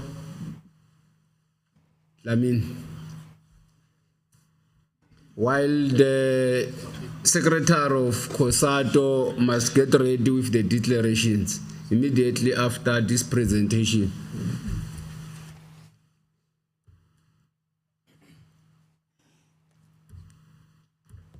Babo Thabo Mkwela.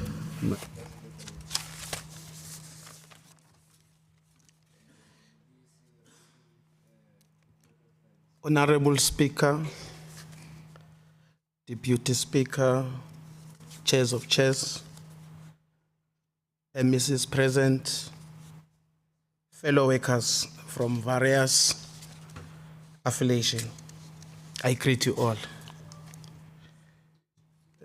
Comrades, without waste any time, I will just ask for the commission that I'm coming from, that if they agree, can I summarize, because I see that I'll be presenting to the empty seat. And also looking at the time is not in our favor. We are having comrades who are coming from far away. So if the commission agreed to just to wrap up in 5 minutes to 10 minutes, I can do that.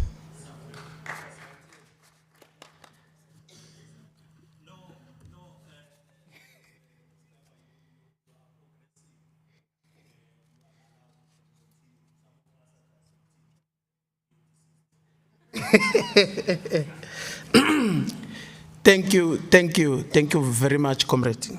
Siyabonga. The commission was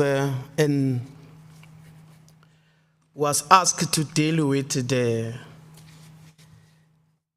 very strategical point that needs to be taken to the consideration by this parliament.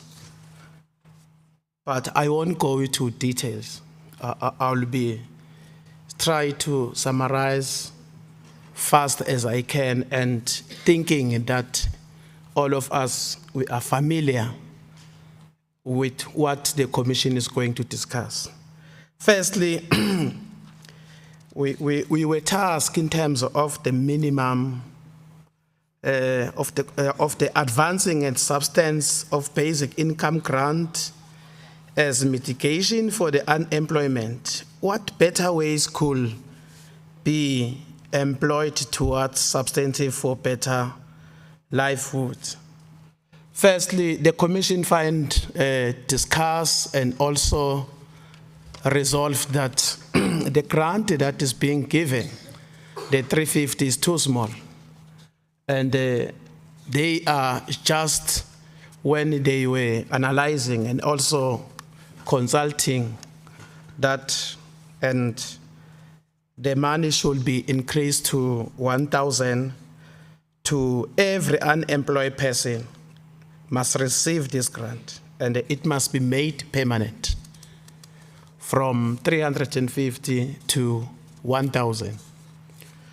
Also, the commission, our commission was also tasked to engage in the issue of minimum wage. And after our thoroughly engagement, we agreed that the minimum wage is not working. It should be a basic salary, not a minimum wage. And also, we deliberated that when one calculates the minimum wage grant,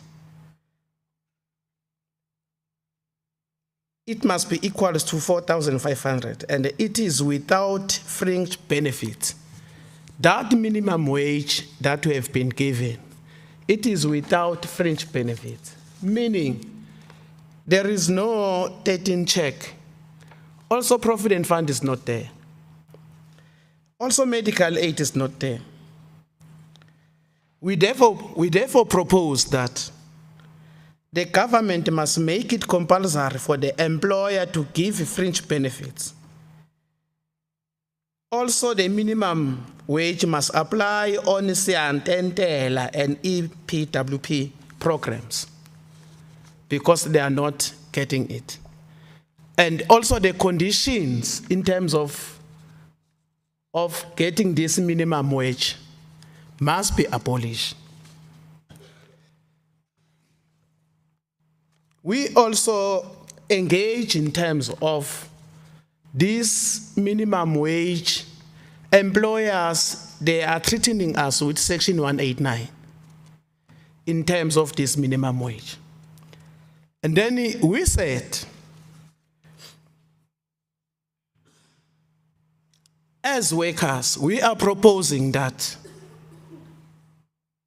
the government who sit with our federation at LETNEC, they must speedily engage on amending the basic condition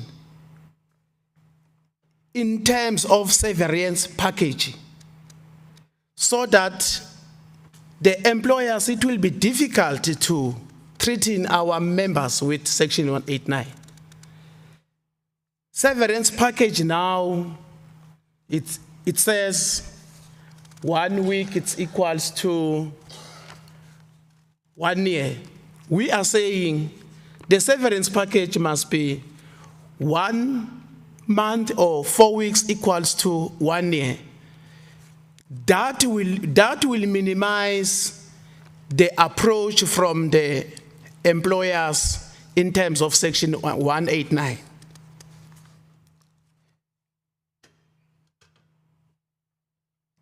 And also we touched the issue of undocumented foreign nationals. The first speaker, Comrade Esposito, touched it. We also touched it in terms of farm workers, that employers are still using the undocumented foreign nationals as employees. Government must strengthen the inspection of use of undocumented foreigners. Department of Labor and the Department of Home Affairs must provide a report on establishments that were found to have employed undocumented foreigners. That's what we have engaged on. Also, we have also touched the issue of the government system. That the system that we are using, it's a white monopoly system. Let alone that even us as blacks, we are still adopting because we are having a black monopoly capitalist now. And angeke sisho kakhulu siyabazi onke abakayikhonjwa.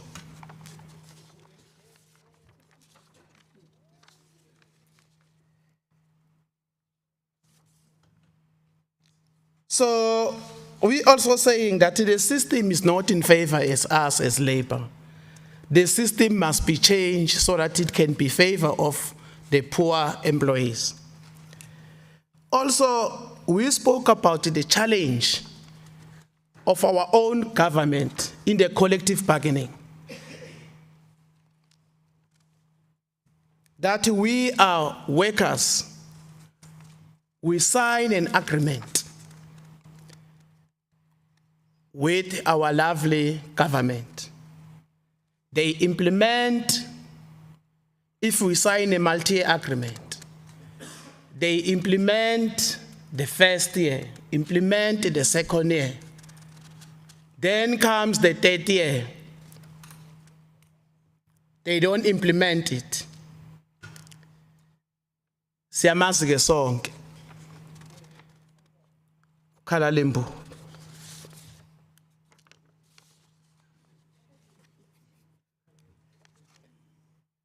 What is so painful to us as workers, our own government, it's even taking us to court and win it. Currently, our members has not enjoyed anything with that agreement. Njengoba ke mcidi ngaphambili usibone ngathi asihloniphi sisese manxeba nxeba. Ungakabuyisi le yamali yango 2020 ujike uyibhadale ngale gama lesilungu esithi back pay unyaka wonke. Kulesivumelwano sethu seminyaka emithathu ongazange usiqede. Sizobe lokhu sikhala ngaleyo mali siyayicela mhlonishwa. Ayibuyi imali yabasebenzi.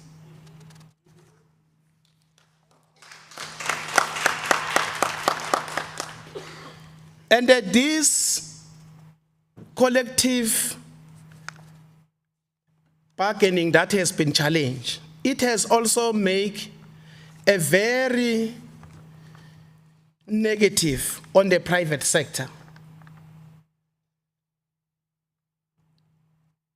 In Mpumalanga, we are having a company that is very big, and we are also saying, as the legislator and also national, you call that company as a national key point of South Africa. Le amboni seyadelela ngale ndlela lenengazange ni isivumelwano sethu nisiqedelele. Niyayazi sosolo. Niyaya lapha niyocela kodwa thina sazi lutho. And also, Comrade Speaker, it must be taken into consideration that When you visit or you want to ask those national companies to help the government, you must acknowledge that we are having a federation that is organizing those workers. But it doesn't bother you that we are on an alliance. You just go alone and ignore the federation that is an organized labor there, and come back and said, let's go to Lekgotla. What is it that are we going to talk? Because uyakwazi ukunyenya uhambe ngekho. Ekugcineni bese uyangifuna. Comrade, you are saying, order, Comrade President, sifuna imali yethu.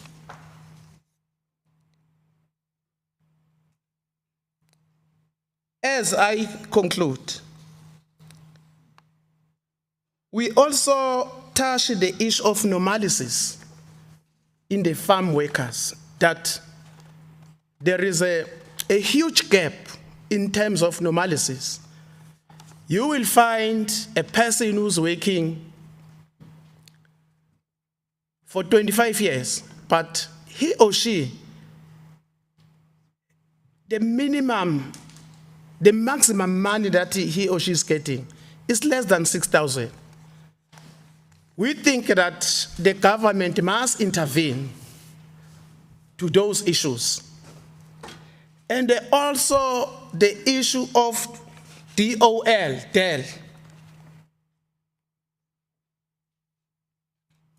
I'll be making a mistake if I leave this podium not talking about the giving the miner to mine, giving the license to miners, that has also crippled our comrades. We have experienced that the government, it's just issuing license without following a protocol that is this company has followed everything so that they can mine here. You will find out when they go to the community, when the community is just saying, we hear you, but we don't like this. While the community is waiting that everything is still on progress or there are still engagement, the company will come back having a license to mine. We are not afraid to say it means there is corruption.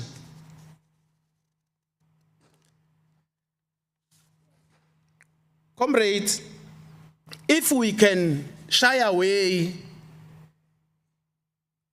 to bypass the laws, everything can be sorted out very peacefully. You will never see what we have seen today.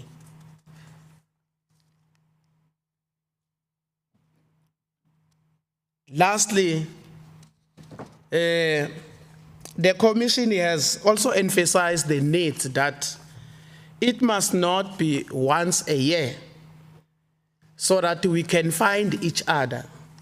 The longer the gap, that's where the problem expands. But if we keep on engaging, I think we will find each other. And also, we haven't said much, but I've tried to summarize. Thank you very much. Yeah, thank you very much. I think the two commissions has concluded presentations.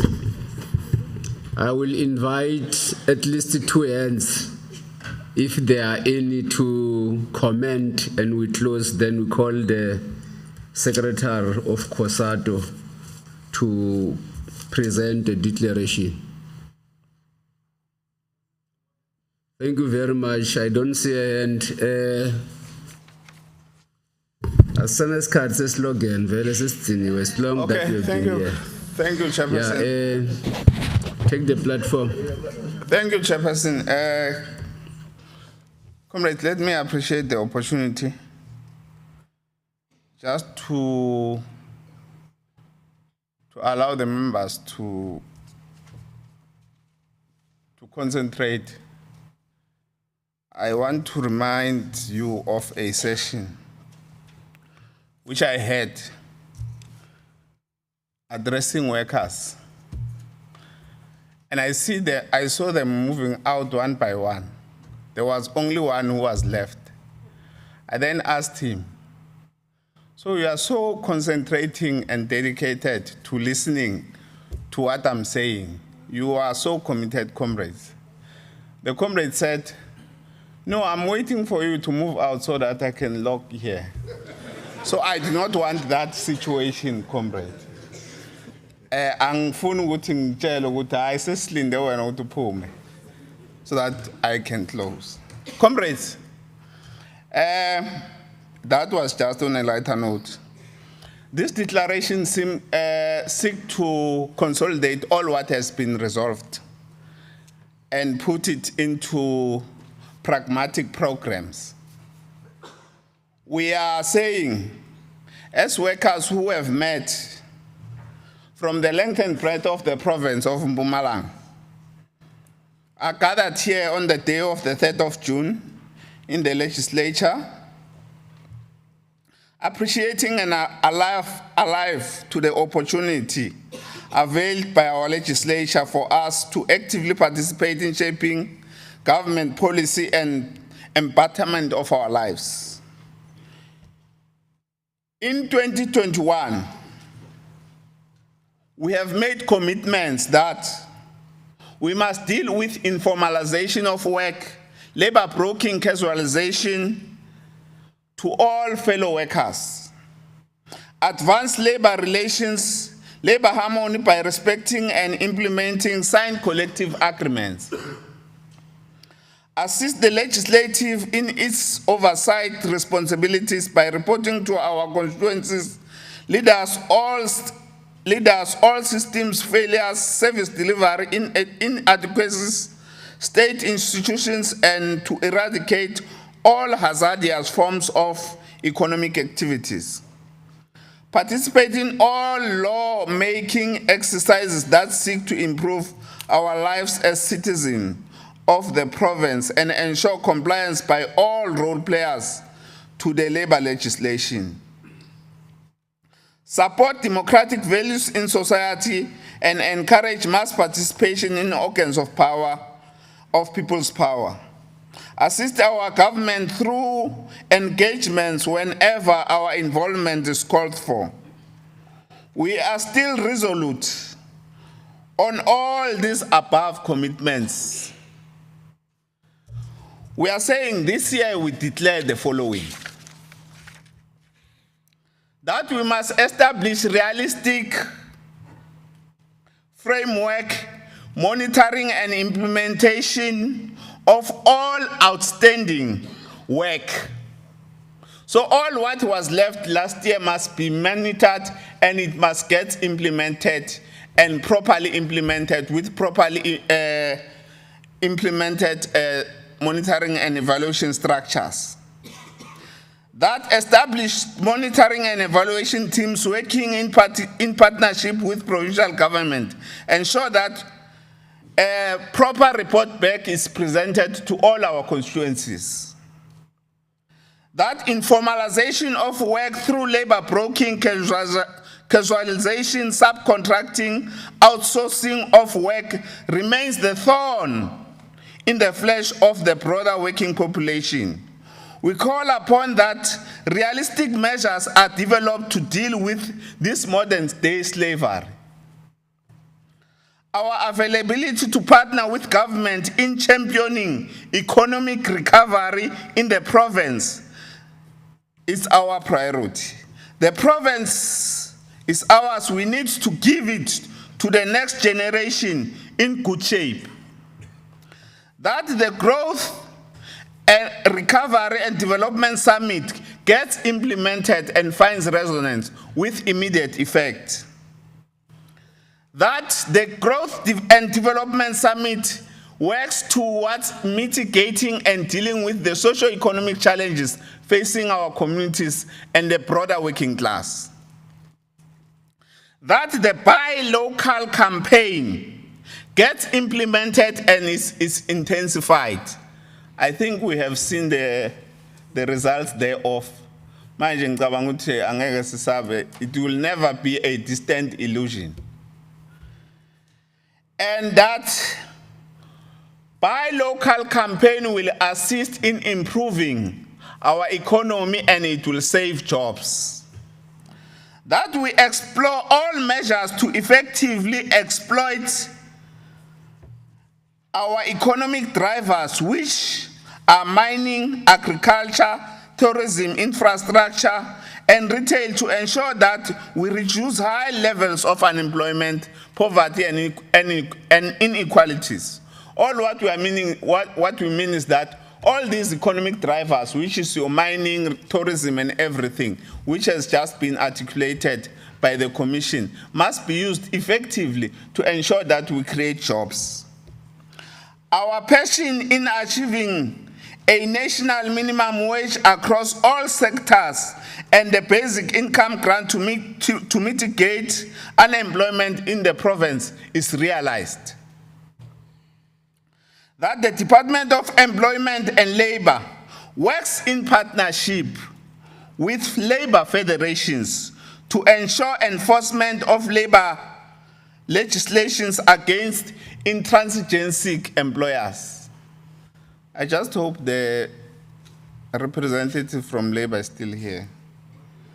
That all platforms and sessions that intends to deal with the socio-economic challenges affecting the working class broadly, we urge that meaningful engagement with stakeholders gets implemented and form part of decision-making body. What we mean by this, comrades, is that there shouldn't be any session that is organized on behalf of workers without involving workers. The case in point is the recent Energy Summit, where we were not invited as labor, but that matter affects us as workers. We are saying in all platforms and all initiatives, we must form part to have meaningful engagements such that we provide constructive engagements.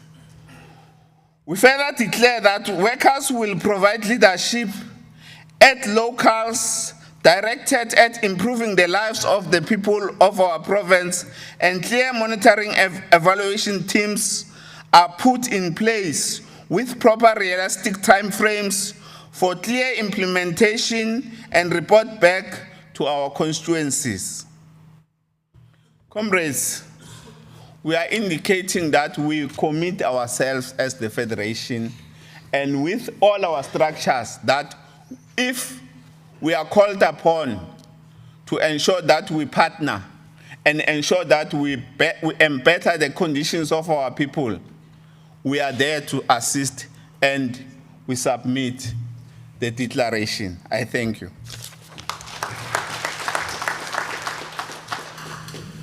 Honorable Lubis, vote of thanks.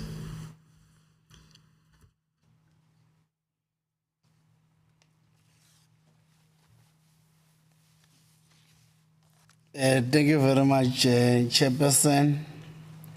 Ngilawuhlala endzabeni sihlalo ngekubuka ukuthi isikhathi sesilimele.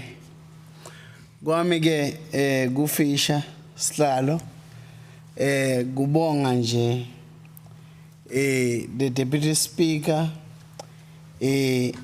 uMam Thabete, ngibonge MEC Mkhatshwa, ngibonge MEC Ntshalintshalile, ngibonge ama officials legislature aholwa ngu-secretary babeshabang, ngibonge lisekela lemcondzisi jikelele uMr Nyoni nema officials from various departments, Ngibonge basebendi ngekwetinyonyane netigaba tabo lebafinyelele kulomcimbi wanamuhla lo iparlamente yebasebendi. Siyanibonga for your robust engagements that you have had with us, and we take the constructive criticism that you have given us as both the legislative arm of government and the executive arm. Siyabonga ke sitawuchubeka sidlale inzima yethu njengesishayamthetho, particularly that of conducting oversight over the executive.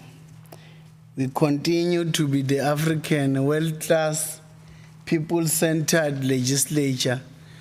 Ngiyacabanga ukuthi ingako namuhla besihlangene ngalolu hlobo is because we value so much your inputs as government and the legislative arm. Ngalawo mafisha ke ngithi labaya khashane ndlelanhle nabalaba edvude kwangathi inkosi ngasigcina sonke siphinze sihlangane eminyakeni lotako. Kodwa ngiyathembisa ke ukuthi likomiti lama ke Mpumi Mhlophe litawuqinisekisa ukuthi ema-resolutions lathethelwa namuhla akathathelwa eteni, kodwa sitawuqinisekisa njengesishayamthetho ukuthi siyawalandzelela nekuthi ama-department aku-implementa konke lokula. Kafusha ngiyanibonga umsebenzi wami bekungilowo ukuthi sinifisela umnyaka lomuhle na June sangena enyangeni yabantu labasha sibonge kakhulu. Ngiyabonga.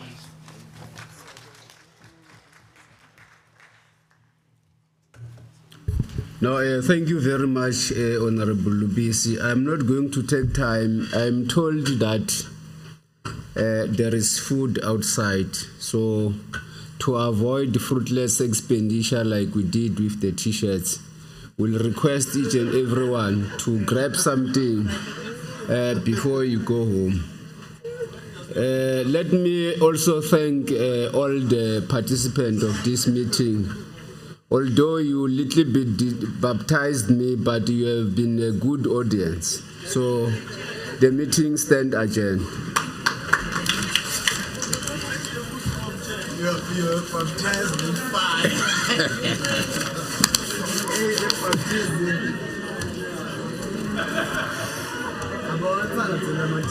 fine.